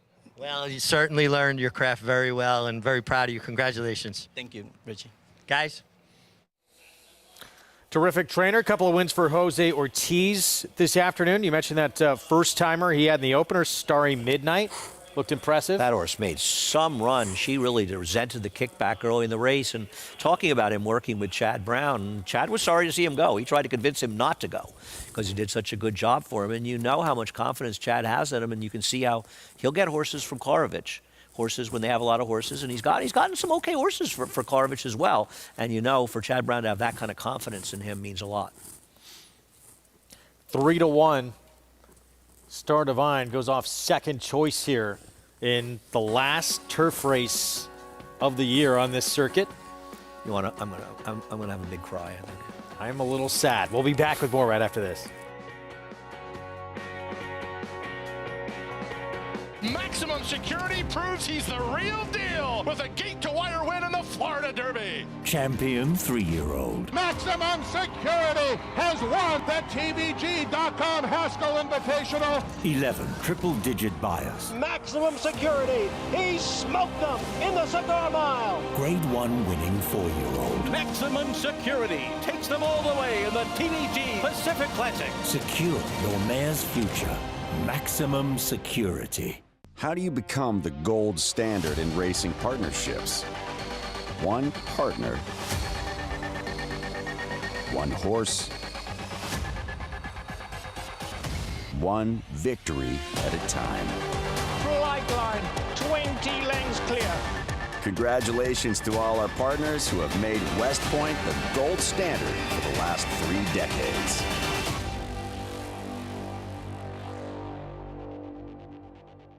Irish Hill and Duchess View Stallions, proudly standing the ultra-fast, multiple stakes winning son of Uncle Mo, King for a Day, the only horse to defeat 2019 3-year-old champion Maximum Security.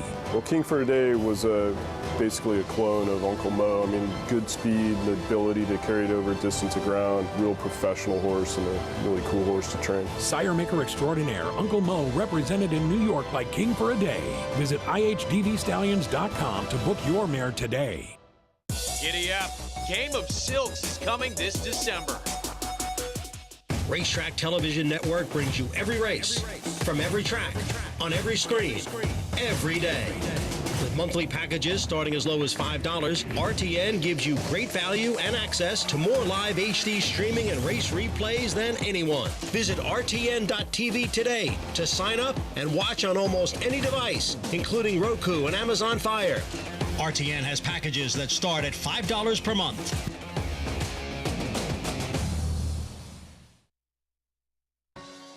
Welcome back to America's Day at the Races. I'm Richard Migliore here by the winner's circle with winning rider Jose Ortiz and Starry Divine. She was always traveling well into the bridle, wasn't she? Yeah, she broke really good. And I was able to let Eric go to a lead and see just off him. And she was very kind, and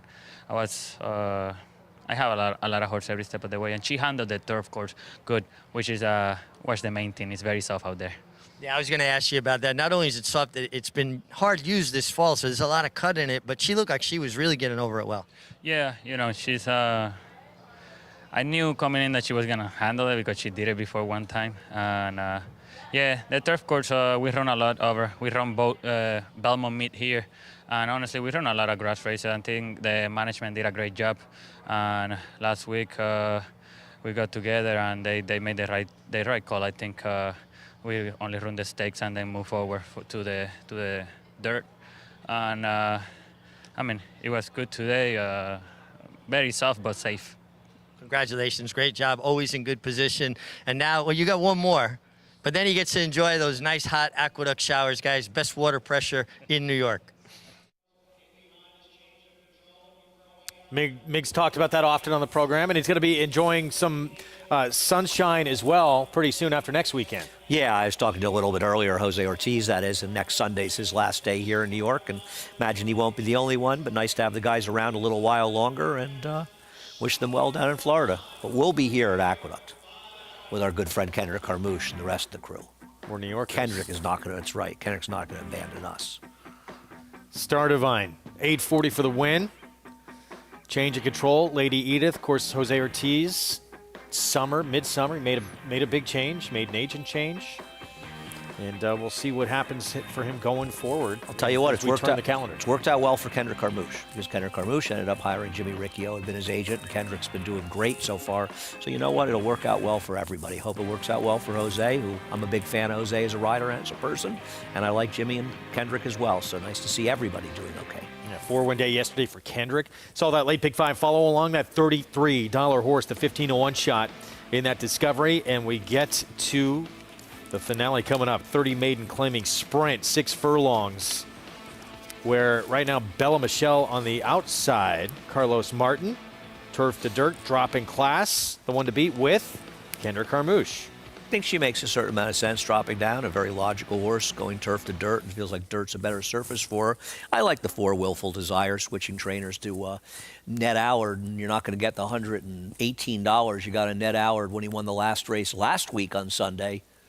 But I still think this horse can win, and we'll see if Ned Allard can win the last race in 2 straight Sundays here in New York. Yeah, 58-1 shot, loose on the lead. Never stopped. On the turf. Never stopped. Try to make that horse. I love Ned Allard, but that horse is a little tough to make. Didn't look like a lone speed either, necessarily. No.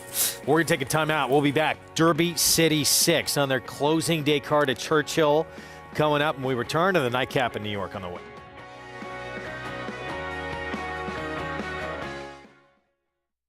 Consistently versatile with 25 Grade 1 winners on every surface from 6 furlongs to 1 1/4 miles all over the world. Switzerland in the Dubai Golden Shaheen. Switzerland wins. Churls Fight running on. Mason in front. Churls Fight on the outside. At the wire. Photo for the win. Olympiad gets the gold in the Jockey Club Gold Cup. All purpose, all places, all power. Speightstown.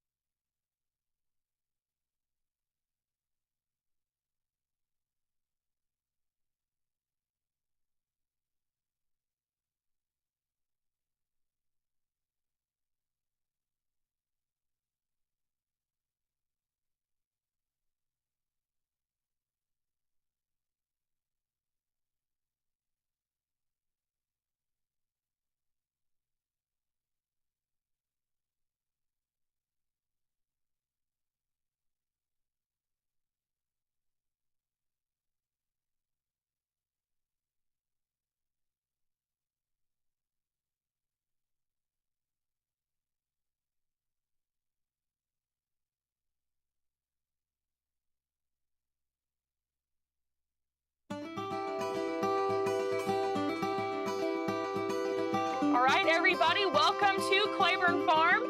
Claiborne Farm has been around since 1910. The tour is a backstage look at how we operate as a large-scale breeding farm. These are parts of the farm that have always been off limits to the public. You know, you would only see these barns and these horses up close if you worked out here. So it's been really exciting to open that to the public, to show that end of the industry and just spread that knowledge. You know, you take a group out they get to scratch on a mare in full. They think it's super cool and hopefully create a lifelong fan. So our stallions stand from anywhere from $5,000 to $100,000. That is a stand and nurse guarantee. So that fee is not paid until the next year after the mare has had her baby, the foal stands, and everything is good. We have conceived 22 Kentucky Derby winners, 19 Preakness winners, 22 Belmont winners, and 29 Breeders' Cup winners. In addition to that, 6 of the 13 Triple Crown winners have been conceived in our breeding shed.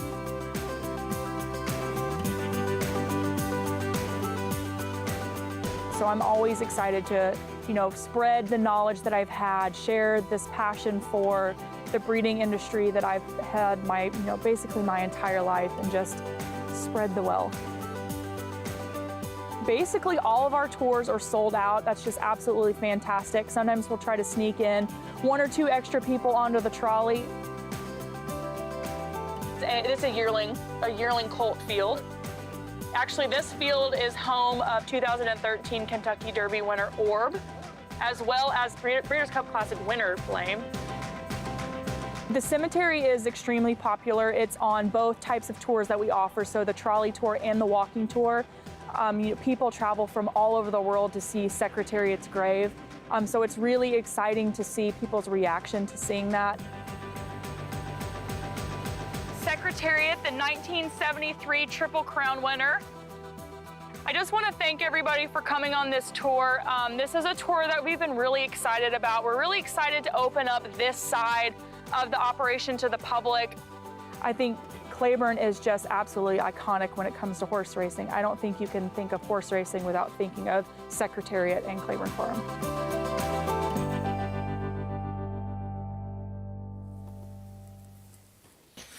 Back with you on America's Day at the Races on our FS2 coverage. It is brought to you in part by legendary Claiborne Farm. 100 years of doing the usual, unusually well. Sloppy, sealed racetrack. We got one race here in New York before closing out this card. We'll get to that in a moment. We're going to look back on some earlier action.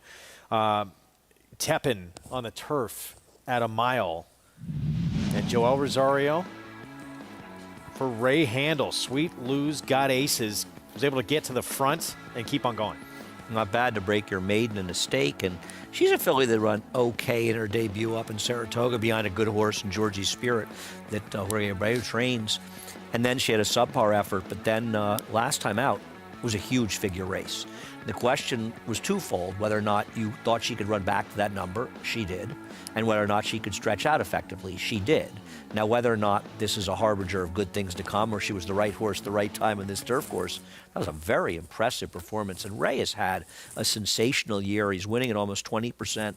He's really having, I think, a breakout year for Ray. Yeah, he is. Young, up-and-coming star on this circuit. He had a very good Saratoga.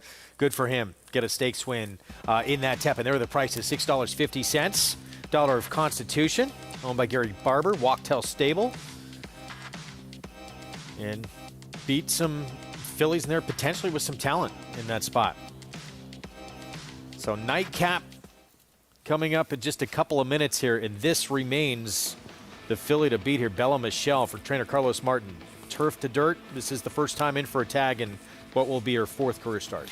Yeah, I'll be honest. I actually think the 4 is the horse to beat in this race. She is the favorite, the number 9 horse. She's run fine. I mean, she hasn't done much running, but she ran against better horses. In her debut, she ran into a first-time starter for Leal Stable and Cherie DeVoe. The Great Maybe ran very well, and then for some unknown reason, they decided to rate her in the Frisette. Not surprisingly, that blew up in their face. And then the next time she met Padma, Royal Poppy, who finished 2nd in her subsequent start behind a good-looking Klarovich Chad Brown horse that was an MTO earlier today. She just gets class relief, and she's getting back to the right surface as well. Meanwhile, big disparity. I didn't expect this between the 4 and 7-2 right now on the 4. So the first 2 starts for Willful Desire, they came at Delaware. Is that form going to translate here? Well, that's always a reasonable question, but I'm a big fan of Ned Allard, and he's a trainer that over the years, he doesn't ship here frequently, but he does it with a purpose. And it's not like this is a New York bred coming here. Obviously, I assume Delaware, they're probably done racing, so he needs to come somewhere else. Switching over to Ned Howard, who I think does a terrific job. I just thought I'd prefer to take this horse to move forward. I have nothing against the 9. I picked the race 4-9-6, and we shouldn't ignore the 6. The first who's taking a lot of money in this race for Jose Cameo. But I'm going to stick with Ned Howard on the trainer change. Yeah, this was start number 2, came from stalking position to get second beat a length. The debut, and oftentimes you can just throw out a debut anyway, especially for a 2-year-old. Sloppy racetrack, but actually showed some ability on it, right? Interestingly, a sloppy track they don't list as sealed. Now, I didn't watch it. You don't see too many sloppy tracks these days that aren't listed sealed, right? Now, either they mislabeled it or just unusual. Here's Bankbuster going to kick things off in the post break for Derek Ryan, Javier Castellano. Another horse coming in from Delaware. I didn't think this horse was impossible off the last race. Yeah, 5-1. That was cutting back and going turf to dirt. The 2, first timer for Rob Falcone. Yeah, this horse works a very nice 10 flat, the 2-year-old sale, and has some decent pedigree in the dam side, yet costs $50,000 and is entered cheaply. Negative sign for Rob. Big long shot, first timer Germany Javo went by, and here's Willful Desire. Yeah, we've talked about her. I think she's the one to beat. Right now, the public does not. We'll see if that changes. Tap It Up debut came in a race taken off the turf. What do you think? I didn't like that effort at all, better field or not. And I don't know. Not my kind, but I'm not going to dismiss anybody out of hand in this race. Jose Camejo, first timer you had alluded to, Baby Sox, the 6. Yeah, I don't think you should ignore the money. He's got good numbers off the with first-time starters, and given this horse is not being ridden by a high-profile rider, taking a lot of money right now. Bring the Magic we briefly looked at for Mike Maselli. Here's the 9, the still favorite at 5-2. Yeah, I don't have anything. You know, she's very logical. Ran against better horses. Ran well enough with Kendrick. And you see getting that Kendrick warm-up, looking like he'll want to try to be more forwardly placed. She has not showed any speed, though, at all in her races, but you wonder if she could be more forward if Kendrick's aggressive. You just never know. Really kind of attacking the ground like a turf run. We did see the 7, too. The 7, 1 start on dirt for Mike Maselli. Jose Gomez will ride. We got Jonathan Kinchin with us just in time for the nightcap coming up here in New York. And, of course, we've got that Derby City 6 ahead in Churchill. But, JK, how you doing? I'm doing well, Wolfie. It's so nice to see you. It seems like it's rainy downstate. It's raining upstate as well. You know, in this spot, I'm going to I don't have a lot to go off. But I think in these maiden races with first-time starters, one of the clues that you can go to is the tote board. Can help you out a little bit. And I think the 6, Baby Sox, is one that's kind of getting my attention. Horse is taking some money for Jose Cameo, who wins at a pretty nice clip wherever he shows up. But the one thing I will say about this horse is that this horse was entered October 12th to run in a maiden special weight race at Delaware, was scratched. So this horse at one time was in the Mid-Atlantic and could be running somewhere where you would think the competition might be a little bit easier than running in New York.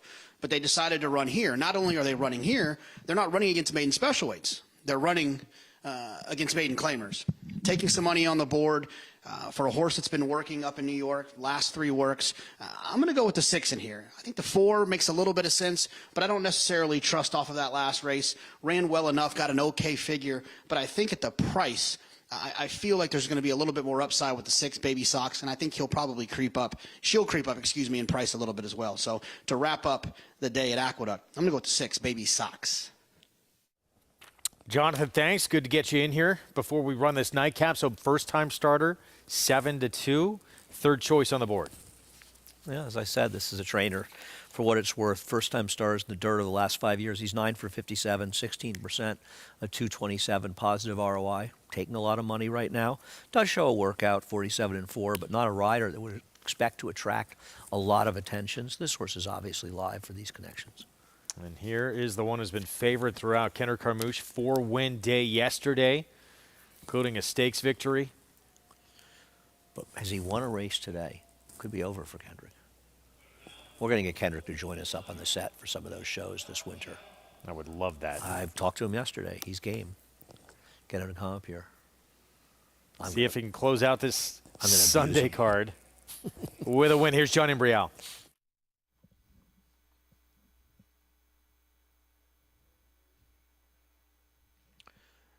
And they're off. Willful Desire in the green blinkers going out for the lead, along with Lady Shylock Bankbuster is down at the rail. Baby Sox on the outside. 4 of them right together here in the early going. They've got 2.5 lengths on Baby Michelle, who sits in 5th. And then a break of 4 to tap it up in 6th, followed by Bring the Magic in 7th. And at the back of the pack, trailing the field, is Germany Javo. The quarter over the sloppy and sealed track in 22 and 4. Lady Shylock at the rail by a length now. Baby Sox runs in 2nd. Willful Desire is next in 3rd. And then it is Bella Michelle on the outside in the white blinkers there. Bankbuster is down at the rail. Tap It Up begins to pick it up now as the field comes into the stretch, the half in 47 and 2. It is Lady Shylock who shakes clear here to lead by almost 5 lengths. Tap It Up and Baby Sox giving chase 2nd and 3rd. Lady Shylock trying to pull off the upset here in her debut. It is Lady Shylock with the lead, and she is on to victory in the slop. Lady Shylock, the winner. Looked like Tap It Up got 2nd over Baby Sox. 2-5-6 in the nightcap here in New York. A first-time starter for Rob Falcone. Lady Shylock at 12-1. Yeah, Rob Falcone was 0 for 11 with first-time stars and maiden claimers in the dirt over the last 5 years. This horse, as we had pointed out, we just didn't have a lot of time to show it, had worked a very nice 10 flat at the Ocala sale, sold for $50,000, and has a little bit of pedigree. A couple of foals to the dam were runners, but then shows up running for $30,000. Trainer that does a good job overall, but doesn't win with these kind of firsters. Didn't take a nickel. Came busting out of the gate, much like that 2-year-old sales work, and never looked back. So there's a winner every step of the way. Battle Heroes for 2nd, no doubt about your winner. And it is the 5 out dueling the 6. So Tap It Up over Baby Sox. Another first-time starter gets 3rd in here, but it's all about Lady Shylock to close it out, 12-1. Already with a 15-1 shot in this late pick 5. So 2 prices. We'll see what that pick 5 pays when we come back. It's Derby City 6 time. And Churchill Downs start with a 1-turn mile, allowance optional claiming race. Let's go to Paula Duca. Yeah, guys, we had a big tote delay here, and they didn't even post the official results from race number 6, and then the horses started to come into the gate, so we're a little bit surprised there, and they're going in right now. I was on the 2, Boss Lady, Bailey in here, and Peacock Glass, the 2 and the 4. This starts your Derby City pick 6. A lot of confusion here. I don't even know, but make sure you check your account because you have some money in your account from the last race. They made it official, but we heard nothing on the racetrack. By the way, your favorites right now, because I know you guys can't see any odds. Peacock Glass is 5-2. The 4, the 2, Boss Lady is 4-1, and the 8 is 3-1. That is right now your second choice, Black Forest, Wolfie. Paulie takes you at Black Forest, 2nd to Wonder Wheel in her debut, and put it all together with a nice maiden win last start. Let's go to Travis Stone. Derby City 6 begins here from Churchill. For Mustang Lady and Willow Bend.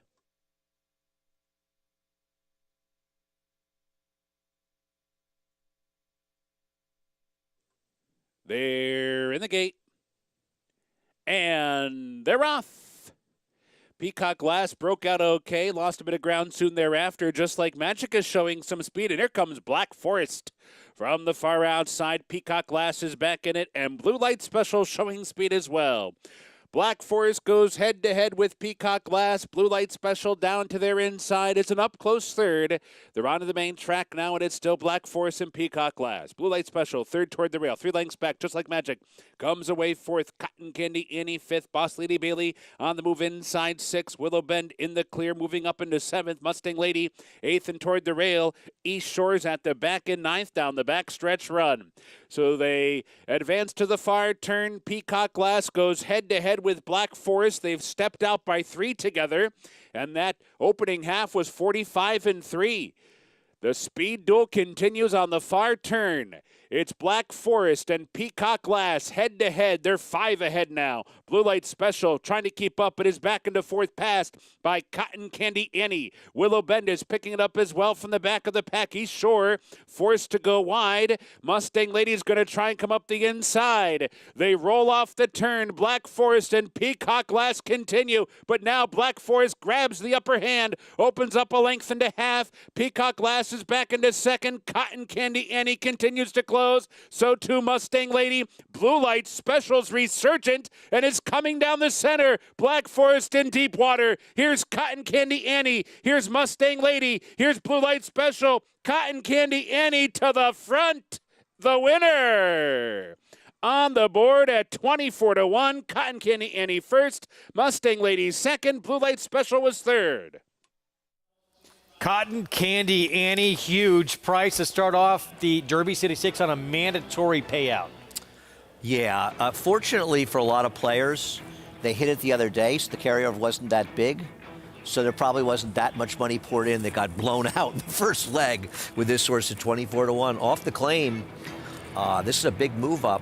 Arnando Hernandez, he has been okay off the claim for 4 for 15 with a positive ROI, but I think those races were out of town, primarily at Hawthorne. But congratulations, and if you had them, good luck. Sharp Azteca filly with a win. To, well, back-to-back now. Finally put it together last time out. Maiden claiming victory. It was at Churchill. And now backs it up with another win. Sharp Azteca, huh? I did not have him on my scorecard as being a big first-year sire, huh? Great year, huh? Yeah, he really is. He had an Oscar performance, right? Who are the big first-year sires? I mean, I haven't really... Boldoro's had a great year. Boldoro, yeah. Boldoro was a very talented, as you well know, a very talented horse, and obviously never really put it together. But he ran that huge race. Was it in the Chandelier as a 2-year-old? Prepping for the Breeders' Cup, I want to say, as a juvenile. He was the big favorite against Good Magic. I feel like he got like over a 110 buyer. He got some big number in the Chandelier. I want to say the Chandelier. I could be wrong though. Okay. That wasn't the McKinsey race, was it? Oh. McKinsey didn't run in the Breeders' Cup. No, not Breeders' Cup. Before that, when they had. I'll have to look it up. Lady Shylock. I think after, because we saw McKinsey when we were doing those Fox Jockey Club shows, right? Lady Shylock 12-1. Rob Falcone, Romero Mirage, collected filly, first time out winner, loving the off track, and this was no contest. No, she was gin. I mean, she showed that speed that she showed in the workout, and I mean, you wouldn't believe if you look at the PPs, you didn't know the odds, and you saw the way she ran, you would never believe she was 12-1, because she won like they knew, and you know she was supposed to be good. She ran very well for Rob, so congratulations to him and the connections as well. As is often the case, I see Rob, or at least there is a Falcone listed as part owner. And shockingly, there were 3 horses covered in the pick 6, and he was one of them. The 4 and 9 were both covered, and he was the only one covered besides them. Wow. By the way, I was thinking of Salamini, I think. Salamini. That race with Boldoro. Correct. 2640, pick 6, 40,300 plus. Pick 5, over $9,000 if you were able to find Eloquist and Lady Shylock. And the parlay, I think, is around $13,000 roughly, maybe up to $15,000. That's for $2. And it paid close to $36,000 for $2. I mean, listen, I didn't like Eloquist and couldn't have had him. I suppose in a big play you throw in the first or in the last leg, but all the other 3 were very havable horses. Incredibly, yeah. One, a first-time starter, and one very tough horse. And that's the thing about the pick 5s. It's not about a couple of short prices. It's if you could get a price or two home. Yeah, once you get a couple in that $20 plus range, you're looking at a very good return. So card in the books at Aqueduct. We're underway. Derby City 6 on the closing day card at Churchill Downs. Began with a huge price. So many who were involved in this will start over in the late pick 5. 50,000 starter allowance. Miles 16th coming up next. Cotton Candy Andy starts off the Derby City 6. It's 1,000 words fighting back, coming down to the finish. If a picture is worth 1,000 words, this is one stunning picture. 1,000 words just in front. 1,000 words wins the Robert B. Lewis. Honoree P is full out now, second on the outside. And they're coming down to the line, and 1,000 words has done it.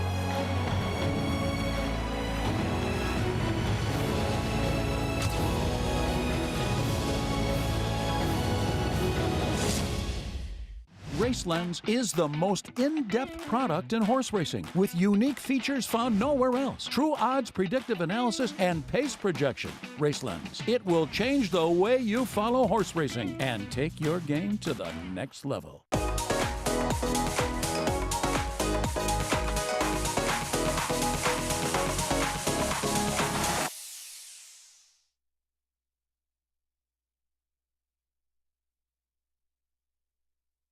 Giddy up.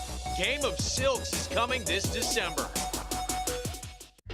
Blood Horse Plus, available through bloodhorse.com, provides exclusive, timely, and unmatched content to subscribers, including Fox Sports, Blood Horse branded weekly programs, a detailed stakes winners section, behind-the-scenes videos from Blood Horse staff, on-demand access to deeper horse statistics, and a $5 monthly credit to equineline.com.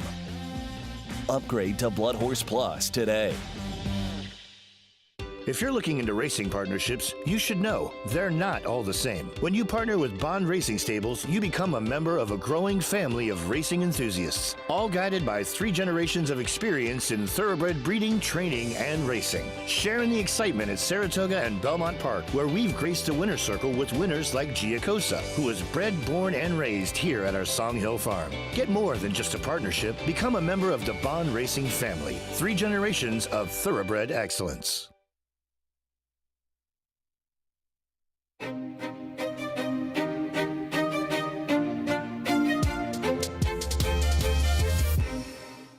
My favorite race is Cigar Mile 2020 True Timber.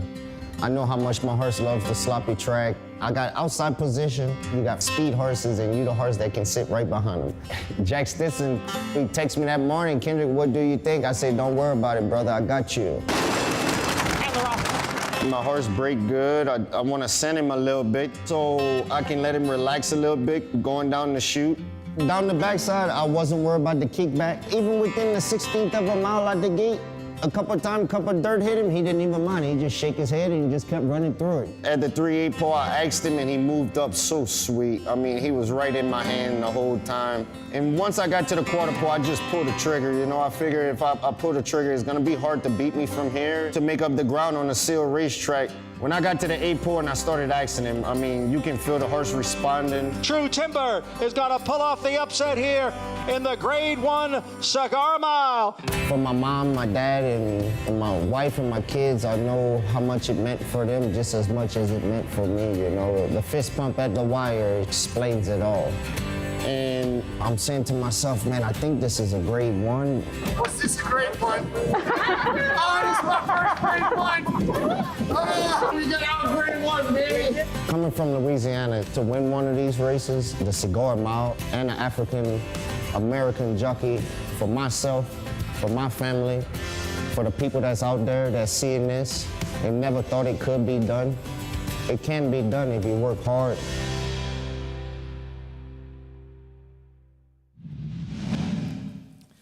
Kendrick Carmouche, we talked about his 4-win day yesterday. It included this Grade 2 Red Smith victory, putting this horse on the front end and going gate to wire for the win. Right, but I know I assume you'll agree with me, Greg, that, you know, to label him, and not that you're doing it, but some people do, a front-end rider isn't fair. Because Kendrick's an all-around good rider. He's obviously good and adept at finding circumstances to put speed horse in the lead, and I think a lot of times trainers particularly like him on speed horses. But he's just a good rider. In this case, this is a horse that's improved for Tommy Albertrani, and he's not quite Saddler's Joy yet, but he's looking to fill some big shoes there. And Kendrick took a horse in good form. He was not necessarily the speed on paper. Other people didn't want to be aggressive, and Kendrick did, and he got a nice, impressive win here on a day where he won the first 2 and the last 2. And, you know, to your point of how polished a rider he is and good all around, that's why Todd Pletcher started using him. He noticed, you know, a couple of years ago how really he rounded out his craft and become an all-around rider and started using him on some big mounts in big spots. Well, other than the horse we mentioned winning the Cigar Mile, True Timber, one of his biggest career wins is in the Wood Memorial on Bourbonic. 70 some odd to 1. He was the opposite of a speed horse in there. Yeah. I mean, he came from a city block back, and I don't think he's a horse that's been as far back in his prior races as he was that day for Kendrick. So a change of running style coming from dead last. Good for Kendrick Carmouche. That's a look at the work he put in yesterday, as Andy said. First 2 on the card, last 2 on the card. Races 9 and 10, guys. Mariachi, by the way, is a horse to watch. Mariachi was a John Kimmel horse. When he ran first time, I ran to Kendrick in the hall. We were shooting the breeze. And he said, I can't lose that first-time star for Kimmel later. And I said, there's a pretty good horse in that race. The horse who ended up losing the stake. Cruz. Yeah. And, I mean, Kendrick lost, but he wasn't really wrong. The horse ran, I think, an 83 buyer, which probably wins about 99.9%. And just battled Acoustic Ave in a stake every exactly. tooth and nail. Right. So Kendrick was right. His horse was good enough to win about 99+% of the 2-year-old New York bred maiden race. He just ran to a buzzsaw, but he looked very good yesterday. Yeah, horse with talent. Going to be fun going forward. This has been a really fun horse that we've seen a lot on this circuit. Greeley and Ben winning for the 23rd time in his career. This horse who was connections who had claimed him tried to drop him for 16 this summer at Saratoga. I mean, he's 23 for 39. I was thinking to myself, because I'm a numbers guy and I like even things, if he can win his next start, he'll be 24 for 40, which would be 60%, which is just outrageous. He's almost at $900,000 in earnings, and believe me, this guy did it the hard way. And you just think of these 4 horses hanging the wire together.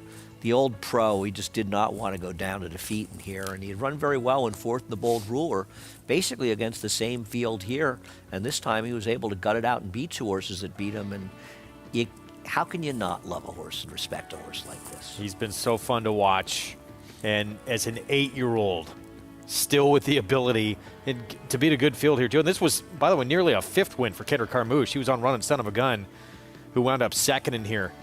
But Greeley and Ben outlast him. 23 wins, 7 seconds in those 39 career starts. Over $880,000 in earnings. You could make an argument that exacta was the feel-good story exacta of the year. Greeley and Ben, who's such a terrific old pro, but Running Son of a Gun, the 3-year-old that Toscano's claimed on December 31st on New Year's Eve last year for $40,000. And after a second-place finish yesterday, I think it was a $150,000 race. His earnings are right around a little under $400,000 for the year. Another tremendous stakes-winning gun runner. He's a pretty good sire, and I think that's probably one of the reasons they claimed him, to get themselves a gun runner. And boy, has it worked out! And it's worked out because he's a good horse. But I think the Toscanos deserve a lot of credit for the job that they've done with him, and a real team effort for the family. And nice to see, nice, easy people to root for. He's done so well. And we'll see how much longer can Greeley and Ben keep doing this? It doesn't look like really he's lost much of a step. Yeah, I hope that, I know this rule here where 10-year-olds can't run, and there's some horses getting older. I see Channel Maker's going to run again as a 9-year-old. These old pros, they know how to protect themselves, and I hope nothing prevents him from keep running as long as he's sound. And as you can see, I mean, arguably he's as good as he ever was, if not better. He's won 3 in a row now. Amazing, right? At the end of his 8-year-old campaign, in a year where he's won just short of $400,000. We're going to take a timeout. We'll be back. We have the Late Pick 5 coming up at Churchill Downs on their closing day program. It's getting very interesting, too, for the riding title. Luis Saez was up 6. He was up 6. Now it's 2. Tyler Gaffleone has 4 today. But they have 5 races left. Winning 2 to tie and 3 to win. With Luis not winning any races, not easy. We'll be back.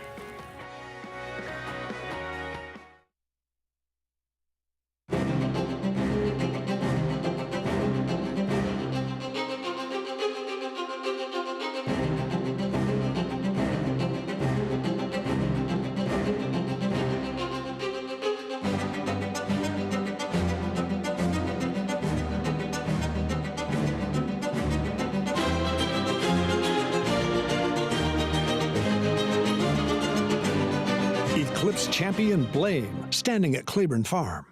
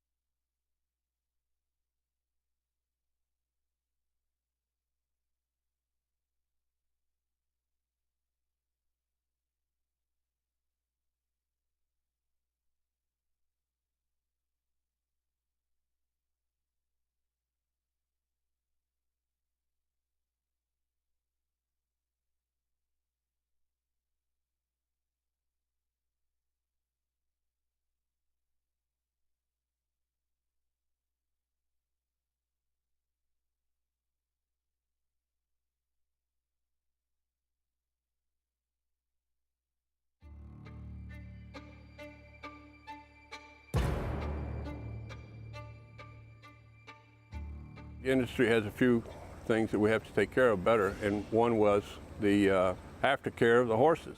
If we did nothing, these horses would end up in very bad places. Go back to where we were years and years and decades ago when it was just considered de rigueur that you could just send these horses to slaughter.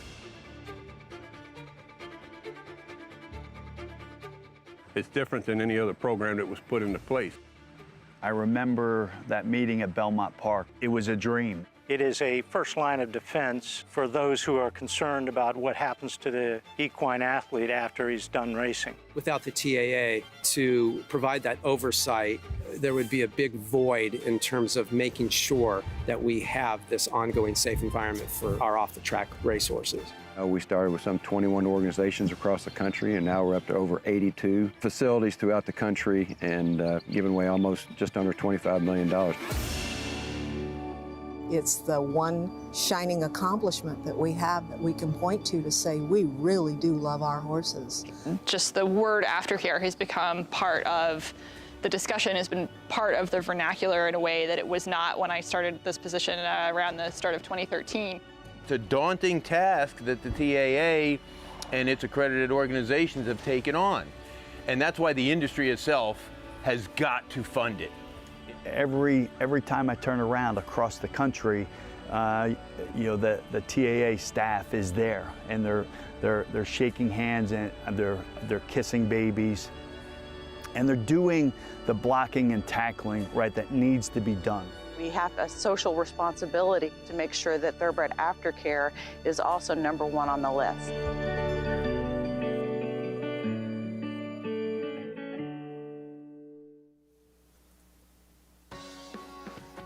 Back with you on America's Day at the Races on our FS2 coverage as we get set for the late pick 5 coming up under the Twin Spires on this sloppy, wet racetrack in Louisville.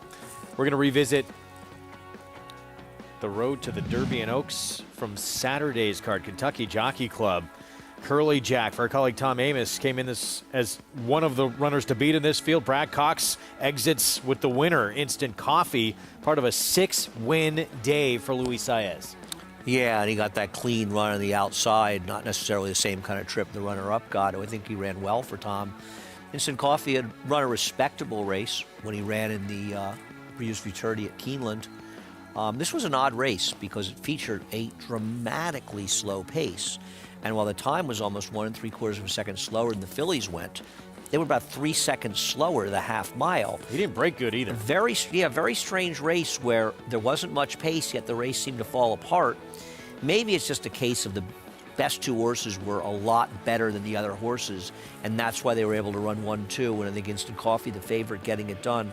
But I thought Tom's horse ran well here as well, especially given he had run the Breeders' Cup just a few weeks ago.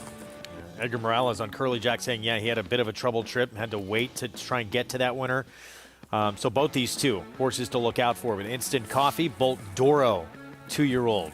Talked about again, terrific first crop sire with another one here. Gets that win in that Kentucky Jockey Club, gets some points onto the road to next year's Kentucky Derby. Meanwhile, Philly version, grade 2 Goldenrod. Pretty good day for Tom Amos. Yeah, no, I agree. And Instant Coffee, by the way, was an impressive maid winners on closing weekend at Saratoga.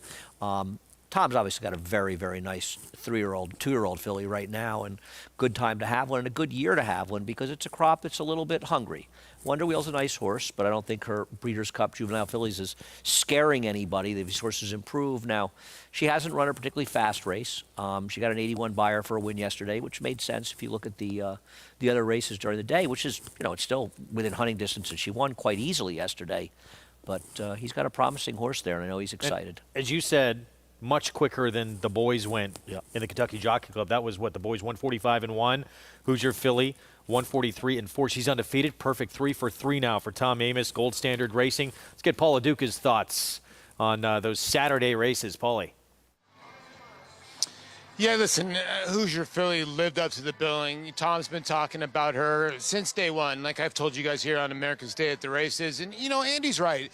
She hasn't run the fastest races, but her last 2 races at least in her last start, she got a little bit lost on the front end. And when she get the lead in the goldenrod, she just jogged all the way home. And, you know, like I had told you guys before, the Brendan Walsh filly ended up finishing third in that race. Brendan had thought that was his best filly for Godolphin, and she kind of left that horse in the dust. But like all great races are good races, time will tell, you know, who she's faced, as I think Tom's going to put her up, and he gets some points for obviously the Kentucky Oaks with her. And, you know, he's glowing over this horse. He considers this horse as good as Serengeti Empress, and she got the job in the first Friday in May. And to go back to the male version, I thought Instant Coffee was very good. And it seems like anybody that has Forte in their comment lines has run well. There was another horse that came out of the Breeders' Cup from Marcassi that won by a pole that had Forte in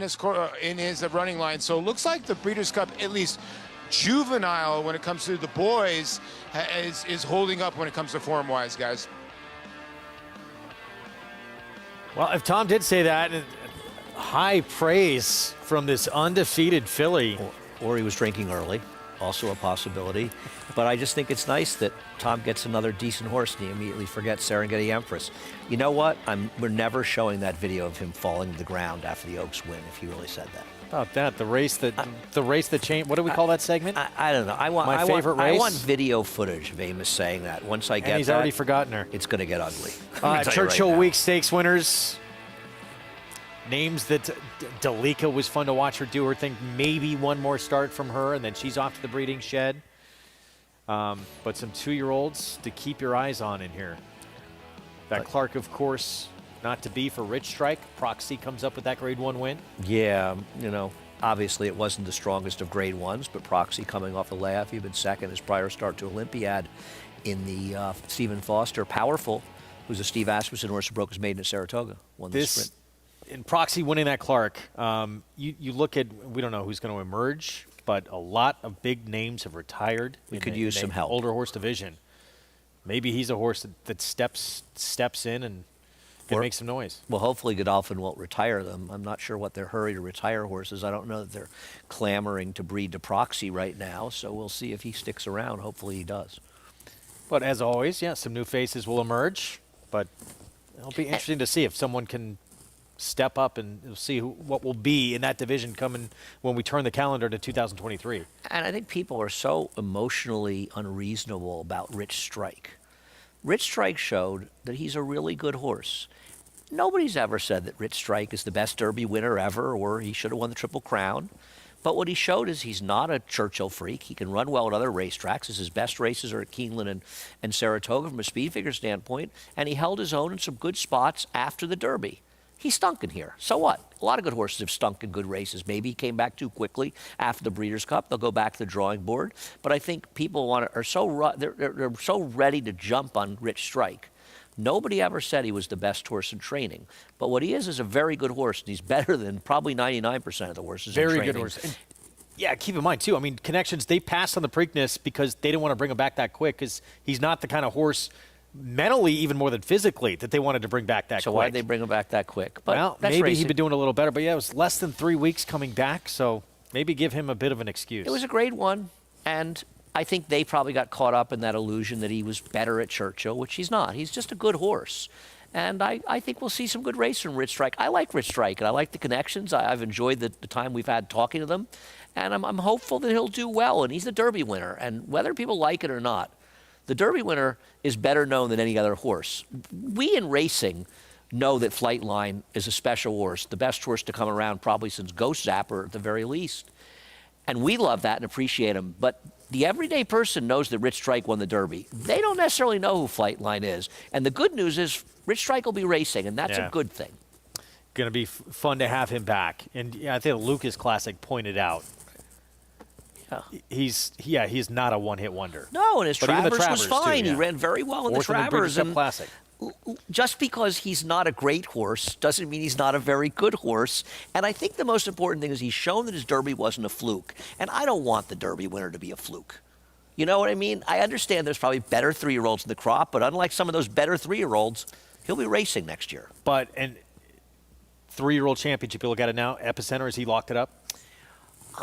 Because he got hurt in the other race. I mean, are Cyberknife and Taba? If Cyberknife had It's down to those won three, the right? mile, would he have gotten the award? Maybe. I mean, there are a lot of ifs. What if Jack Christopher had run and won the sprint, but he didn't? I think it's very close. I do think that Epicenter was the best, and his best race proved to be the best horse. But I'm not sure his accomplishments necessarily dwarf what Cyberknife and Taba did. And I don't think Cyberknife should get no respect for finishing or not winning the Breeders' Cup, and that he ran probably, arguably, as well as anybody in finishing second that day. Maybe the best race. So I could see an argument for him. I don't want to just assume it's Epicenter, though I do think when he was sound, he was the best horse. And I'm sorry, obviously, how it worked out, and he probably would have run next year. Interesting race, and that talk for 3-year-old of the year. We'll see how it plays out as we still have plenty coming up on this Churchill card. Late pick 5. We'll begin with this race. Mile and a 16, 50,000 starter allowance on this sloppy racetrack. Midnight Raid, Norm Cassie coming off a maiden win. Floki's Flight, dominant win for Dale Romans off the claim. That was going 7/8 at Churchill. Can he back up that performance? He was 14.5 clear of the runner-up. That's the 5-2 favor right now, the 3. We'll be back 8th from Churchill when we return.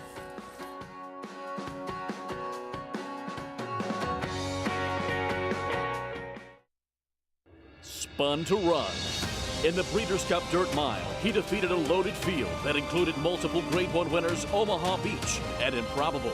His brilliant speed figures were among the fastest of any 3-year-old at a mile or more. And he hails from the legendary Danzig sire line. Multiple graded stakes winner, millionaire, Breeders' Cup champion, Spun to Run, standing at Gainesway. Who you betting on? How about an app created specifically for horse racing? Naira Bets. We specialize in thundering hooves, fist pumping, and boosting your bankroll with robust weekly promotions. And offer betting tips from actual horse racing experts. Bet all day and night, nationwide. Get the action and thrill of horse racing with Naira Bets.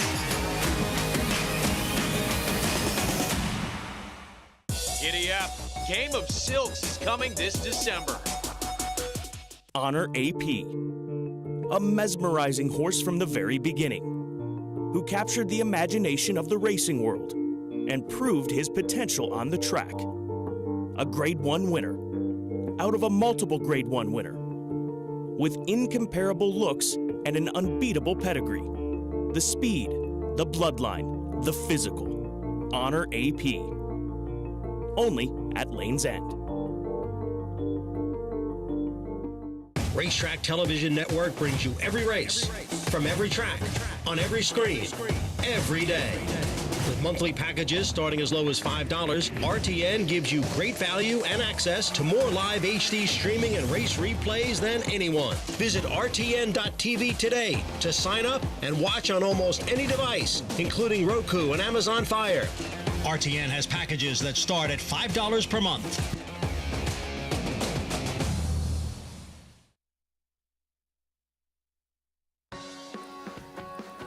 Back with you on America's Day at the Races on our FS2 coverage. Closing day of the meet at Churchill Downs. It starts the late pick 5. It's a 50,000 starter allowance.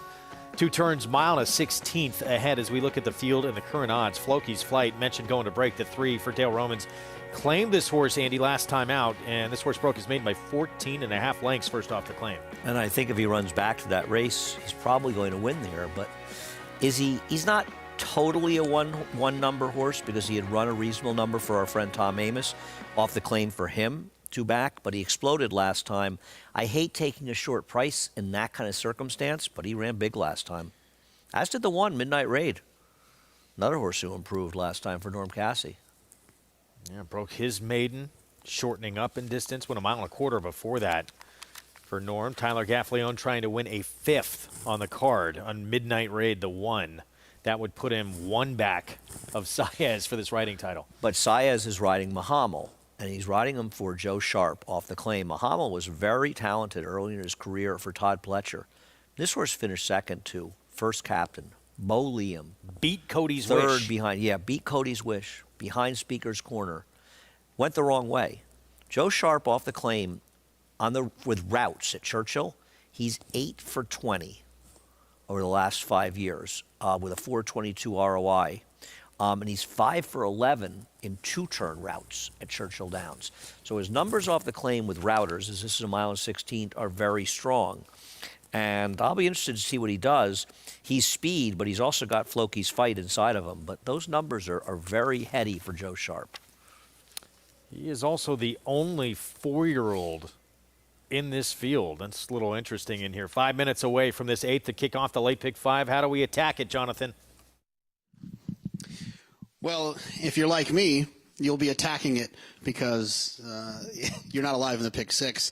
I only need 2 horses in here, the 1 and the 3. We'll start with the 1 to the inside. I thought Midnight Raid was interesting in here. This is a horse that ran really well last time, I thought, off of a little bit of a break. 2 back off of a break, and he ran well second time out. He was kind of stuck down on the inside a majority of that race. And I usually upgrade horses in those situations. I don't think it's all that comfortable for a lot of horses. I understand the geometry involved. You get to save some ground on the inside. But I felt like this horse could take another step forward.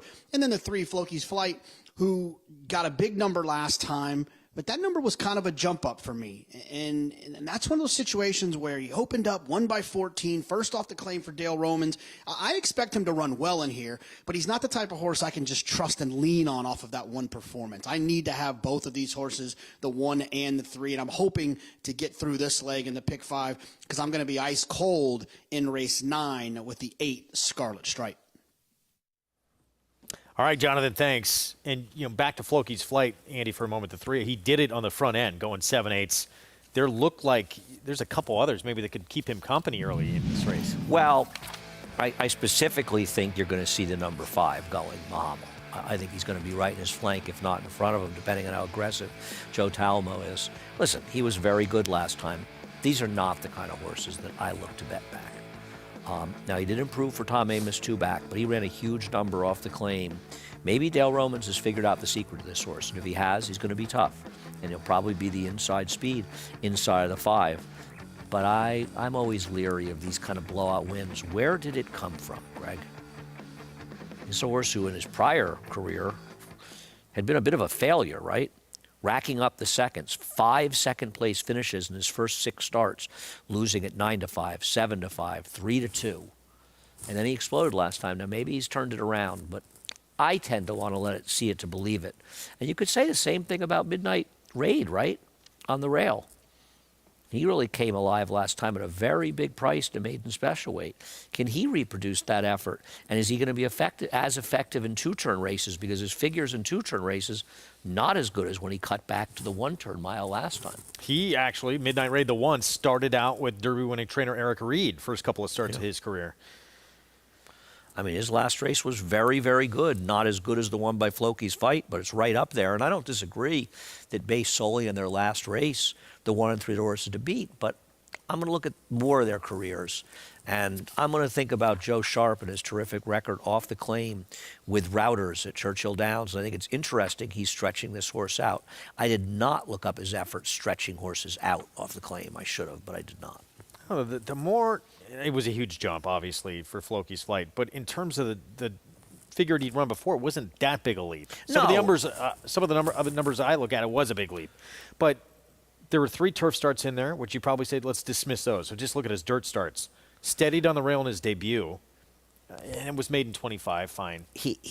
He's a completely different horse since going to Kentucky is what he really is. No, but yeah, there's been progression from start to start to start was what I was going to say, and it's just strange to see a horse that started maiden 25, get beat and then step up and run that race against straight maidens and wind up breaking your maiden. I mean, he lost in a terrible field here last May at Belmont Park, and it wasn't a particularly tough field at Laurel in his debut. To me, his career turned around when he went down to Kentucky. Yeah. Now, what's going on in Kentucky that helped him, I don't know. They're saying a minute to post, and they're all lollygagging around in the paddock. So figure the last race in Churchill going off around midnight tonight. Is that what we're looking at?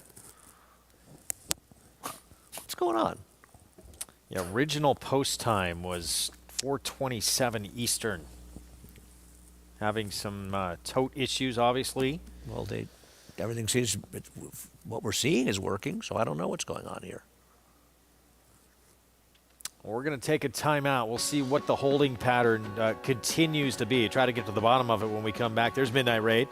Norm Cassie, Tyler Gaffleone looking to add his 5th on this closing day card. We'll be back.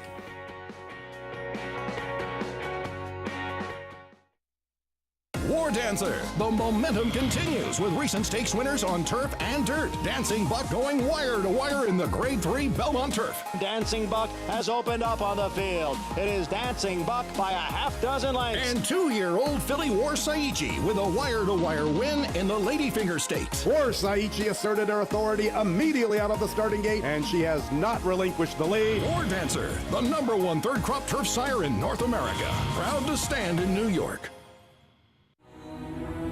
This season at Oaklawn, we've got more of everything. More of the top thoroughbreds in the world. More days of live racing. And the largest purses in our history. All at a completely reimagined Oaklawn. Come be a part of this historic season at Arkansas's only casino resort. Giddy up. Game of Silks is coming this December. Eclipse champion Run Happy, the #1 second crop dirt sire of last year, is back and showing a new dimension with winners on turf, dirt, and all weather. A record-breaking sprint champion, Run Happy is also siring winners at all distances, from 7 furlongs to 1.25 miles. A sire whose runners can carry his speed over all distances and all surfaces. Run Happy, price for value, and standing strong at Claiborne Farm. Racetrack Television Network brings you every race, from every track, on every screen, every day. With monthly packages starting as low as $5, RTN gives you great value and access to more live HD streaming and race replays than anyone. Visit RTN.tv today to sign up and watch on almost any device, including Roku and Amazon Fire. RTN has packages that start at $5 per month.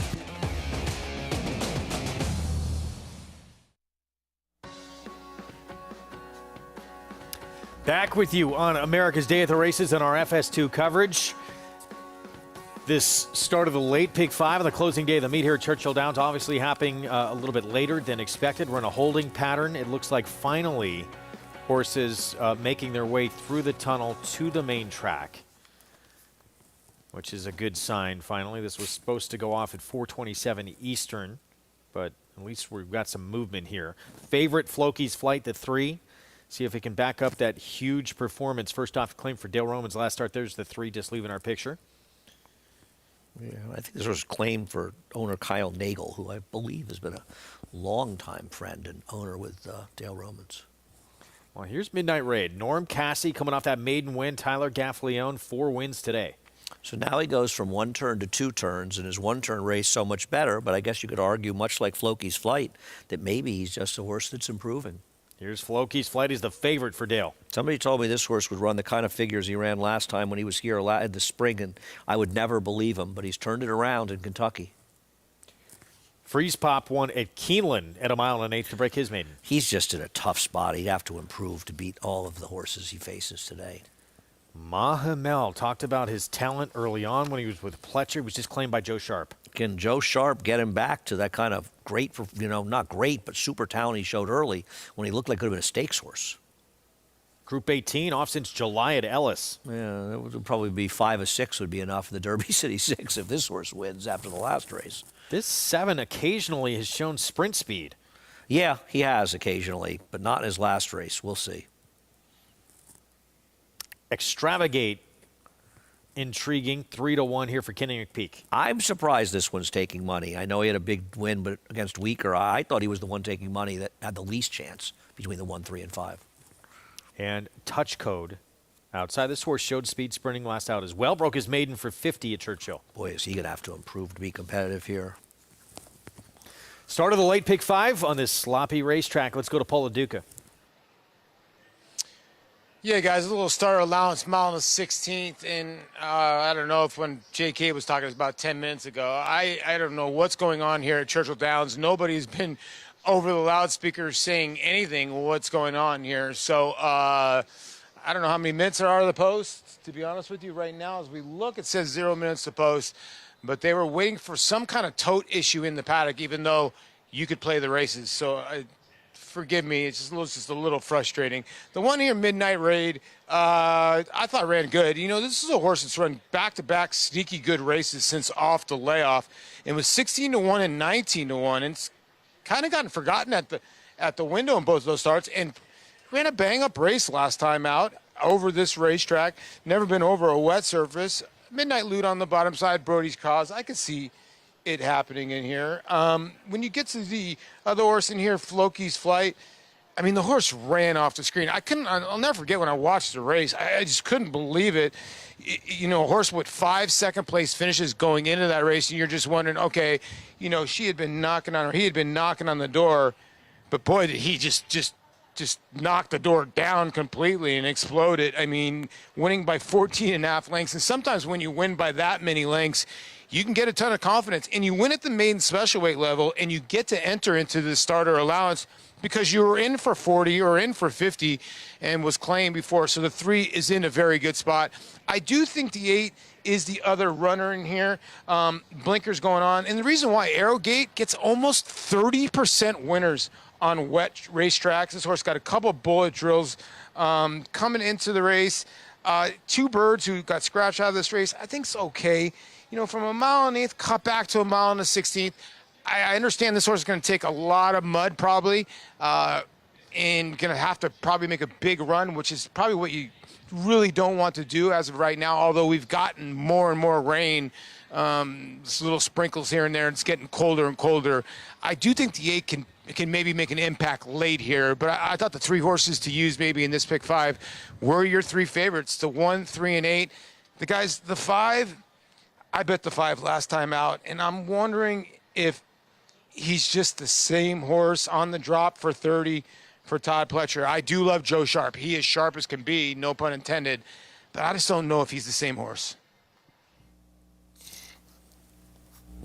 Well, I don't think he's the same horse, but I've seen Joe Sharp do very, very well off the clay with routers.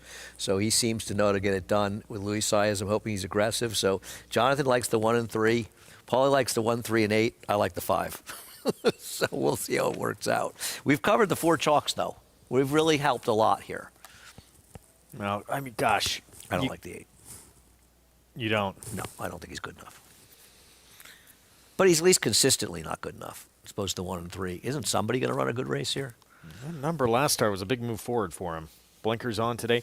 But Mahamel's the interesting, real X-factor horse in here, the 5. I mean, gosh, 99 Beyer, second start of his career, beating your eventual Breeders' Cup Dirt winner, Dirt Mile, Cody's Wish in that spot. I mean, third to Bo Liam. Speaker's Corner, third to. What do you think now? Second beat a Neck, who looked like he was going to be a star sprinter at one point. Well, he's third behind Witzel and Bo Liam. If Witzel hadn't had so many physical issues, he might have been a major stakes winner. Bo Liam, another horse who got hurt a couple starts later. Speaker's Corner is a Grade 1 winner. This horse faced some very, very good horses. Even what do you think now? But we'll see what he can do. But I like Joe Sharp off the claim. I like the stretch. And I hope he gets a super aggressive ride from Luis Saez. Start of the late pick 5, last in line here, this 9 horse to the outside. Let's go to Travis Stone.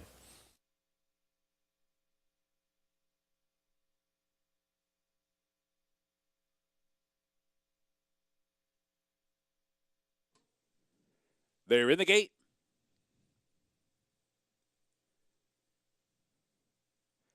And they're off. Mahamel with a good beginning, so too Floki's Flight. American Icon is there, and Touch Code from the far outside. Floki's Flight, though, first into the opening turn, comes a little bit off the rail. Mahamel's floated out, so too American Icon spun out 4 or 5 wide. Touch Code tucked in behind. Freeze Pop saving all sorts of ground, moving up quickly, up into third. Group 18 is back into fourth. Touch Code's now fifth. Midnight Raid and Extravagate at the back as they move to the backstretch run. The opening quarter goes in a moderate 24-4. Floki's Flight steps out, opens up 2.5 lengths, and is cruising along up top. Mahamel's on the chase in second, and American Icon is in the clear right alongside Mahamel. They're 4 lengths behind, 5 furlongs to go. Freeze Pop is over at the inside fourth. Group 18 nudged along while fifth. And then it's Touch Code in the clear. 6, Extravagate and Midnight Raid is at the back and down inside. 7 lengths off Floki's Flight to It's the Far Turn. Still in front by 2. Mahamel now starts on the march. Mahamel's up into second and is closing in. And so to his American Icon, third on the outside. But with that, Floki's Flight opens up once again. Mahamel now in a full-out drive, trying to get up alongside of Floki's Flight is doing so. These two are on even terms now, and Mahamel takes the lead right off the turn. Floki's Flight comes back at the rail. Shoulder to shoulder, 1 furlong to go. Floki's Flight inside, Mahamel outside, nothing between them. 8th pole now, Floki's Flight short lead. Mahamel is pesky. They continue to brush. 16th pole, Mahamel's short lead. Floki's Flight's going to try and come again. It's going to be close. Photo! Floki's Flight and Mahamel in a quarter-mile battle. Farther back, Extravagate or American Icon. Mahamel looked like he was going to go right on by those white blinkers outside, but Floki's Flight inside digs in. Looks like he may have got that nose down. It does feel as though that he finished first in this race, though. It's hard to know where that finish line is at Churchill Downs. I assume we'll be looking at inquiry because we need another delay here because there clearly was bumping. I mean, listen, you could even say Joe Talamo really forced the 5 out in the first turn as well, quite severely. There was contact here. We'll see how much there was. Was it a give and take situation? We'll see if the stewards look at it. These two were clearly the best, and if it ends up being 3-5, which it appears to be, and it stays, that'll keep Tyler Gaffalione live with 4 races left to maybe even try to be able to tie and likely to win. If Louis Saez had won here, he'd be 3 up with 4 left. So we'll see what happens here, and we'll see if they end up looking at this one, because it sure seemed like, you know, Talamo was hitting him lefty, coming out a little bit. So we'll see if there was some bumping going on with those two. We'll see if we can get a head on at some point. Yep. But still not posted. I don't know if the 5 ever got a nose in front. Oh, I definitely think he was in front. He did? Oh, Late in the race? I believe he was in front a number of times in the stretch. I think he was in front coming into the stretch. I think he was in front during the stretch. Late in the race. Well, I don't know how late, you know, but he was definitely in front. I mean, we'll see if there was much bumping. If we can get a head-on look at it, we'll take a look at it. And it is posted 3-5-7-8 in here. Floki's Flight put up, but unofficial. We'll wait and see what transpired here between these two. Nobody else was even in the hunt here. The one was last on the backstretch. The number 8, I mean, it didn't really make any run, but these two horses put on quite a show. I bet the 5, so I'm a little biased, but I thought there looked like there was contact, but without seeing the head-on, there's no way to know for sure. Well, there was that one point, certainly Talamo went left-handed with the crop. Yep. And there was anyway, it looked like there was some contact at that point. Was there more than that? Yeah, was it enough? Was it a give and take? You know, there could have been some give and take. And without seeing the head-on, you can only sort of think there may have been, but you can't really tell for sure. And we'll see right now. It doesn't appear that anybody's claimed, but who knows? Churchill quite often will not even post anything. They'll look at it without. We do that too. It's horribly unfriendly of the bettors. So you can be sure that they if there is anything, they're looking at it now. 3-5-7-8 in the meantime. Let's go to Paul LaDuca. Yeah, guys, I actually I was going down to see if they were going to put in an objection. I looked at Louis Saez and Joe Sharp, and they were walking together, and I said, Louis, there was no contact there? He goes, no, actually, I created more of the contact. I was trying to get my horse pointed in and getting him to compete against the 3, and he just couldn't go by. Well, that was very forthcoming of Saez to admit that. So, yeah, they took this picture without this race even being official. There you go. Louis is a good man. 3-5-7-8, Floki's Flight, your winner in a tight one. That was a good battle down the stretch. This horse has gotten good all of a sudden.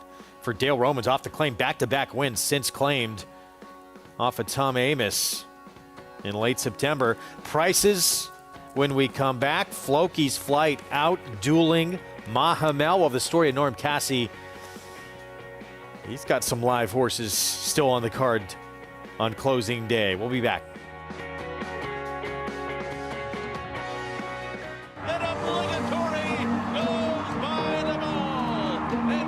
Here comes Malathaat. Here comes Clariere on the outside. They're coming to the finish, and it's got to be Clariere.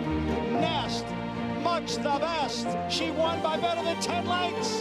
Cody's Wish on the outside. Cody's Wish with the upset in the Fargo. Malathon grabs the lead in deep stretch, and Malathon has won the Personal Ensign Stakes. Curlin, the classic sire.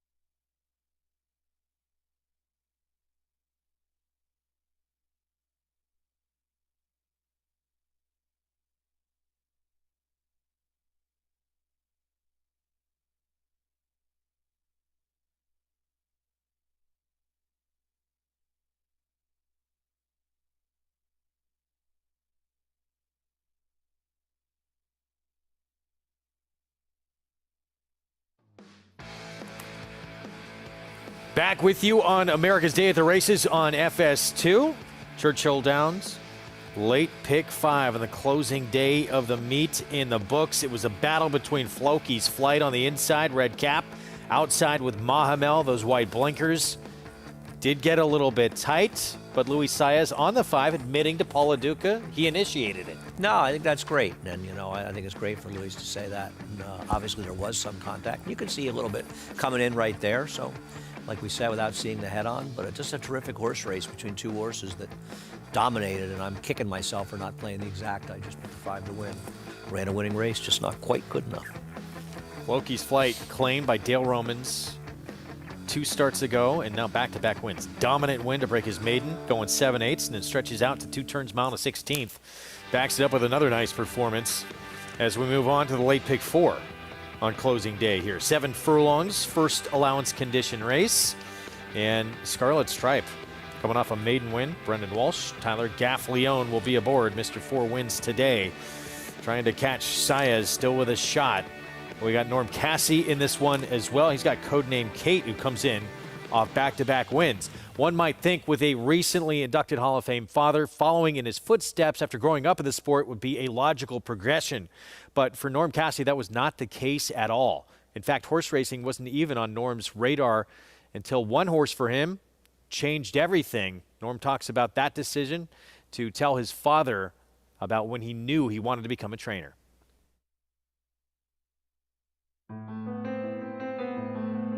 I grew up resenting horse racing a little bit. My dad and my mother divorced when my brother and I were very young, and I didn't get to see Dad a lot. And when I did go to see Dad during the summers, we'd have to go to the races in the barn all day. And then being a little kid, there was a lot of resentment there. I didn't really have a direction early on in my life. I loved sports. I loved baseball. I actually played a year of college baseball. But I mean, at some point you realize, you know, you're 5'6", you're 5'7", you're slow as hell, you have a terrible arm. You're not going to be a Major League Baseball player. Growing up in Louisville, I fell in love with horse racing on my own. The unbeaten colt, Smarty Jones, is drawing away to win the Derby. In the year that Smarty Jones won, I caught the bug really, really bad and decided that's what I wanted to do. I remember the conversation really well because it took a long time to have it. Probably a couple years to tell Dad I knew I wanted to be a trainer. I knew I wanted to follow in his footsteps, but I wasn't brave enough to tell him that yet. I was embarrassed to admit it for whatever reason, and it was an emotional thing to tell him, and I don't know why, because as soon as I did tell him, he's like, well, then let's do it. Let's make you the best that you can possibly be, and we hit the ground running. But Tepin has a 5-length margin and deep stretch. It is Tepin. Tepin in front. Tepin, Collado wins the effort near the line. Tepin puts that move. Wins for America, and that's the quicker. Tepin in front. They have a furlong to run, and she has turned them away. And she is going to make this her own personal playground. Tepin. I just give credit to Tepin for a lot of things. Tepin is definitely the reason I went on my own, because she gave me that confidence. You know, when I left to go on my own, there was no handouts. I got my own clients. At the time, I was a little upset about that, but in hindsight, that was the right thing to do, because now everything has been that much more rewarding.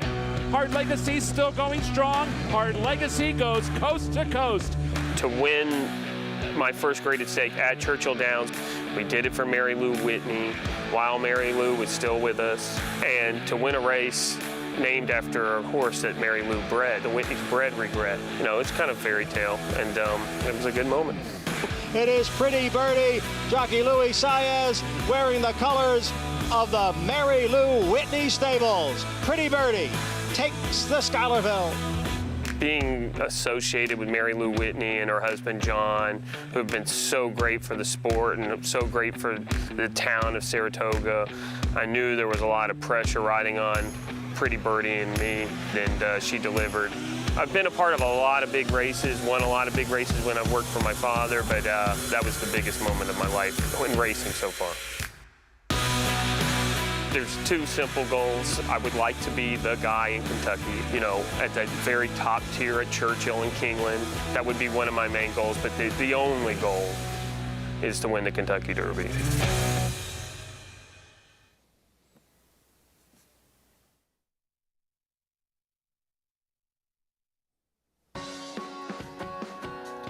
Welcome to those just joining us on SNY. Good to have you with us on America's Day at the Races, closing day of the meet at Churchill Downs on a sloppy racetrack as we get set for the Pick 4 coming up. Greg Wolf alongside Andy Serling. Those already with us, been watching on FS2. We had that feature we just saw on a young trainer with a lot of talent on the rise, Norm Cassidy. We're going to see one of his runners coming up in this next race. Yeah, no, I've known Norm for a long time. Of course, Norm is married to our friend Gabby Gadet, who worked with us for a while, and he's, you know, it's hard. It's very hard to go out on your own. Obviously, he had tremendous success working with his dad, so involved with Tepin, but other horses. And I always felt that barn really was firing in all cylinders when Norm was working for him. But he's done a good job. It's just hard to get started on your own and get those opportunities. But he did well with Pretty Birdie, and such a nice moment. And somebody I'm friendly with, and always happy to see him do well. And I think he could have a very good career ahead of him. Yeah, that was a big win, obviously, Pretty Birdie in that Schuylerville opening day, Saratoga and the Whitney Silks. And he has a special moment. He and Gabby have a baby that looks exactly like him. Yeah, it is mini Norm. Uncanny, absolutely. Which Very is happy for unfortunate them. that looks like him and not Gabby, but that's the way it goes. We're going to see Codename Kate for Norm Cassidy barn. Florent Giroux will be aboard right now, 6-1. I thought I was a player in this race. Back-to-back wins, put together solid figures in both, and a move forward. Could be right in the mix, but got to try and negotiate the 7 furlongs. This race, I mean, there's a lot going on in this race. I think the scratch of the 6 really helped the 8 Scarlet Stripe, but I know horse Jonathan likes, but there's a lot of horses that can win here. Both the 6, the 8, they looked like they were potentially players in here, but they both come out. This one interesting as well. Ain't Broke ran a big effort at Keeneland off a layoff for Brett Calhoun to get second in allowance non-winners of 2. Raylu Gutierrez will ride. We'll have more on this field when we come back after a short timeout.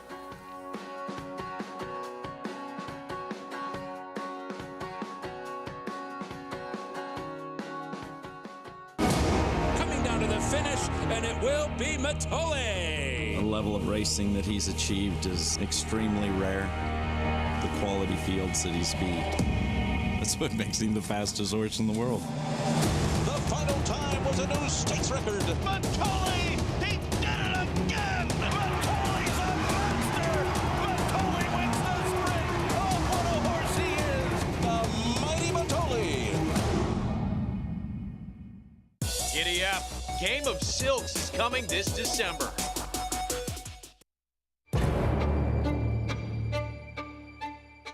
industry has a few things that we have to take care of better, and one was the aftercare of the horses. If we did nothing, these horses would end up in very bad places. That can't happen. We have a social responsibility to make sure that thoroughbred aftercare is also #1 on the list. The cost could be the entire industry. We have to take care of these horses. I remember that meeting at Belmont Park. It was a dream. It's different than any other program that was put into place. It is a first line of defense for those who are concerned about what happens to the equine athlete after he's done racing. We started with some 21 organizations across the country, and now we're up to over 82 facilities throughout the country and giving away almost just under $25 million. It's the one shining accomplishment that we have that we can point to say we really do love our horses.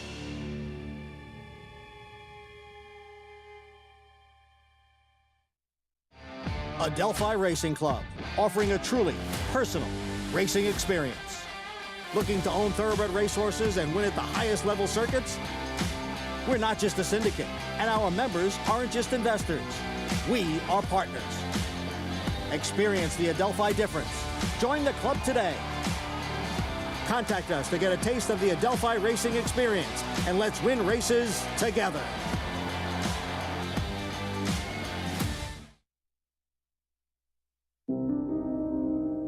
When you enter Gainesway, you can feel the hallowed ground beneath your feet. 1,500 acres of the finest bluegrass land in Kentucky that once housed the famous Green Tree Stud in Whitney Farm. It's a gorgeous place. When I look around, all I see is work, but it is an absolutely stunning property. Just immaculate looking barns. They're more like churches inside. The woodwork, the stained glass, the stone, the tile. I've said it a million times, if I could come back in my second life, I'd like to be a stallion at Gainesway.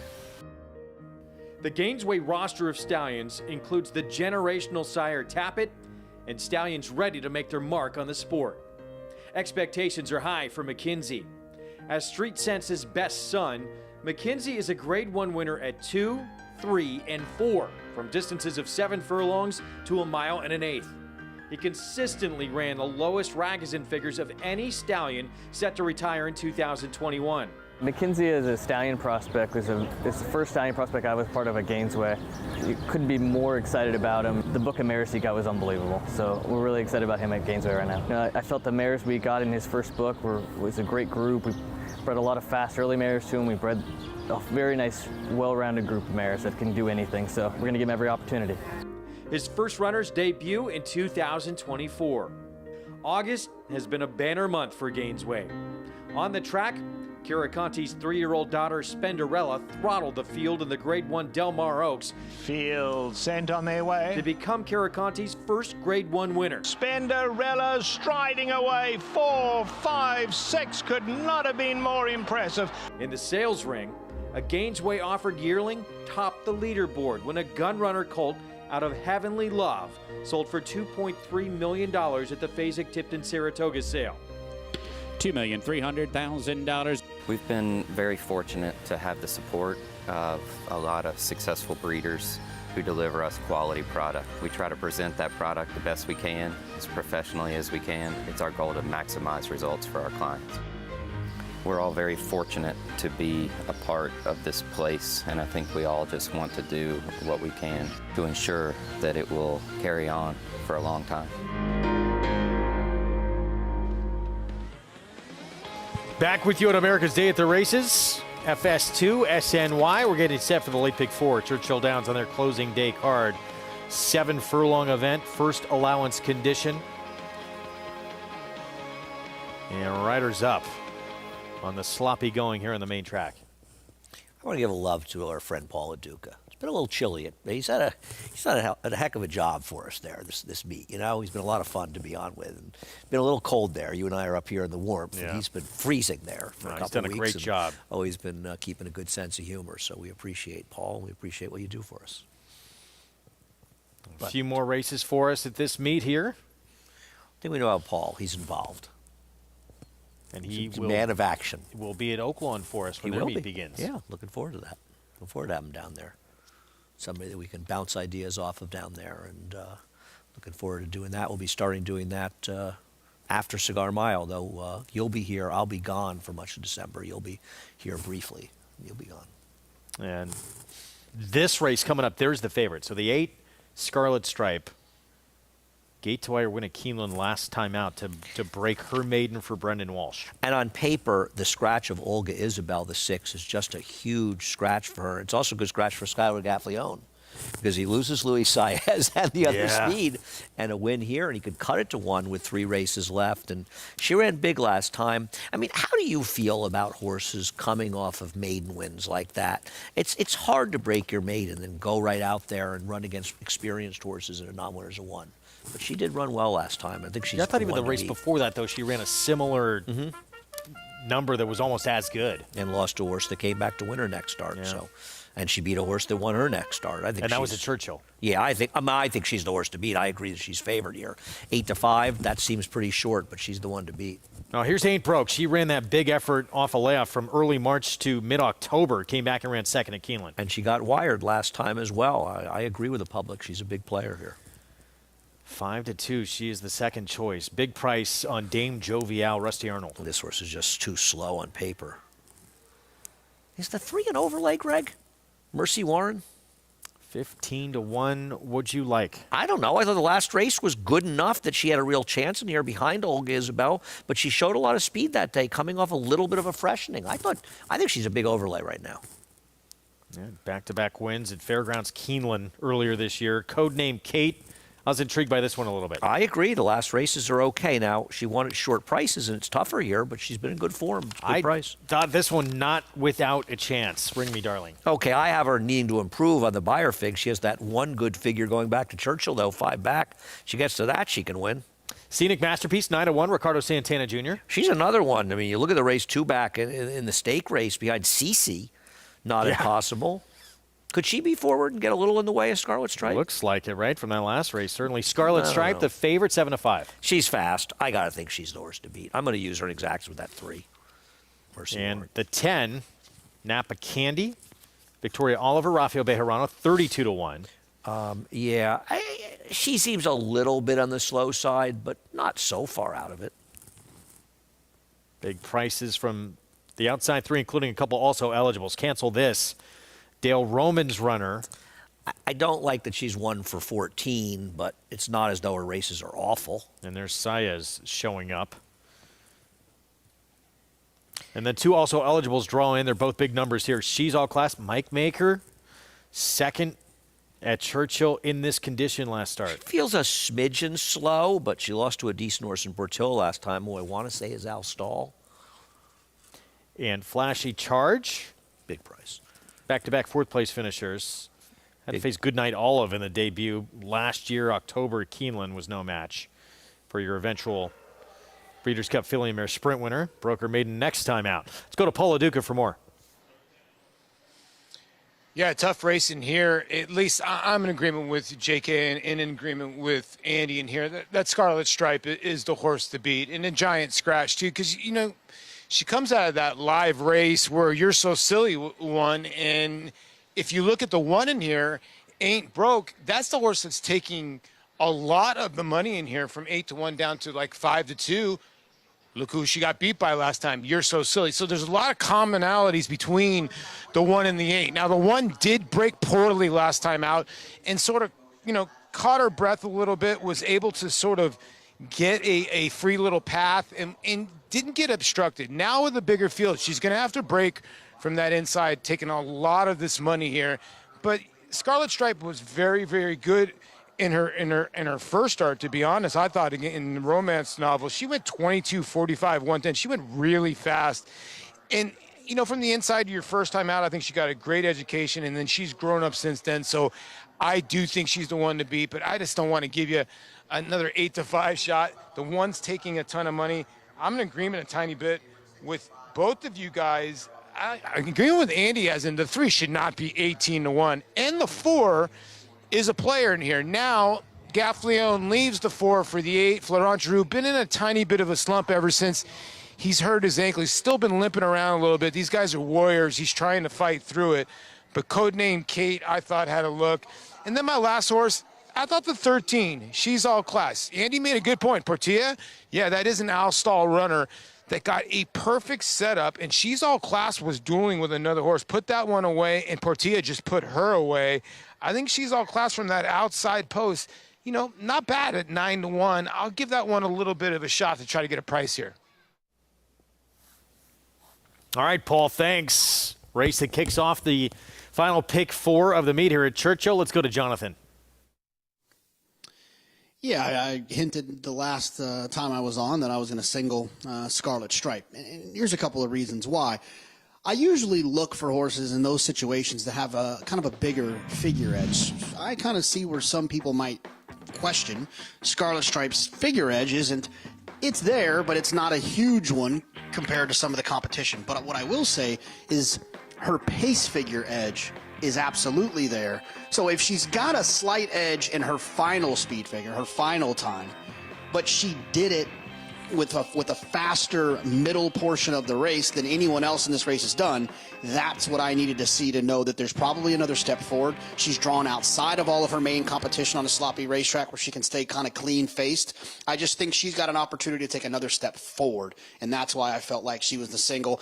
If I was going to have a saver, it would be the one towards the inside, but I think Scarlet Stripe is the single here, and if you're playing that pick 4, I'm going to single another horse in race 11, the 7, Actuator. All right, JK, thanks. Actuator. Michael McCarthy was distant second to Trademark, who jumped up kind of out of nowhere. That was just a huge effort to beat Actuator in that Keeneland race. He's going to have to hope Trademark doesn't show up because he got second. Actuator, sucking up for second on the rail. Actuator, Trademark, he destroyed that. He looked like a stakes horse in that race. And I'm not going to hold St. Tappett's performance against those horses. The horse that I think is a little bit interesting there is Red Danger, because he ran well to be second last year in the street sense. Beyond Howling Time. Howling Time lost a photo in the Matt Wynn, lost a brutal photo. A lot of people thought he won against Cyberknife, and he's kind of the wild card in there. Play action pass, to me, you couldn't throw it. I thought it's an interesting race coming off the grass. Yeah, boy, maybe Jonathan's right about Actuator. I know he has good back races, but Trademark he made mincemeat of him last time out. That's coming up in race 11, race that was the grade 3. It's grade 3 Commonwealth coming off the grass, so it's changed a lot, but still an intriguing race because there's several with dirt form in that race. 6-5 favorite, the 8, and here's Scarlet Stripe trying to go back-to-back in the win column after that maiden score at Keeneland. Did run good at Churchill Downs the race before that, even though it came up just short. Pick 4 starts here. Let's go upstairs to Travis Stone for the call. Flashy charge, goes in. They're in the gate. And they're off. Cancel This, and She's All Class. The two of them break alertly from the round side post. They're racing up after the lead as they move up the chute. Cancel This is up for the lead and crosses over in front of length into half. Mercy Warren is on the chase in second, and then it's Scarlet Stripe who's out in third. She's All Class back into fourth. Down inside, Dame Jovial's moving up from fifth, fourth, and about to be third. Dame Jovial backstretch move there, all the way up into third. Scarlet Stripe is back into fourth. Ain't Broke Racing fifth. She's All Class sixth. Napa Candy seventh. Flashy Charge outside eighth. Codename Kate on the move into ninth. Ring Me Darling is racing in 10th. And Scenic Masterpiece to trailer. Cancel This, the clear-cut leader. The opening quarter in 22-2, in front by 2.5. Dame Jovial's advanced up into second, is under pressure there. Mercy Warren is too wide. Scarlet Stripes under pressure. Under the drive on the outside, fourth. Napa Candy's going to cut the corner down inside fifth. They are off the turn. They're into the stretch, the half, and 45-2. Cancel This. Way out in the center of the track, but it's clear by 4. Napa Candy grinding away toward the rail, trying to close the gap. Napa Candy's coming quickly as Cancel This drifts way to the outside. Cancel This closer to the outside rail. Napa Candy sneaks through down inside, and Napa Candy got it. 2 in the end. Cancel This might have held second from Scarlet Stripe. Ain't Broke was fourth. Napa Candy takes advantage of a drifting Cancel This. Luis Saez trying to wrap up this riding title, putting this 12 on the front end, but just drifts badly in the stretch. Luis Saez, one thing about him, he wants the front end and he goes, but as you say, drifting out and tiring. I don't think the 8 really handled the track, didn't get the lead. Obviously a horse that wants to be more forward, but out there in the middle of the track, ran okay to be third, but give all the credit to Napa Candy. I mean, I couldn't have had this horse, and it's funny, you know, she ran a sloppy steel track once before at Churchill Downs and was brutal that day. Well, obviously, I mean, that's the second worst race from a speed figure standpoint she's ever run. Different horse today, and a very good ride by Bejarano. I mean, this, you got to think at this point, this pick 6 with 2 big bombs in it. Gonna pay for 5 or 4? How many tickets are gonna be a lot? I mean, it's like mandatory payout day, 220 to 1 plus prices already through the first few legs. Wow. And Napa Candy, this is a tough one to find. Had 2 starts on and off track, had not hit the board. Victoria Oliver, Rafael Bejarano. We're gonna have the story of Dallas Stewart and his success on the national stage. D. Wayne Lucas disciple. When we come back, stay with us. More America's Day at the Races on FS2 SNY right after this. This proven son of Giants Causeway has sired 7 millionaires. With over 10% stakes performers, his recent top runners include Tarabi, placed in the Grade 1 Spinaway and Breeders' Cup Juvenile Fillies, Grade 2 winner Plum Ali, plus these standout performers. It's a Bushido coming down to the wire in the Ontario Racing Stakes has run them ragged. A proven value sire, First Samurai, standing at Claiborne Farm.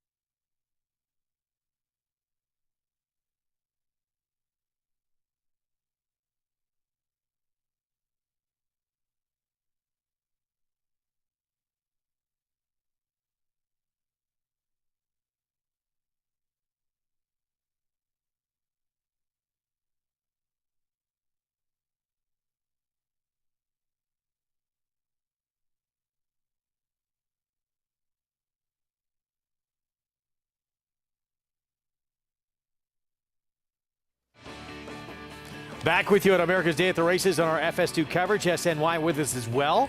Program brought to you in part by America's Best Racing, for the love of the race. Visit americasbestracing.net today. Rafael Bejarano taking advantage of a drifting out cancel this.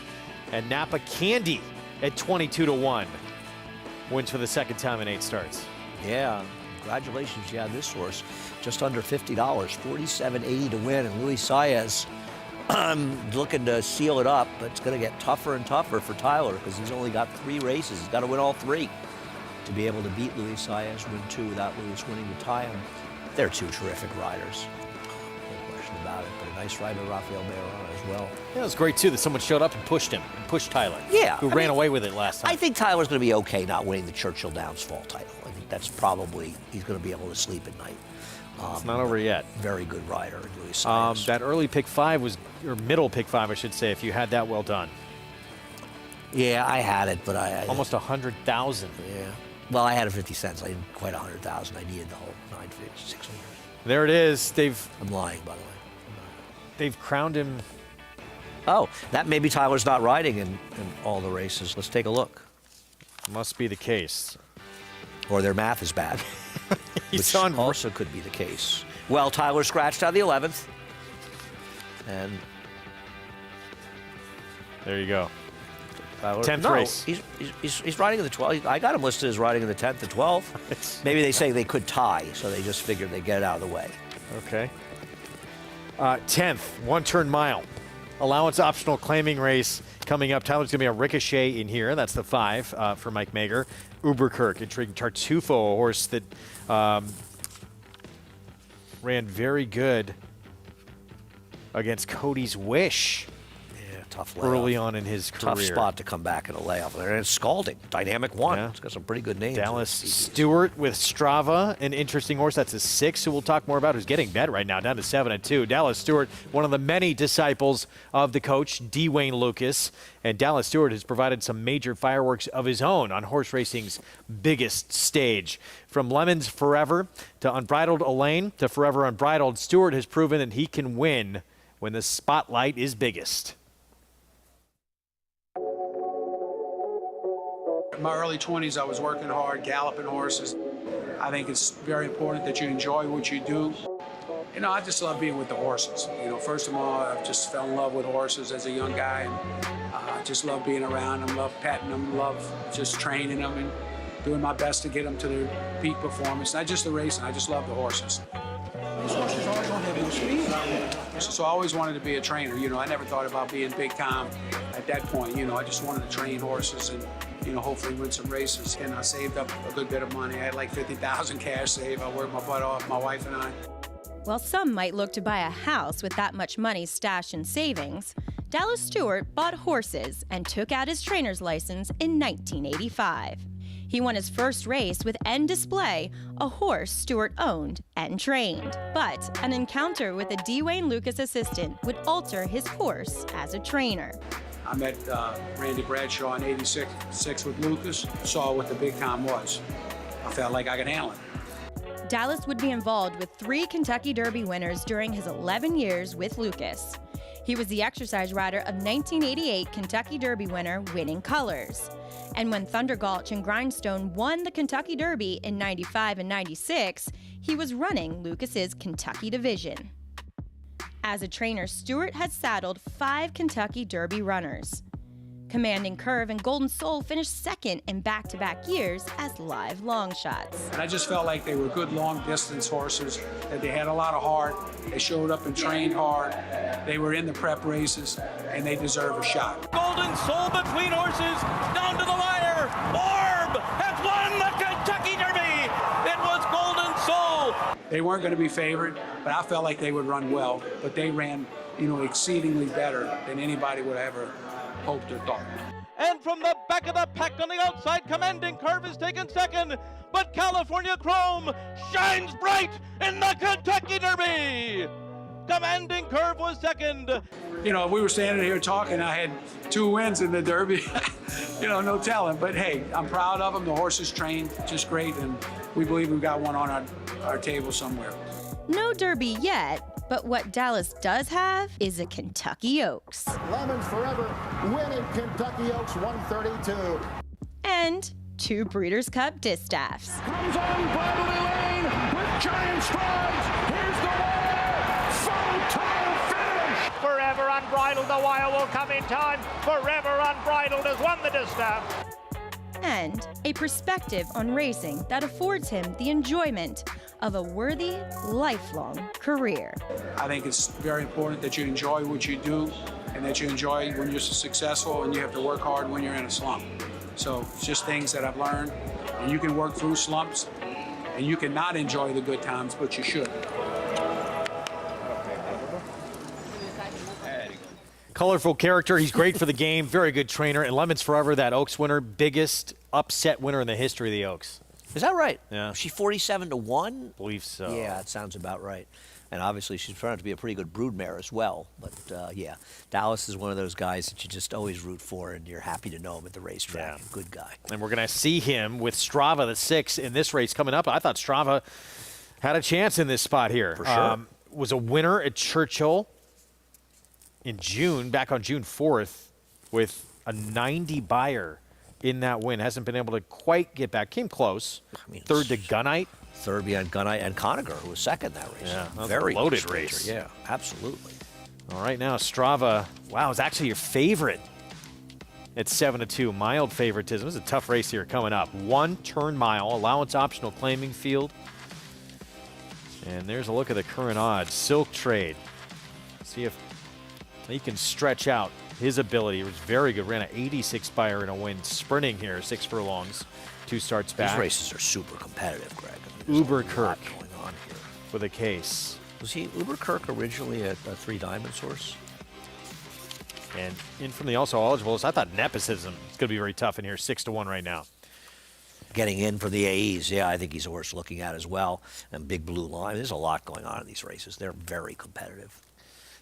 Tough one to handicap coming up here in race 10. Final pick 3 of the meet at Churchill. We'll be back with a post parade next. To me, he checks all the boxes. He's a high dollar sales yearling. He's got the confirmation. You know, he's got that blazing speed, and he's passing on his look. So I'm very high on him. Usually don't tout farm stallions, but in this case, I'm going to make an exception because I am really, really high on these volatile babies. We bought one colt that we were really high on. I gave one of my highest grade with wholesale. They're bringing in user prices, and I think that's great for the stallion. Volatile in the Vanderbilt.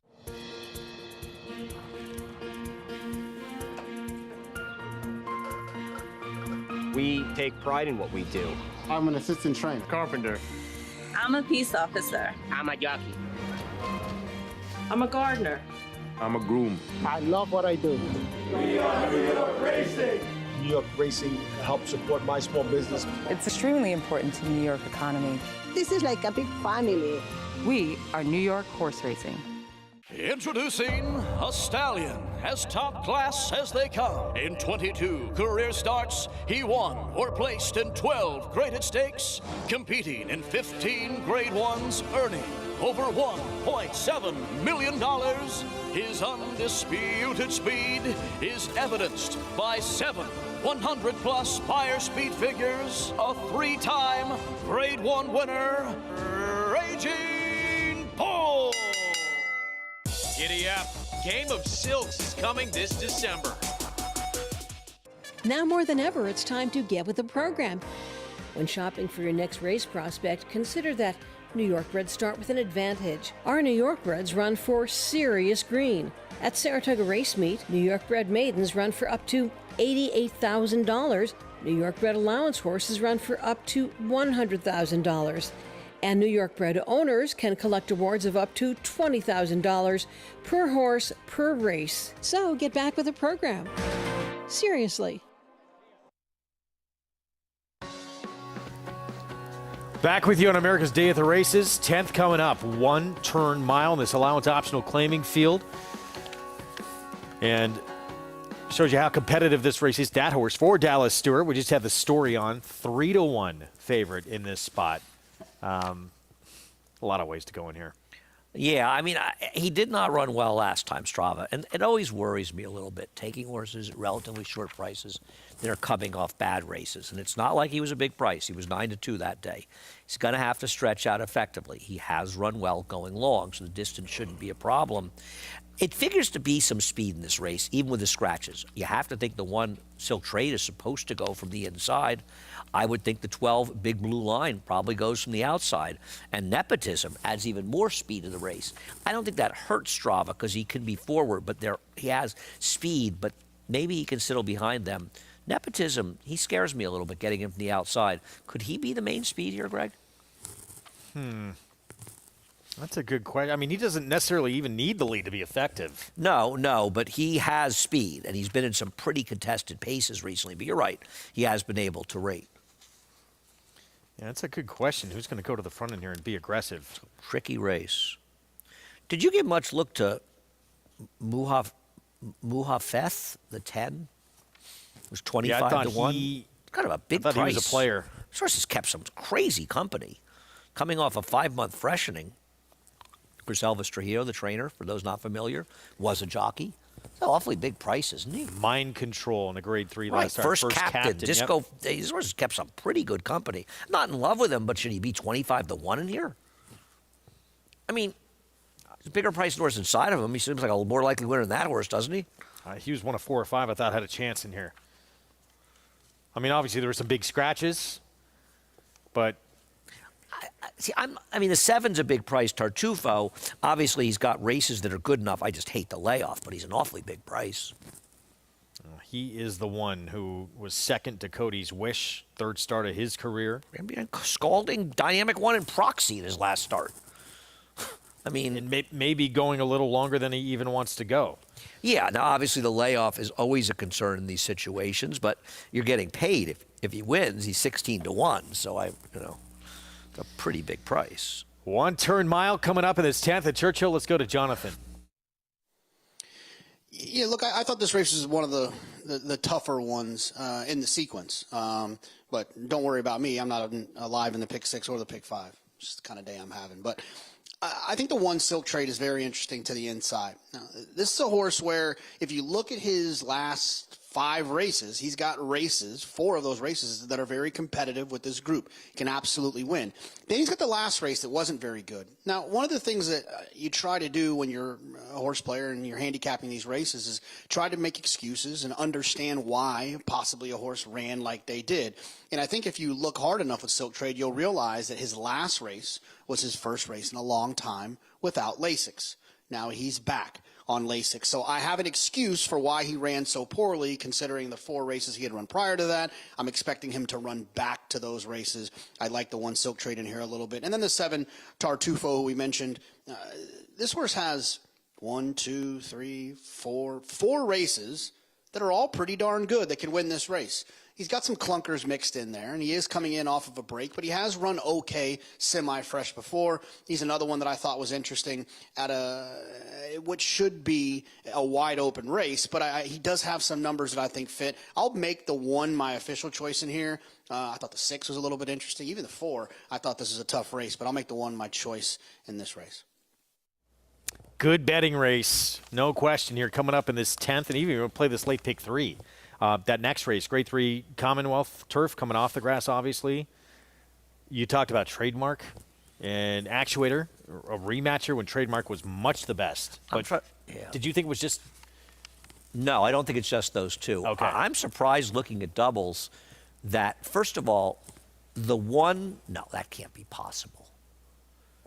The 8-1... The 1 is favored in doubles? Stolen Base? Huh? He did win in the dirt to start his career out, and he ran against High Oak. I think it's very random. I thought Trademark should be favored in there. I can't get past Trademark's last race. Where did it come from? You missed the boat at 23-1, but to deny he ran that race, Greg. I mean, that was some effort he put in. He buried Actuator. I thought the interesting other horse, Red Danger, was a little interesting in there. The number 10. And Why then, is Stolen Base so short, Greg? Looking at doubles, and he's really short. Broke his maiden first out on the dirt. They went to Saratoga Special, but showed ability first time on dirt. I guess. I didn't, but shouldn't. He's I not mean, even a player, in good form, but I though. don't, He's not shouldn't even be in that good short, form yeah. on the right surface. I mean, I would use Trademark and a little Red Danger. Need some doubles, Greg. And then, yeah, if you're playing this late pick 3, by the way, before we get to this post parade, there's a horse named Mount Craig who went off as a favorite off a huge debut at Belmont for Vilmont. Did not show up in his last start. That was at Churchill. Had a terrible beginning, kind of dropped him way back into last, but he didn't run at all. You and I both watched it and separately felt, okay, he didn't have a good break, but so what? He was absolutely brutal after that. And obviously was out for a long time, but his debut, I mean, he ran against some very good horses. So interesting pick 3 to try and attack if you can narrow down in any one of these next 3 races here coming up. As you take a look at Ricochet, Tyler Gaffleone, by the numbers we have, still a chance to tie Saez as co-leading rider at the meet. Listen, there may be a difference between New York Mac and the Kentucky Math. I'm starting to feel like that's the case here because you and I are a little confused as to what's going on here. I'm thinking maybe with the rain, they thought, we'll give it to Luis. The worst he can do is tie, There's so we'll Saez. get one out of the way. He's going to ride the 8. They just took his picture as the leading rider at the meet. He's bragging. He's saying, I may have pulled one over on these guys. I don't even have to win this thing outright. They've already given it to me. I'm not giving it back. Let's go to Paul for more here on the 10th.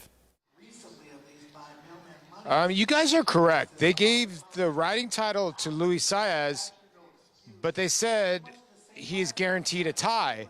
I don't think I've ever seen that happen before. Now, if Tyler Gaffleone wins the last 3, do they do another ceremony? Yeah, actually, he did have a mount scratch, so he's got 2 mounts left, Tyler. But to me, it's just strange. I don't think in any other sport you would see with someone with a chance to tie still go ahead and take that picture of him being a leading rider when Tyler has a chance to tie him. I don't get it at all. What do I know? I wonder if it's because of the weather and late in the day they figured, let's try to get it over with so we don't have, you know what I mean? Is that fair? Well, look, as an athlete, we should ask Paulie this, maybe bring him back on. But if you're an athlete, you use anything you can as extra motivation. If you're Tyler Gaffalione, do you take that as a slight and push a little harder here? Not that he wouldn't be anyway.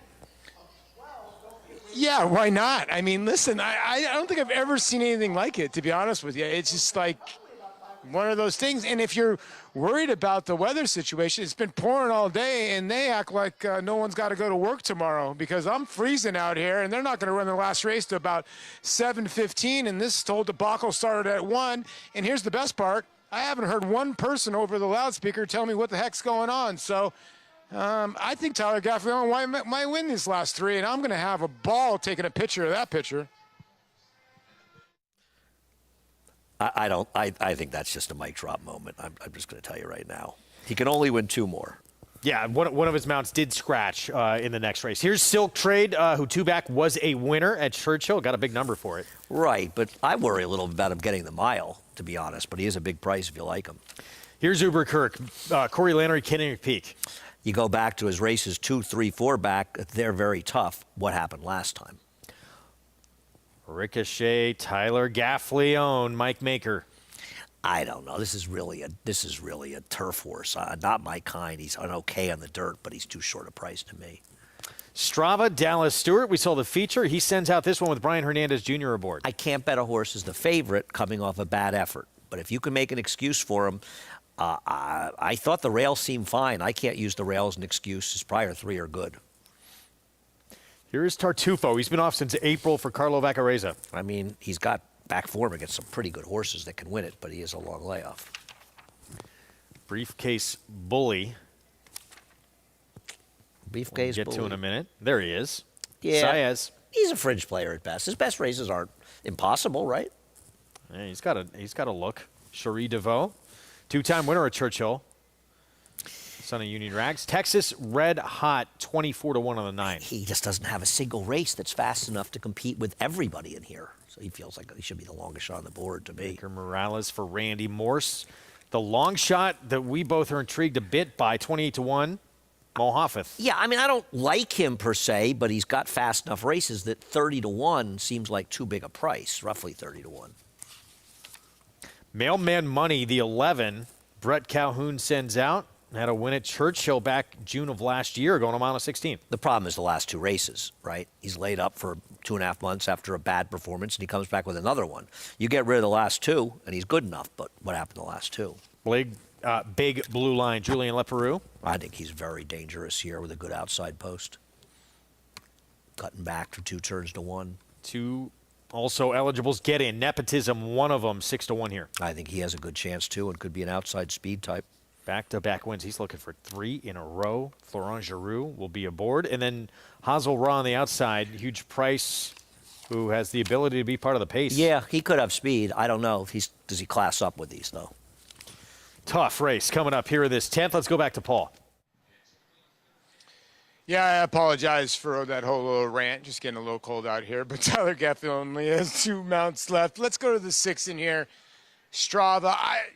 This race is really, really tough to gauge in here. But, Strava's got some good races to go to Dallas Stewart, and I get it. But it's really tough to take this horse at this price currently at 5-2 because there's just so many different ways you can go in this race. Andy mentioned, if you're a sheet player, Tartufo's got the best numbers in this race, the 7 at 10-1. But can this horse translate it off a layoff since April over a sloppy racetrack? There's a lot of things to be answered. So there's a lot of horses in here that could get the job done. So we'll start with Strava. I do think has got a good shot. Now, I'm in also agreement with Andy. Listen, Nepotism was a horse that had second-itis and third itis. This horse kept on hanging. And when he won 2 back, he won by a length and a quarter. Then last time he won with some authority. And I know it was an off-the-turf event, but for a horse that at one time was 1 for 13 and didn't have that winning punch, it seems like he's kind of turned that corner, the 13. And he can lay very close, towards the front. I would think Florent Giroux. You lose Louis Saez, obviously, to one of the other runners in here, and Briefcase Bully, who I think the 8 at 7-1, Cherie DeVoe, she's looking for another one. She had one yesterday, a nice little filly win yesterday. Briefcase Bully's a horse that comes from way, way out of it, though. Does like Churchill Downs, does have 2 wins over the racetrack, does have a win in a second over a wet surface. The interesting horse to me, guys, was not really reading in. Sienna Farm. I mean, he was bad. Another speed horse. I know he's a big price, but I think he'll finish around Tuesday. I mean, I used the 13 in doubles. I thought I was gin. Maybe somebody catch from behind, but wow. They knew what they were doing, making him the favorite. I don't know what his excuse was last time, but he absolutely smothered this field today. Whew. Getting more ground, his friend. Like this off going here. 3-1 favorite, 6, 12, 7, 8. As Strava gets the win here as the favorite, but a pick 6 on a mandatory payout day that's had a couple of horses 20-1 or better in this sequence. People alive, I guess. Good luck if you're alive. Still not easy. Tough sequence. Yeah. This was not a narrow down race, really. No doubt. Yeah. Thought he was 3-1 in the pick 6, but who knows? 2 races remain on the final day of this Churchill meet. Well, prices from the 10th when we come back. Audible let loose on the outside to take the lead. Audible by 3. Audible, no doubt about it. Internet, 575,000. Thank you. PC, 675,000. Oh my, 725. What we're seeing from Audible across the board are very athletic shapes, strong hips, and powerful bodies that look like they have speed, which is really what you want to see from the freshman stallion.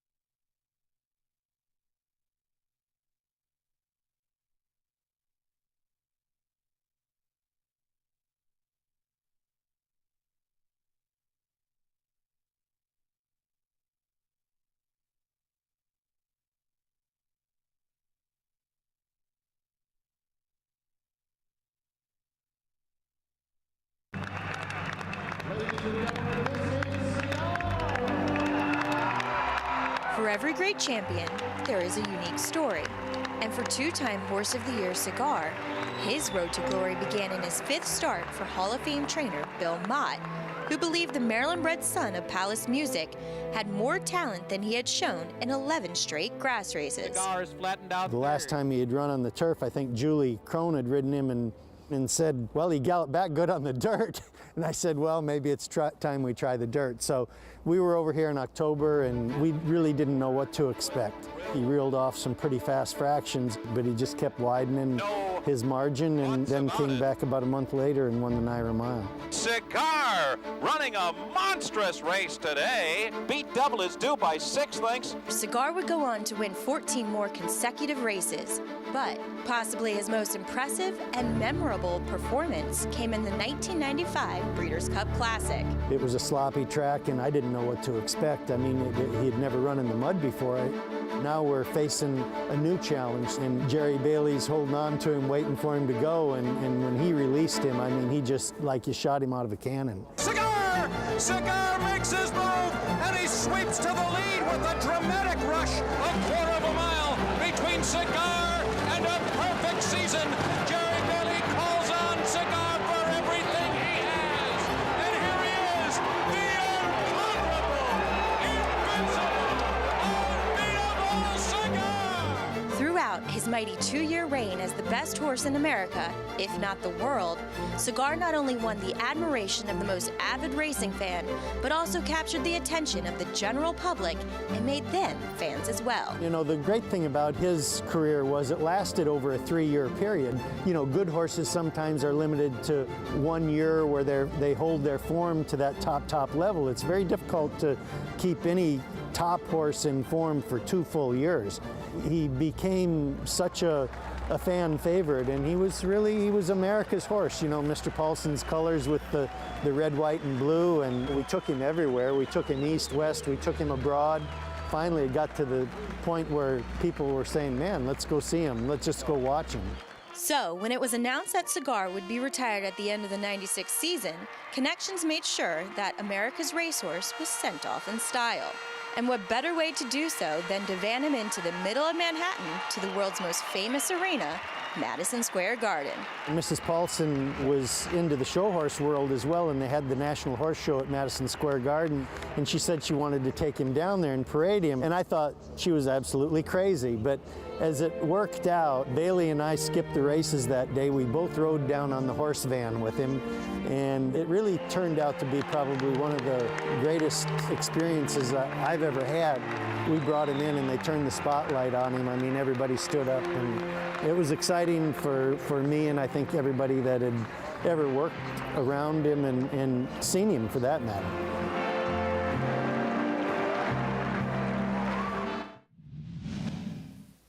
What an incredible run. Put back on dirt, won an allowance race, and then the 1994 Naira Mile. It's the 6th betting choice in this race. And Mike Smith had decided to change, took off him to ride Devil Is Due, and who would blame him? Devil Is Due 5-time Grade 1 winner. No, I would blame him. This was my first year when I was playing full-time, and it was the biggest win bet I made the entire year. It was on Cigar in this race. I thought he was the now horse, and a lot of these horses been running his races, and that dirt race was a tremendous effort by him, and you could just tell he was going to win the entire time. I actually needed Punchline to finish 3rd to get 2nd to make a score in the exact. I think it was a very big price, but Cigar was brilliant that day. You know, you and I were talking off air. You have his lifetime PPs. Nowadays, with the use of Formulator, and you can look up horses' lifetime PPs easily. Back then, you couldn't. You had to be a sick person like me who kept 2 years of racing forms in his apartment to be able to look into, you know, earlier dates to find those dirt races and to find the fact that he ran a 90-plus buyer. The real question is why Alex Hassinger, his original trainer, put him on the turf after breaking his maiden with a 90-plus buyer. 93 buyer, breaks his maiden second career start on dirt and goes to turf. Yeah, it made no sense whatsoever. But for Bill, it had been a long time since he had been on the dirt when he took him over. So it wasn't readily available in the PPs because you got the paper then. And you see that career record, 33, 19, 4, 5, but he had the plethora of races in the turf where he just wasn't able to win. He was okay on the turf, but he was a real, very good racehorse in the dirt. Oh, the neatest part, I mean, obviously the Madison Square Garden. I remember that. Very cool. But hearing Bill Mott say, well, just got beat again on the grass, and Julie Crone comes back and says, well, we ran really well over the dirt coming back in. That was part of the reason switching this horse back to dirt. Incredible. It's amazing, and you see it in those PPs, how good he was on the dirt. And the real question is not on Bill Mott. It's really his original trainer. Why did he put this horse on the dirt? I mean, at least fail on the dirt. It's a very tough game. It's even tougher when you make it harder. Yeah. But fortunately, Bill got him back in the dirt. And the thing that also was great about him, he mentioned he traveled everywhere. California, Midwest, he ran everywhere, and he ran in so many races. I always thought his his Oaklawn handicap when he beat Silver Goblin. Might have been the best race he ever ran, but he ran some very good. And how fever do you remember that streak? And it was race by race by race, especially towards the end. I mean, how much it was a big captivating story. the It was a country? big story. The interesting thing was he didn't run that much in NYRA. He ran those 3 races late, in '95 when he won the Woodward, the Jockey Club, and then the Breeders' Cup. But other than that, I saw him run Florida a lot because I saw him. Unfortunately, when he hooked up with the Great Holy Bull, that was when Holy Bull was pulled up in the first turn. I was there for his Don. I saw that race. He won an allowance race after the Cigar Mile. He won the Don. I think he won the Gulfstream Park Handicap after that, and then he went to Oaklawn. He was phenomenal because he ran a lot, but he took a lot of the summer off. He never ran at Saratoga in the dirt. Yeah, interesting. This year's edition of the Cigar Mile is coming up next Saturday. And look at the possibles are going to line up. Baby Yoda there. We have Zandon, Intriguing White Abarrio, Mind Control. It's going to be a fun race. Who's the speed? Is the speed White Abarrio or Baby Yoda? Maybe it's White Abarrio, right? I like Zandon cutting back, though. I think he's going to be better at a mile. Let's look at Zandon. There was the talk that, getting more ground actually might be good for him, but now we'll see. Maybe cutting back is what he needs all along. His horse actually won sprinting 6 furlongs in his debut. No, and he ran very, very well that day. He's run well going longer, but I wonder if a mile cutback is perfect. And I think about how Chad Brown had Connect. And Connect, which a lot of people won't remember, he beat Gunrunner when he won the Pennsylvania Derby. And he didn't run again at the Pennsylvania Derby until he ran the Cigar Mile. Exact same thing that Zandon's doing. Chad put him away after that race. Obviously didn't feel he was good enough, and he was right to run the Breeders' Cup Classic. He's waiting for the Cigar Mile, and it's a race that made Connect into a sire, and it's really a stallion-making race, much more so than the Breeders' Cup Mile. Well, Baby Yoda, he ran too good at Saratoga a couple of summers ago that it's kind of ruined him because everyone expected just greatness from him. We haven't seen that, but he's still become a very good horse. Oh, yeah, he is.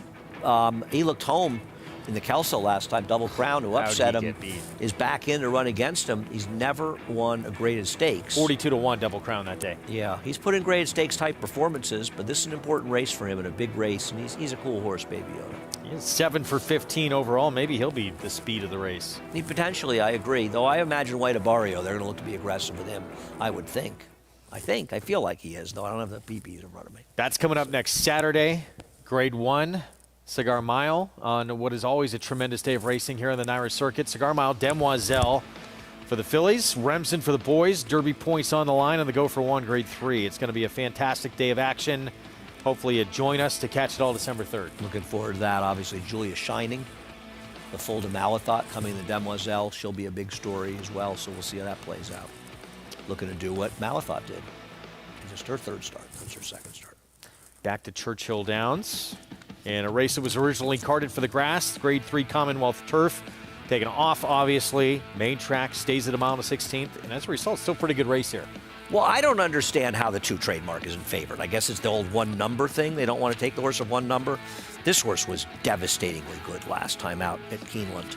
I have no idea. Beat is favored. Why is Stolen Base a short price?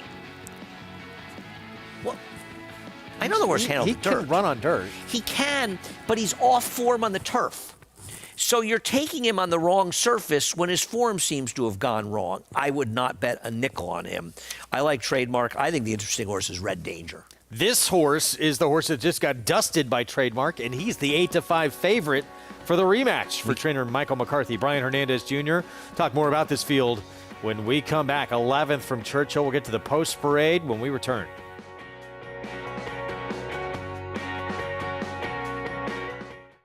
War Dancer. The momentum continues with recent stakes winners on turf and dirt. Dancing Buck going wire to wire in the Grade 3 Belmont Turf. Dancing Buck has opened up on the field. It is Dancing Buck by a half dozen lengths. And 2-year-old filly War Saichi with a wire-to-wire win in the Ladyfinger Stakes. War Saichi asserted her authority immediately out of the starting gate, and she has not relinquished the lead. War Dancer, the #1 third crop turf sire in North America. Proud to stand in New York. This season at Oaklawn, we've got more of everything. More of the top thoroughbreds in the world. More days of live racing and the largest purses in our history.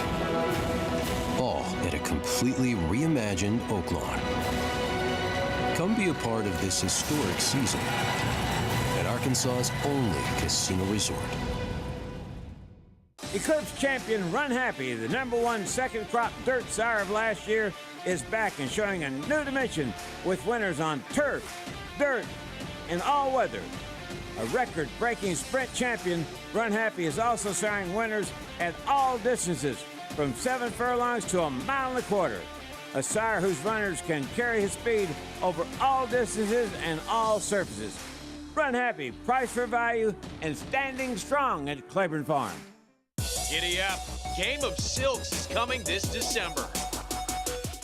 Racetrack Television Network brings you every race, from every track, on every screen, every day.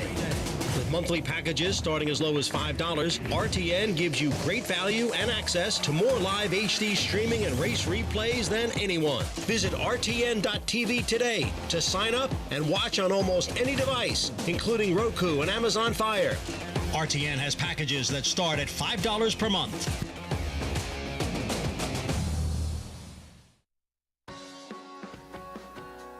Back with you on America's Day at the Races on FS2 SNY. Wet track for the final couple of races of this Churchill Downs meet. Race that was scheduled for the turf comes off as we get set for a post parade here momentarily. Yeah, I mean, obviously, you're sorry the race came off the turf, but as you said, it's still an interesting race. I am baffled why. I understand what you're saying with stolen base. He did handle the dirt, and we know he can handle the dirt. I agree. But he's off the form on the right surface, so I don't know. I wouldn't want him at all. And I think if you're going to go for one of the turf horses, I would go for Red Danger, who at Churchill in the Street Sense last year ran a very good second to Howling Time and ran a credible number as a 3-year-old that would make him dangerous in here. But don't you get the feeling that both Trademark and Actuator were entered effectively as MTOs? Not that they were gonna, I mean, both of those horses didn't appear to be. They looked like, and I knew smart move. We saw the forecast when they drew this race. I mean, I handicapped this race primarily for dirt back on when they drew it on Thursday. Excuse me. I just don't understand why the 2 is 4-1 and the 7 is 6-5. So yeah, the 2 Trademark just obliterated Actuator when they met at Keeneland, and I didn't see a real excuse for Actuator. You looked at it. You didn't either. I don't see any excuse at all. Look, Trademark, it is, an aberration. I mean, he's never come close to running that kind of race. Stepped up kind of out of nowhere and did it. Can he do it again? Right, but he's not a bum. I mean, I know he lost to Actuator in the Indiana Derby, but he also, he ran 4th beaten only a few lengths. I agree. I mean, I don't like that idea. But on the other hand, if they were both 2-1, I could understand the Actuator. I don't understand it 7-2 and 6-5. All right, well, Jonathan is an Actuator fan. JK, why do you like him? Well, Andy's been in this situation. We've all been in these situations before where someone we're close to is involved with a horse, so you kind of follow the entire time. So you get the behind the scenes. You get to hear my friend Jake Ballas, one of the main partners, the operating partner of Black Type Thoroughbred. So I've followed Actuator throughout this entire journey that he's been on since they've had him. And he's a horse that I think last time he probably got a little bit further back. Andy mentioned he kind of got that suck-up trip last time against Trademark when Trademark freaked that day. And Actuator's never really ever been that far back outside of the Alan Jerkins where he didn't really run a step at all. But I think if he's a little bit more involved in the race, a little bit closer in the race, I think he would have run better that day, and I think he'll run better today. And because Trademark kind of freaked and ran that big race, there's always that question of like, well, where did that come from? How did it happen?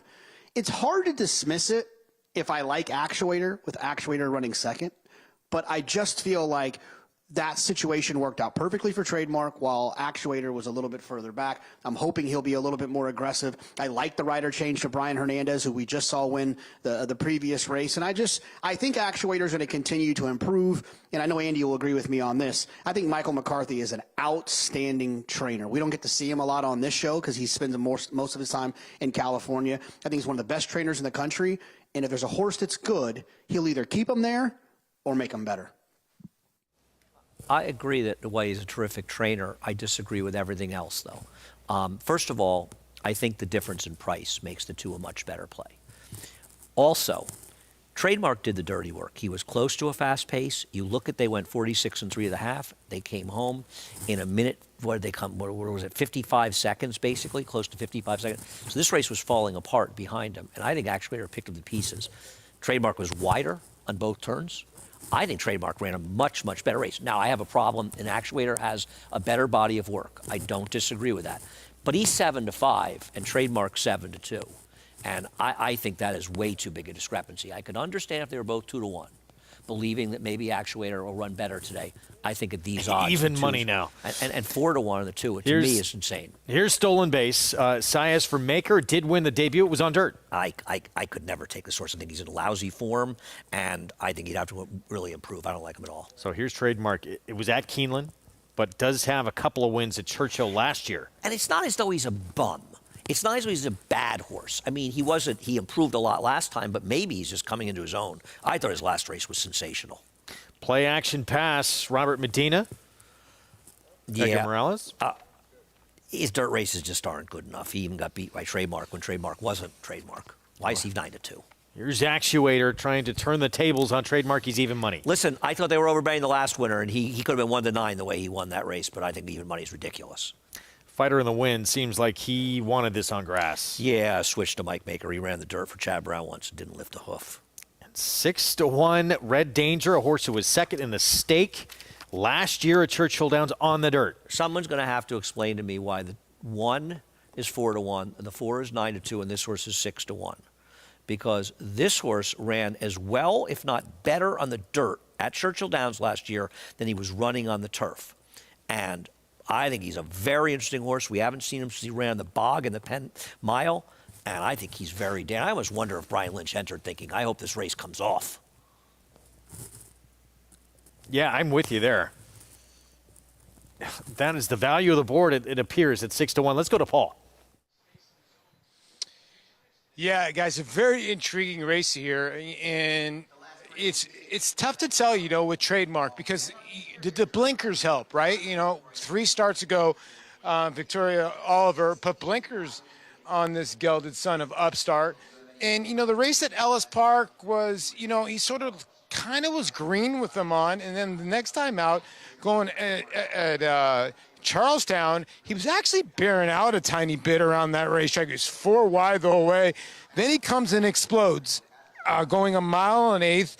And you're right, he was best that day. I mean, he really was, especially from the 10-hole. It's tough to win from the outside post. You do get a bit of a run up there in 1 mile and 1/8 at Keeneland, but it was a giant race. It's the best race that he's gone to, and I think a lot of people are looking, okay, I get it. This horse did beat Actuator last time, but then you look at the wet form, 0 for 3. But the races have not been awful. So I kind of agree with Andy that the should not be a discrepancy between the 2 and 7, although I do prefer the 7 Actuator a little bit more, just because I think maybe that Brian Hernandez will have this horse a tiny bit closer. In the last race, I thought Jimmy Graham had this horse farther back than before. If you looked at the race at Indiana when he won the Indiana Derby, he didn't break the best, but he was able to sort of lay in that second flight or close up to the lead Actuator, and maybe he can stay a little bit closer up and he'll get first run on Trademark today. That might happen. We'll see. And I agree. I think the 10 Red Danger, you look at some of the races, they're not bad at all. We've already seen one Orb win here at Churchill Downs. And what was Orb's best day? A rainy day in the first Saturday in May. And Brian Lynch's horses have been firing at this whole meet with Julien Leparoux. I was really between, obviously, the 2 and the 7. I gave the 7 the slight nudge, but I actually like the 10 here a tiny bit. I played 7-10 exactas. All right, Paul, good luck. Yeah, the 10 looked. Red Danger second in the street sense on this racetrack last year. It's the last time he's been on dirt. That's behind Howling Time, stakes race. You and I were here for an off-the-turf stake where a very logical horse that we talked about wired the field at about 9-2. Yeah. And I feel as though we're looking at Howling Time running Howling Time beating Red Danger. Howling Time lost by a barest of noses to Cyberknife in the Matt Winn. And you and I talked about the race and said these are value races. How is the 1 and 4 a very similar price to Trademark? You want to take the 7 over the 2. Okay, I think you're wrong to take even money versus 4-1, but I get it. I don't understand how anybody's looking at these races because I don't even think the 1 and 4 beat the Trademark before his last race. So I think it's absolutely ridiculous. And I also think it's ridiculous that they're a shorter price than the 10 Red Danger, who at least has a good race in the dirt.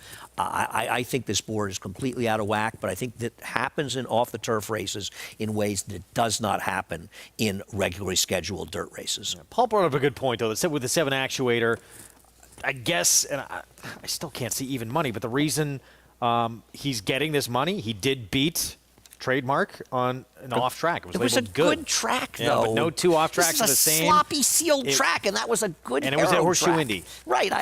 If that's why people think he's even money over the 2, and the 2's last race. I'm not saying I love the 2, but I think 4-1's a ridiculous overlay. I think he's supposed to be 2-1, and maybe the same price as the 7. I think this board Travis is still in the completely call.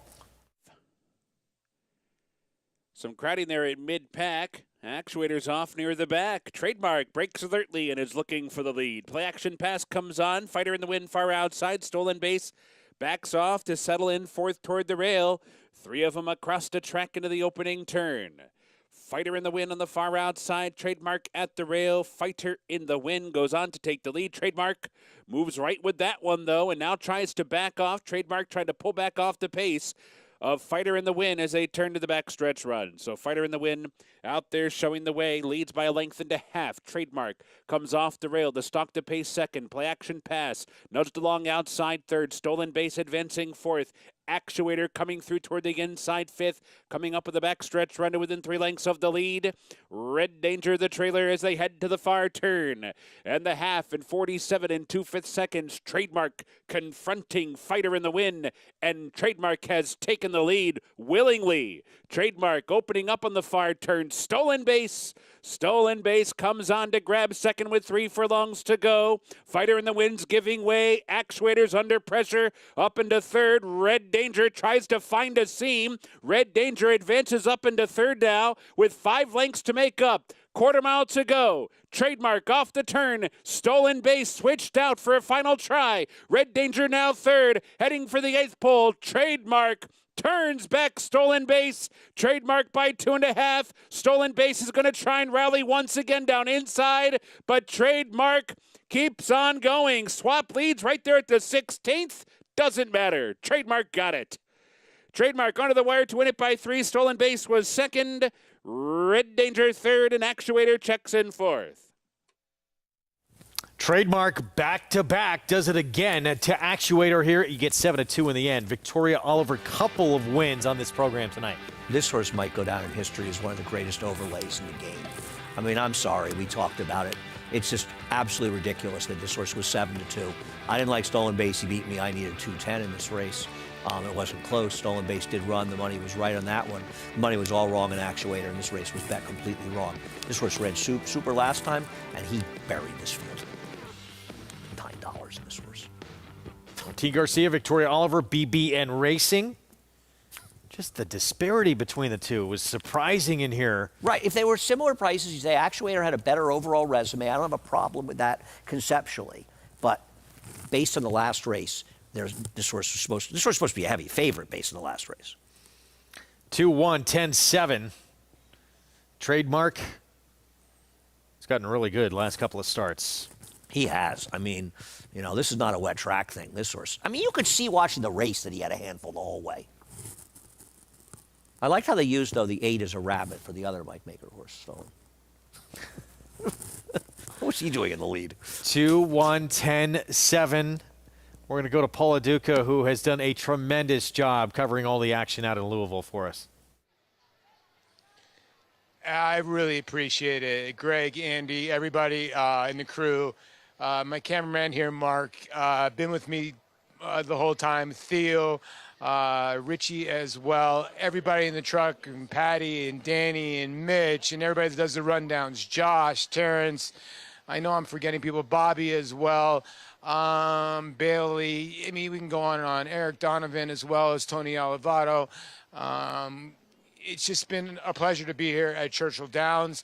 Obviously, we've had a couple of rainy meets. It's been a little bit cold, but to see Rich Strike cross the line, and I was in the winner's circle to watch that happen. And to me, Greg and Andy, still one of the biggest upsets ever in the history of sports. In my time, I'm 50 years old, for a horse that wasn't even on the Derby shirt, wasn't even in the Derby draw. They had to hand out Rich Strike shirts that said 21 because people wanted refunds for their other shirts, and a horse that drew in all the also eligible and got into the Derby because Churchill Downs bought Turfway Park and upped the point systems for their get-in race to get into the Derby. So many factors happened with Rich Strike. I understand he didn't run well in the Clark yesterday or 2 days ago, but just to see that and to be here at Churchill Downs and be part of this, I am going to Oaklawn Park. I'll be back on America's Day at the Races on December 9th. I can't wait to be back on. You guys enjoy Cigar Mile Day on December 3rd. I'm going to miss you guys, and I love you both. And it's me signing off here from Louisville. Back at you, Paulie. We feel the same about you. You did a tremendous job, and we'll see you at Oaklawn. Safe travels, buddy. Thanks to Churchill Downs, too. It's been fun covering this meet. Obviously, they got a late start time this afternoon, so we're not going to be able to bring you the conclusion of this card before we sign off. Trademark does it again here to Actuator. $9.12 for the win. Victoria Oliver with a couple of wins on, if you're alive in this pick six. Well, single Trademark. Got easy from there. Yeah. See if we have the will pays. Let me pull them up I could look on my fast. phone. I could look up. How much time do we have? We got a couple seconds here. Here we go. So wow. There are many 506s. Mount Craig, who's probably going to be favored, 271,000. No, Victory March, the 4. 135,000 your favorite. So only the 3 or 4 are covered. Very good chance that 5 or 6 could wind up paying out in the pick 6, and a lot of those are still very good. That makes a lot of sense. Is Mount Craig the horse, the Judmont horse that ran so poorly last time? Yeah, for Bill Mott. I hope he runs better, but he's second choice in the pick 6. A lot going on. It's been fun. Yeah. Interesting closing day of the meet at Churchill Downs. Again, we are not going to be able to bring you the finale on the program. You'll be able to watch it on the United Bets app, however. See how this plays out, see where that pick 6 comes back. We're going to look back at some earlier action today, stakes action from here in New York. Sweet Lou's Got Aces. Put on the front end, sent, and goes gate to wire. Yeah, speed has been very tough on the turf as the turf rate of the season was winding down at the end, and this was the penultimate race on the turf here at Naira this year. This is a horse that improved. It was a maiden that won it, but she had run a huge race. Ray actually entered her against the boys yesterday, thinking if it pours, it's going to come off. It looked like it wouldn't. The boys were tougher, but the way she ran today, I'm not sure she would have beaten the boys. She's good. Joel Rosario getting the jump on that field. Speed inside. Has been good on the turf and takes advantage. Ray Handel's had a terrific year as well. He's on at almost 20%. His horse has been running well. A couple wins on today's card. Yeah. Last turf race of the season we'll get to in a minute. Let's look at that Discovery. We thought going in it was wide open. Both thought a little bit St. Tapit was getting overbet a bit. Did not expect Eloquist, though, to come up with this performance. 3 in a row for this horse for Butch Reed. Yeah, I could never have had this horse, but congratulations to him. He shipped in a horse in good form, got a very good aggressive ride from Paco Lopez and got it done. Looked like Barisi had him measured, but he was able to hold him off. An exciting stretch duel here for sure. Barisi, New York bred, runs a big one, but just cannot get by. Discovery used to always be the opening day feature at Aqueduct, and I loved leaving when I worked downtown on the floor. I'd leave the floor, head down to Fulton Street, get that A to come out here for opening day and see the Discovery.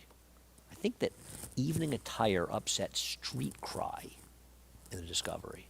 I believe that's true. It made a big price. All right, we'll see if this horse can keep it going in his 4-year-old campaign. Ended certainly this year on the right note, 3 in a row, 3 different racetracks. This was the final turf race for a little while on this New York circuit, last of the year. The Autumn Days, and Horses have been tackling incredibly tough company. Star Divine for Jorge Abreu, Jose Ortiz the win. Yeah, run against good horses, you run well, you don't get it done, but you hang around, and eventually you get it done. And that's what she did today. And I think the track helped her a little bit.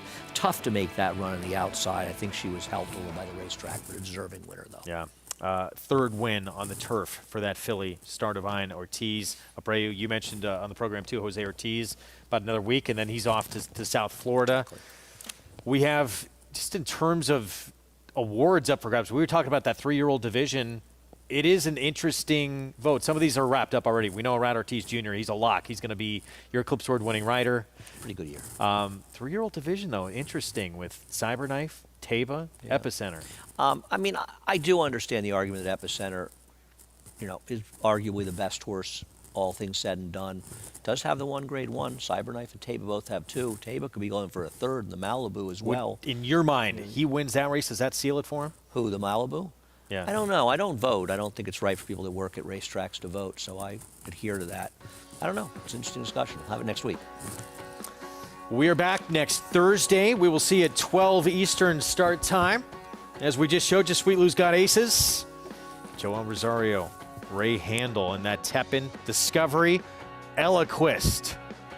No one's been able to stop this horse each of the last 3 starts. Victories at 3 different racetracks for Butch Reed. And Trademark doing it again to Actuator in a race coming off the turf at Churchill Downs. We'll see you next Thursday.